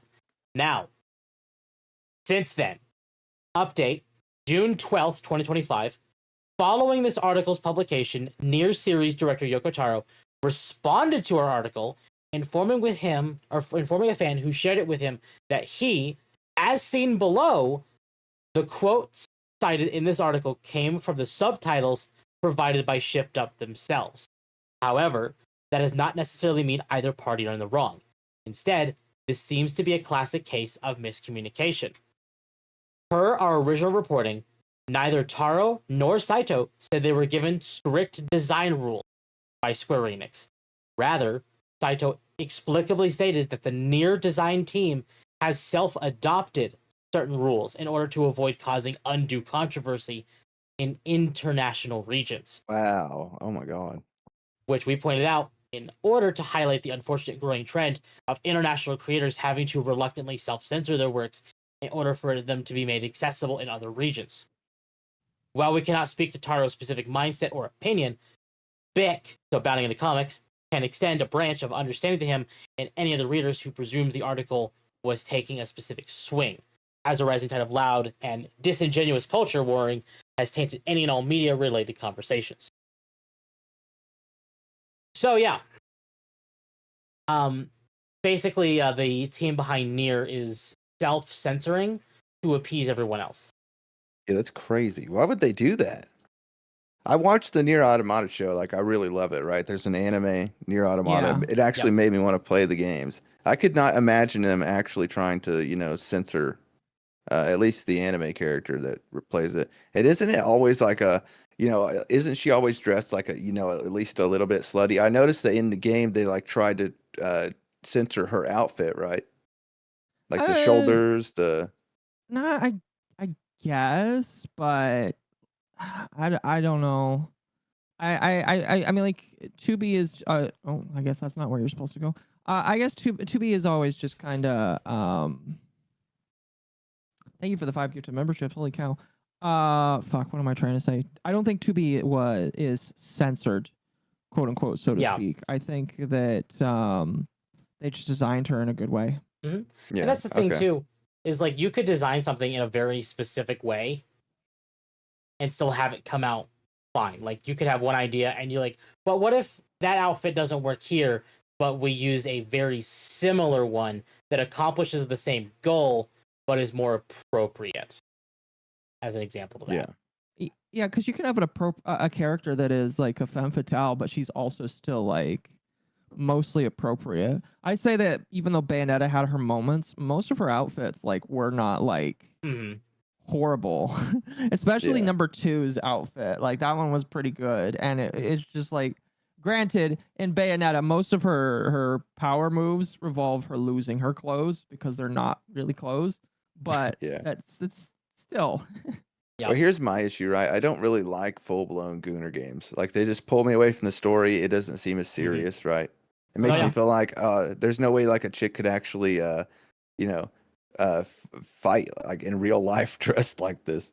It doesn't make any sense. So sometimes I like it whenever they actually, look a little bit normal, which I assume that's probably what they're going for. But they're probably still going to keep it, No, yeah, right. It needs to appeal to a certain type of audience while still accomplishing the goal.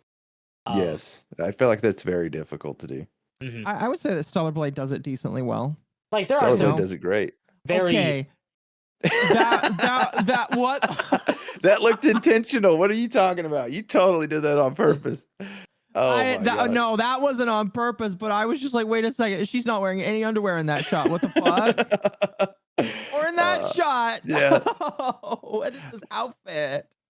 That's the thing about Stellar Blade, though. Don't they give you? They give you some serious outfits that look like she could actually fight. Yeah. Wearing them, and then you can also have the Gooner outfit if you want, which I like a lot. No, I like it when they give you options. Yeah. Now, if Stellar Blade was just like this, I feel like it would pull away from the story, right? Like if it was just like they made it like this, it would feel like they weren't taking themselves seriously. But the main outfit, it totally looks like they took themselves seriously. Oh yeah. No, yeah. I actually read a story. I think it was like posted today where the CEO was just like, unfortunately, we opted for less polished story to allow for the other parts of the game to go through, but the sequel's going to be much better. And I think that like even though I'm all right with the story right now with what I've read from my basic understanding while streaming. But like I think that if they make this, oh well, there goes the plot. if they make the plot better in the next game, then great. Yeah. Oh yeah. So which NieR Automata is this going to be? Like which NieR? What's the new NieR game called? We don't know. We don't know yet. We just know that it's being quote unquote worked on. NieR. And they just basically said that they're censoring themselves to appease to a wider audience. Well, at least internationally. The censoring could also be in the same case of like, I'm gonna use Xenoblade 2 as an example, because when that game came, when they added Mythra, one of the main characters from Xenoblade 2, into Smash, they had to censor her. And Monolith Soft's idea of censoring was just give her leggings. Yeah. Which ultimately made the fans hornier. Yeah. Made them goon harder because it added a sense of, not seeing and knowing everything. They censored Pyro when they were not released the characters to play. But yes, Pyro was censored as well. I assume that means that they're just going to have like a normal outfit. I don't think they're going to go so far as to like ruin the freaking game. Oh yeah, no, absolutely. And when they censored her in Smash, they added a free DLC to Xenoblade 2 that was like, it's an option. You can wear this as an outfit if you want to. It's here. Because people liked feel like it. That's definitely the way to go. Yeah. I think that's the way to go. Full blown, like Like I played the first Descendant, right? I don't know if you guys have Oh, tried yeah. that one Yes. yet. Mhm. Oh my god, dude. Does that game not take itself seriously? I It love does that game to not. death, but it doesn't take itself seriously. It's too goonery. It's like, bro, there's no way that everybody out there's playing female characters now. What if I just want to play the game? You know what I mean? No, Like yeah. I like whenever they take themselves seriously enough to make it seem like the story is real, you know? Mhm. Yep. It- No, it- absolutely. It definitely feels like that one in particular, just like I knew what they were going for. It's a Korean Nexon game. Yeah, yeah. Hmm. But it could have been so much more, right? If they would have took themselves seriously, the first Descendant could have been so much more. Right? And you wonder why it has so many issues that are coming from the developers, why like the guns are like too overpowered in certain senses, and there's other stuff that's going on in the game. It's like they Oh, can't even take really? themselves seriously enough with the story. So how can Oh, you that's expect funny. them to take themselves seriously with everything else? Yeah. Yeah. No, I Warzone's agree. good though. I like Warzone. Warzone is so good. Warframe does a really good Warframe, job. Warframe. That's what I'm talking about. Warframe, yes. Yeah. Like That's what I moved to after Destiny, but I haven't played in a couple months. They Well- have a new update coming out in 10 days. where we Might get have to try it, yeah. a hot spider frame. Yes, we get a Spider Woman frame. Ooh, okay. And it's not even Halloween. It's not on Halloween. To be fair, it's been memed about for so many years, and they keep mentioning of the has. meme on like other streams of like dev streams. Yeah, whenever there's a new Warframe, everybody's like, "When's Spider Frame?" And they finally put out Spider Frame, and like everybody thought, Spider Frame's gonna be a woman. Yep. Yeah. No, there was no question about it. You know what I really miss? Destiny 2's Halloweens. I don't know if never y'all ever really played those. enjoyed events overall. You didn't like the event where you got to go through the tree and like, you know, That literally... was better. Well, than what that's we got. different. What we got now sucks. Yeah, but yeah, I haven't played it in a few years, so I don't know about now. But the events back in the day, Now bro, we they just used do to be lost so sectors. good. Do the same thing. Oh no, really? Yeah. Yeah. Well, no, they couldn't Crap. use the Infinite Forest anymore because they sunset it. They deleted it. Yeah. They deleted the Infinite Forest? Yeah, that was in Yes. Curse of Osiris. They sunset that too. Oh It's my gone. god. Bro, they took away everything that I had nostalgia for. How do they expect me to come back? Mm-hmm. Are they crazy? They're crazy. Oh well, I'll Well, stick to They Warframe. are I'll try bringing Warframe. back. They are bringing back some old raids for free. No, For they're not. free. Buy the update first, though. That is the much? most fake free-to-play game I have ever seen on the store. Destiny 2 is not free to play. It's free to download. That's what it is. And you got to pay Yeah. to play it. And that's the thing about Warframe. It's like, it's pay to play. No, you can actually get everything by just playing the game. Well, yeah. the only things you can't get are the cosmetics, the premium cosmetics. Right, but that's the thing. That's Is like, it. I wouldn't call that pay to play. Well, my one No. issue with Warframe is how long it takes for the blueprints to be done whenever you start building your weapon. They are working on that. They have That is well, acknowledged that. it is intentional though, because it's like, do you want to pay to speed it up? That's like one of Yeah. the things that I've kind of understood is it's like it borrows some of the elements from regular gacha games where it's just like you must wait to play, Mhm. and it's just like once you get a lot of stuff, it does Nobody really suck likes in the. that. Well, no, nobody likes that. I agree. I don't like that. It But feels I, like I understand why it exists. Marco, you've I played I Elseworld. just don't think it's a good decision, right? The issue is if I have to wait to play, then I'm putting down the game. And what if I don't Mhm. come back? What if I pick up another game? Then I'm No, done No, with that your is. game. I Yeah. agree. That is a bad issue. That's why I think that fixing it is going to happen. Marco, you've Yeah, played Elsword, right? A very tiny amount. Okay, well, other games like it, like it's the stamina system. That's worse Grand Chase. well, fair, but Grand Chase, Elsword, I don't know about other ones specifically, but the stamina system, Fate Grand Order is another great example of that. Like you Gross. can only play X amount of times unless you give us more money. To be fair, though, that's a legal requirement overseas, and they Yeah, simply it just is. didn't remove it when it came to the West. Fair. That's more of like a laziness thing on their part than like a this is very important and you need to have this. Mm-hmm. So, apparently, Capcom invited a bunch of people out to their offices to take a look at Resident Evil 9. Okay. Ooh. And apparently, people were talking about it. Capcom got mad and just released the embargo on that event. Uh, So we got a bunch of details about RE9 this week. Good. Oh my god, dude. Capcom, when they did Resident Evil is by far one of the best game franchises that has ever existed. Like, holy crap. So I agree. they said a lot of the leaks were basically saying they're going to try a new style. It's going to kind of be like the evolution of the formula. So it was RE4 and then RE7. So it's like the next evolution's here. According to this, you can toggle between first person and third person perspectives now. So you can have the choice if you want to have the RE4 style or the RE7 style. I liked Resident Evil 7. Honestly. But with Resident Evil 4, right?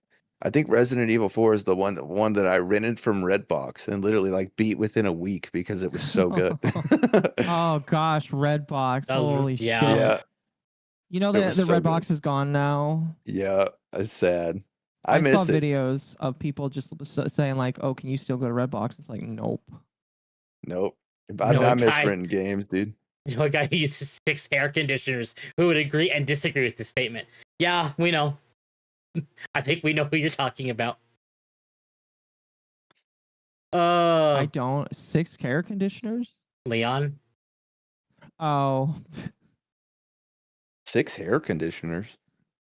No? Oh. Sorry, I was thinking because it was long hair. That's my bad. Fair. How unfair of you. Leon was so nice. No, to he you. is. He was great. I can't wait for you and him to argue on his show. I know. Eventually. It'll be fantastic. So, a well-known character makes a comeback, but it's uncertain if additional characters can be played. So, the original leaks were Leon and Jill. Apparently, the leaks have now stated that Jill is removed from the idea of the story, and now it's just Leon. Okay, do they have like the character design though, like of Leon? We haven't seen it yet. There were some people saying that there is another trailer coming soon, and some people have said you can hear him in the first trailer. Who did they leak who the voice actor is? Do we already know that? I think they've said it's the same one from RE4 or from the remake. That means we can secretly listen to what he sounds like. That's what that means. Oh. Indeed. Sorry, chat, it's late. Anyway, so the demo they showed off kicks off in Raccoon City's Remnant Hotel with Grace suspended upside down on an examination table. Grace explores what seems to be a medical facility, initially defenseless, able to grab improvised weapons like glass bottles. Though an FBI agent has some training, Grace is more scholarly and gripped by her fear of her eerie surroundings and growing more anxious as she progresses. A terrifying new creature pursues you, evoking memories of Mr. X and Lady Dimitrescu. Regarded as one of Resident Evil's finest monsters, its towering, moves like xenomorph agility, and its nearby sounds and motions are deeply unsettling. That's great. Awesome. Yay. Okay, Maybe they go back to classic horror. Yeah, it sounds like they're kind of going back to like the style that put Resident Evil on the map. Yeah, the voice actor, by the way, is Resident Evil 4's Paul Mercier. Okay. Previewers noted the first-person mode heightens the tension and fear when invading the monster compared to third-person mode. First-person view enhances the sense of exploration and unease, while third-person is better suited for fast-paced monster confrontations. Oh, Akko, are you? Am I getting rated? Are you getting? Or are you getting rated? I got rated. I don't. I was gonna say. Welcome, Raiders. BBY Perk. Welcome. I was gonna say, by the way, temp, it is 2:30 almost. I know we're wrapping up very shortly. This is our last thing. I got to wake up at 6 a.m. Oh no. Yeah, sorry. Well, it's fine. We'll be fast. Grace may trip over herself while attempting to flee. That's a nice touch. This game is visually stunning with exceptional use of light and shadow. So already what I'm hearing, it sounds like it's going to be, at least decent. But at least we'll see. Chat, that's it. We're done. That's it. Okay, I'm back. My headphones died like right as you started that, and I Oh literally couldn't hear no. anything. I apologize. Oh, you're good, fine. You're good. You're good. Basically, I was just saying, like, the main character, like, you'll occasionally like trip over something and like stumble. That's kind of neat, though. It's like a neat addition. Yeah, especially like you're running from like a monster. Yeah, that would fucking suck. You get chased by a fucking zombie and like fall over, and you're screwed. No, I don't know. I think it's gonna be cool. I might play that one on stream, but it doesn't come out till 2026, right? February. Yep. So, So we got about a year, half a year, 8 months, something like that. Ish. So, chat. That's it. We're done. That was Dogwave for this week. What is everyone doing this week? I'm going on vacation on Saturday. Yeah, you're coming to me on Saturday. I have to go to you on Saturday. Well, I have to Don't come make pick. it sound make it sound weird. I have to pick you up from the airport on Saturday. Uh-huh. Yeah, you guys got to work on how you word stuff. Don't. Oh, he does, not me. I do. You're going on a plane? Why would you do that in 2025? Yeah, I've never been on a plane, and ever since all this news has come out, I never want to go on one. Oh my god! Oh, I know that Boeings feeling. are good. Yeah, probably. It is with Delta. Oh no! I'm sorry. Boeing is the type of plane. I know. Boeing makes planes. I know. But I think I'm gonna be on a Delta. To be fair, it's gonna be a fairly fast one. A fast trip. Okay, but like that don't matter. Still terrifying. If I ever get on a plane, I'm gonna have to take like 10,000 Xanax and pass the freak out or something. There's no way. There's no way I could actually, take a Zanny. Don't worry. Yeah. Akko, you will survive the crash. You have enough octopus to shield you. Well, I would just probably not like to think that something like that would happen. So fair. Yeah. So I have to get on a total of 4 planes over the next 2 weeks. Yeah, so. you do. Oh my goodness. Yeah, because Akko's coming on Saturday and then goes home next Friday. Yay. So like literally within like a week, right? Yeah. Yeah. I'm going to hang because I haven't had a vacation in forever, so that's good. I should probably take a longer one than a week, especially if you're still streaming, right? If you're Akko's going to be streaming a couple days at least. Well, at the very least, I'll show up for Under the Tea. Yeah. And I will make sure. I think we're doing Dogwave. Well, we'll see. Could be Spirit Airlines. No, it's not Spirit Airlines. It's just God. Delta. Delta was the cheapest. Chat, I'm sending you Bandman. Well, make sure to give Bandman the love tonight. Akko's going on vacation. Mizu, what are you doing? Nothing. Nothing. Okay. Well, that's expected. Bag. What I are you just sit doing? at home and play video games all day. I'm a neat. Working all week, and then coming home and making videos, and Fair. I'm probably going to stream a couple times. So awesome. Mizu, are you off on Wednesday, Mizu? Yes. You can join me for Hump Day when I cover the Callum cancel doc, because I guess Callum is I guess Callum did AI art. What's funny is I heard that in the behind the scenes, and I was told that. What's funny is like I heard from my new second best friend, because like Petite Neat was my best friend, and now I guess somebody else on the Shizu side is now my best friend, and they told me that like they were debating if they wanted to do the AI art thing, and I was like, I'm gonna be real with you, you guys are just gonna like exacerbate something that should just be left in the dust. But they were like deciding to do it anyway. So now we get season 2 of Femboy Civil War. Electric Boogaloo. Yep. So I'm excited for it. Eat your Chat, heart out, Temple. Chat, I'm gonna send you over to Razor on Twitch. And chat, my schedule will be out tomorrow. Hopefully, are we doing Reaper this week?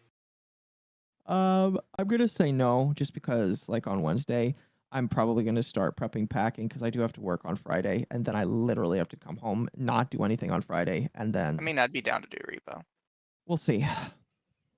Well, I mean, we have other people, Akko. Yeah. All right. I'll see. Chat, we're rating Razor as well. You all have a wonderful night. Go give PaperBagBoy some love. Sending you to Razor as well. Yes, I forgot to do that. PaperBagBoy, will you shill yourself real quick? Kill myself. Oh, Yeah. I'm just a paper bag. Just search PaperBagBoy. You'll be fine. To be fair, I did that and I found him perfectly fine. Yeah, Yeah. it works. I'm the one and only zombie paper bag boy that hides himself in a paper bag. It's fine. It's pretty good marketing. It is. One of the best things to do is if you want to have a name that's easy to find, you find you find a name that will be easy to find. So Yeah. I just chose like what would be the weirdest but simplest as possible, and that it worked. Absolutely. well, All right. does. Chat. See you all on Wednesday, maybe. Have a good one, chat. Night chat. Night, guys.